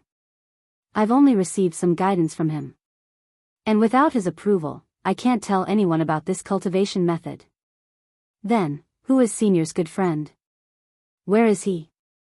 Dongfang Yushan hurriedly asked. My good friend is called Wen Chu. Xiao Hua smiled. As for where he is, that's not something I can know.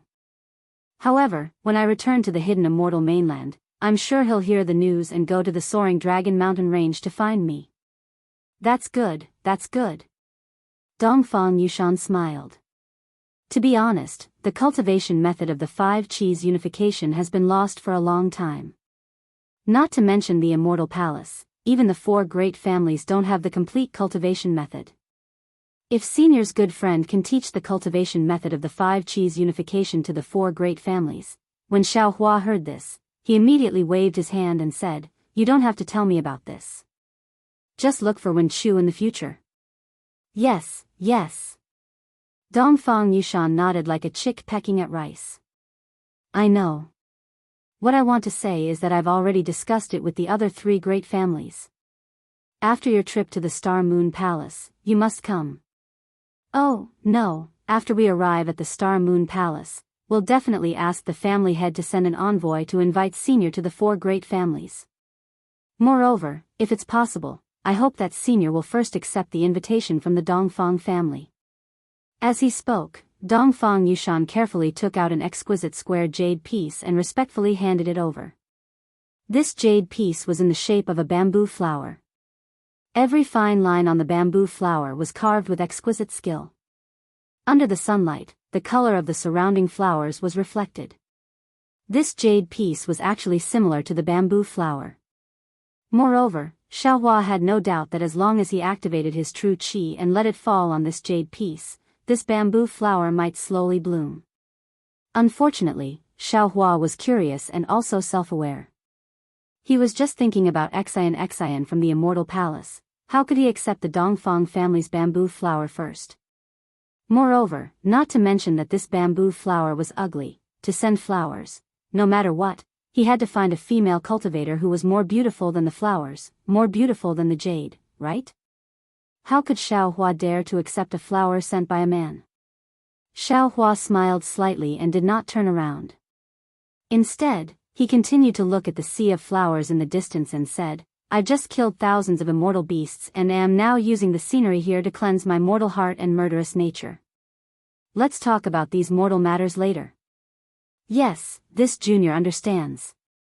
Dongfang Yushan was already prepared for Xiao Hua's rejection. He didn't think that a supreme grandmaster like him had the right to invite a grand ascension stage human being to the Dongfang family, so he stowed the invitation card away up his sleeve before bidding farewell to Xiao Hua and departing. Not only did Dongfang Yushan's actions fall into the eyes of Fairy Xingyu and Shimen Henyue, but in all fairness, even if they were the ones to go forward, they would also seek greater benefits for their sections. However, they were still relieved that Xiao Hua didn't accept the invitation. There was naturally no day or night in the spatial fragment. The sky was neither dark nor dim and was always so gentle. The entire flower realm was like a huge flower bud, sweet and tranquil. No one knew what the others were thinking, but Xiao Hua was minding his own business as he walked through the muddy flower path. He looked very leisurely and at ease. If he were to change into a white scholarly robe, he would look like a distinguished scholar. In particular, Xiao Hua's temperament had undergone an indescribable change after peeking into the inheritance of Qingshu Mountain. He involuntarily exuded the aura of spring amidst the myriad of colors. It was rare for a scholarly family to have a few women, so they would occasionally steal glances at his elegant and distinguished figure from the corner of their eyes. The flower realm wasn't all drizzling.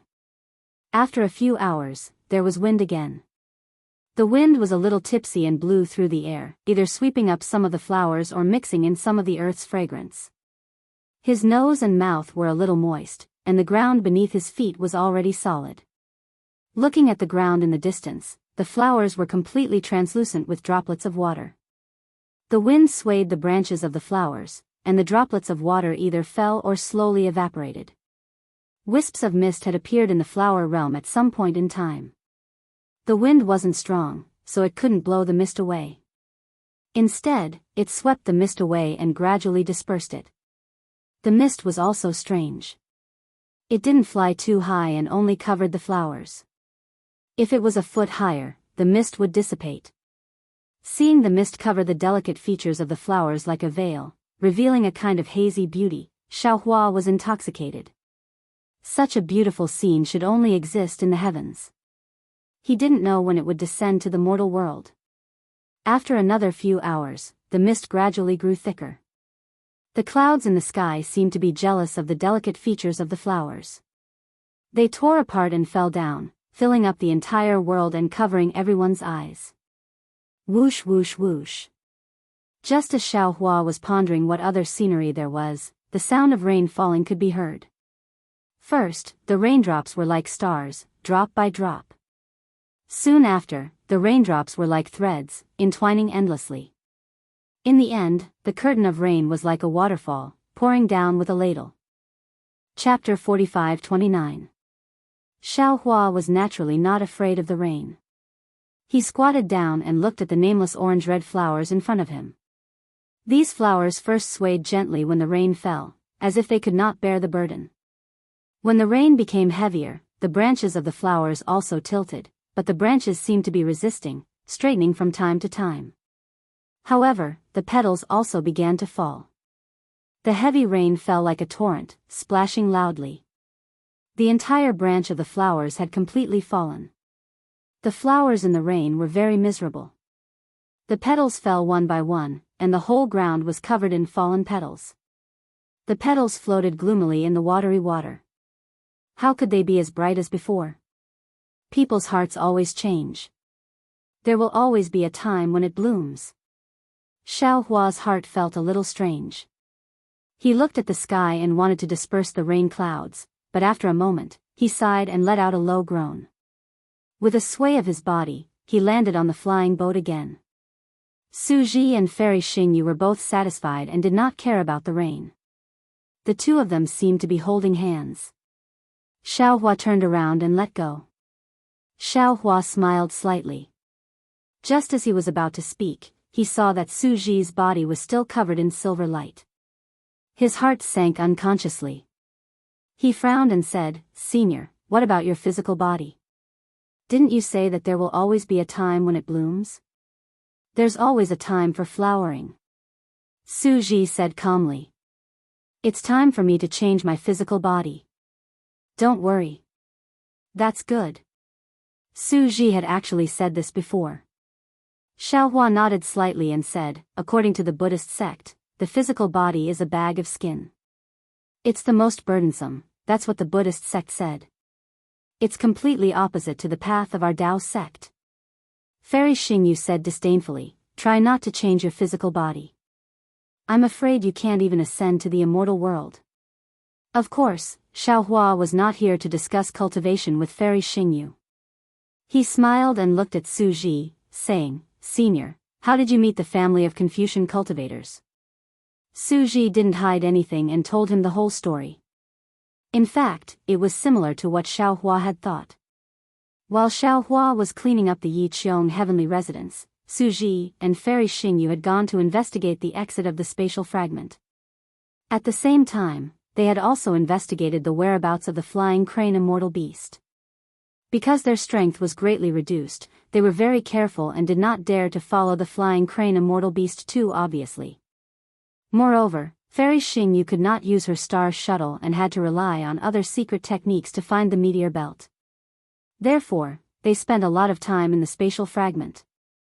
Of course, because the exit of the spatial fragment was blocked by the restriction of the Yiqiong heavenly mansion, Fairy Xingyu's efforts were destined to be fruitless. However, right when they were feeling dejected, they noticed to their shock that there were numerous flying crane immortal beasts residing in a valley that was extremely far away from the Yiqiong heavenly mansion. There were so many that Suji did not dare to investigate carefully. He immediately wanted to take Fairy Xingyu back to the heavenly abode. The two of them were rather secretive, and the flying crane immortal beast did not discover them. However, the two of them had only flown for 100 kilometers when the valley became lively again. Suji released his extended thought and was surprised to find that the disciples of the four great clans and some other Confucian clans had actually bumped into the flying crane immortal beast's warning area. The two of them wanted to go back and save them, but they saw that there were too many disciples of the Confucian clans. It was not something they could save, so the two of them were ready to give up. At this time, the disciples of the Dongfang family actually took out their immortal imperial equipment. The immortal imperial equipment of the heavenly court was somewhat different from the immortal world's immortal equipment. The true qi of the hidden immortal continent could barely be used. Moreover, the immortal imperial equipment could also be used in the immortal world fragment. Seeing this, Suji and Fairy Xingyu naturally had to go back and save them. However, even if the two of them rescued many disciples of the Confucian clans and used their immortal imperial equipment to escape from the valley where the flying crane immortal beast was, they had successfully lured thousands of flying crane immortal beasts out. In the absence of an exit, Suji had no other place to escape. He could only rush back to the Yiqiong heavenly mansion and bring Xiaohua along. Naturally, they did not expect that they would meet Xiaohua, the immortal Xiaohua, who was good at creating miracles. Before they could see the shadow of the Yiqiong heavenly mansion, the entire immortal world fragment shook. Then, a strong restriction fluctuation rushed out from the heavenly mansion. Of course, Suji and Fairy Xingyu knew that there was a change in the Yiqiong heavenly mansion. They were overjoyed. As long as the restriction of the heavenly mansion was triggered, they could hide in the heavenly mansion. Naturally, they would not be afraid of the flying crane immortal beast's attack. Unfortunately, their joy was that they were too close to leaving the heavenly mansion. When they saw the heavenly mansion, the shadow of the starry sky, and the meteor belt, they knew that the door of life had been opened for them. Unfortunately, in order to save the disciples of the Confucian clans, Suji and Fairy Xingyu had used too much immortal spirit qi. They could not rely on their physical bodies to absorb immortal spirit qi from the space fragment. When they saw hope, they were already at the end of their rope. At that time, even if Suji did not go down to save Xiaohua, he would definitely not be able to hold on until he used the immortal imperial equipment to fly into the meteor belt. Fortunately, Suji sacrificed his physical body to bring Xiaohua onto the flying ship. Xiaohua, who was good at creating miracles, naturally brought the immortal imperial equipment to the flower realm. Sigh, it's too dangerous. Xiaohua sighed. He knew that this fragment of the immortal world was different from the ruins. Even if he did not hide his cultivation base and use the forbidden power of the immortal world as a sole cultivator and send out his clones, he was afraid that he would not be a match for the flying crane immortal beast. Of course, Reverend Yun's Pangu axe could be effective. Unfortunately, Yun only had the strength of one axe. Not to mention that he had not fully recovered, Reverend Yun could not resist thousands of flying crane immortal beasts. Suji heard and said faintly, the flying crane immortal beast is a famous ferocious beast in the immortal world. Only a vitality-gathering immortal can defeat it. Speaking of vitality-gathering immortal, Suji realized that he had let the cat out of the bag. He hurriedly covered it up and said, even if there were 10 of you at the Mahayana realm, you would not be a match for thousands of flying crane immortal beasts. Yes, I know. Xiaohua nodded and said with a smile, I just feel a little guilty that I did not do anything. Didn't you kill a flying crane immortal beast in the heavens abode? Fairy Xingyu said with a smile, could it be that you're still hiding your strength? Well, I do have some. Xiaohua could not bear to see Suji like this and confessed. Unexpectedly, Suji interrupted Xiaohua and said, that's because I don't allow you to use it. You don't have to blame yourself. All right. Seeing this, Fairy Xingyu straightened up and stretched. She said with a smile, if you don't want me to say it, then I won't say it. However, this trip to the Star Moon Palace is really unfavorable. We haven't even flown out of the meteor belt and we've already encountered so many dangers. I think it's a good thing. Suji said, in the future, if we don't come to the Star Moon Palace, the disciples of the 3 continents will also have scruples and not dare to come in casually.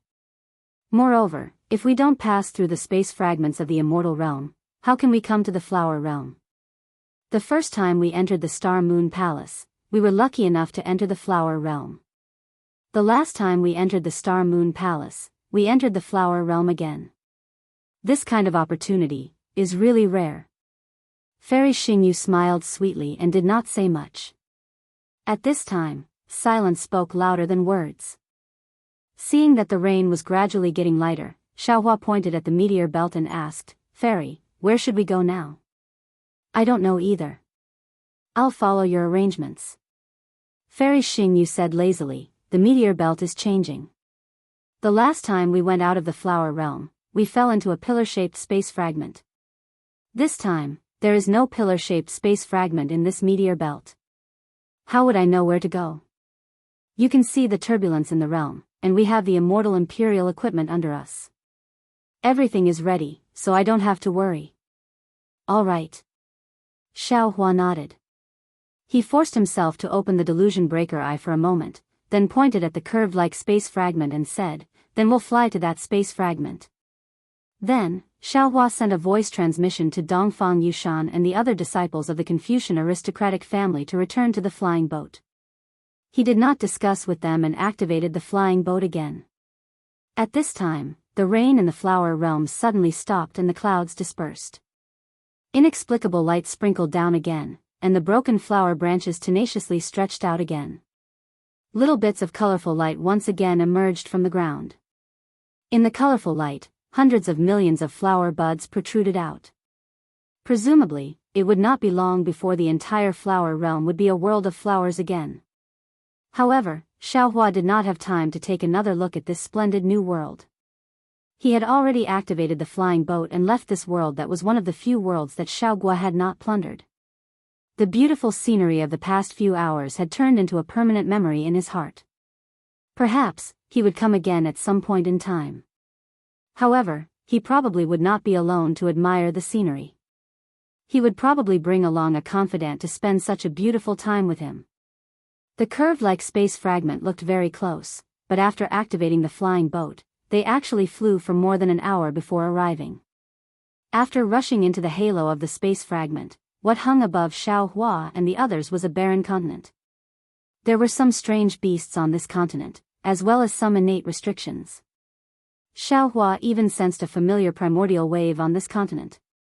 Needless to say, this continent was a lost corner of the primordial world. Of course, this primordial world was only a fragment and could not be compared to the previous divine land ruins. The strange beasts inside were only about the 5th grade origin energy. Xiaohua did not need to do anything. As long as some disciples of the 4 aristocratic families acted, they could drive these strange beasts away. On the primordial world fragment, Xiaohua's divine telekinesis was also useful. Therefore, it was not too troublesome for Xiaohua to find the exit of the space fragment. Moreover, when he faced the meteor belt again, Xiaohua was already more cautious. The first immortal world fragment to enter was a hexagonal plane fragment. Then, the flower boundary was a triangular 3-dimensional fragment. Now, the primordial world fragment they were in was a curve. Therefore, Xiaohua already had a feeling that whether the interface's level was high or not was reflected in the shape of the fragment. Perhaps, the higher the level of the interface, the simpler the fragment's shape would be. On the other hand, the lower the level of the interface, the more complicated the fragment's shape would be. Therefore, when Xiaohua was selecting a space fragment, he intentionally looked for 3-dimensional fragments. Even if there were no safe 3-dimensional fragments, he would rather look for simple linear fragments. If there were no 3-dimensional fragments, Xiaohua might as well wait. In any case, Xiaohua did not want to go to a space like the immortal world fragment again.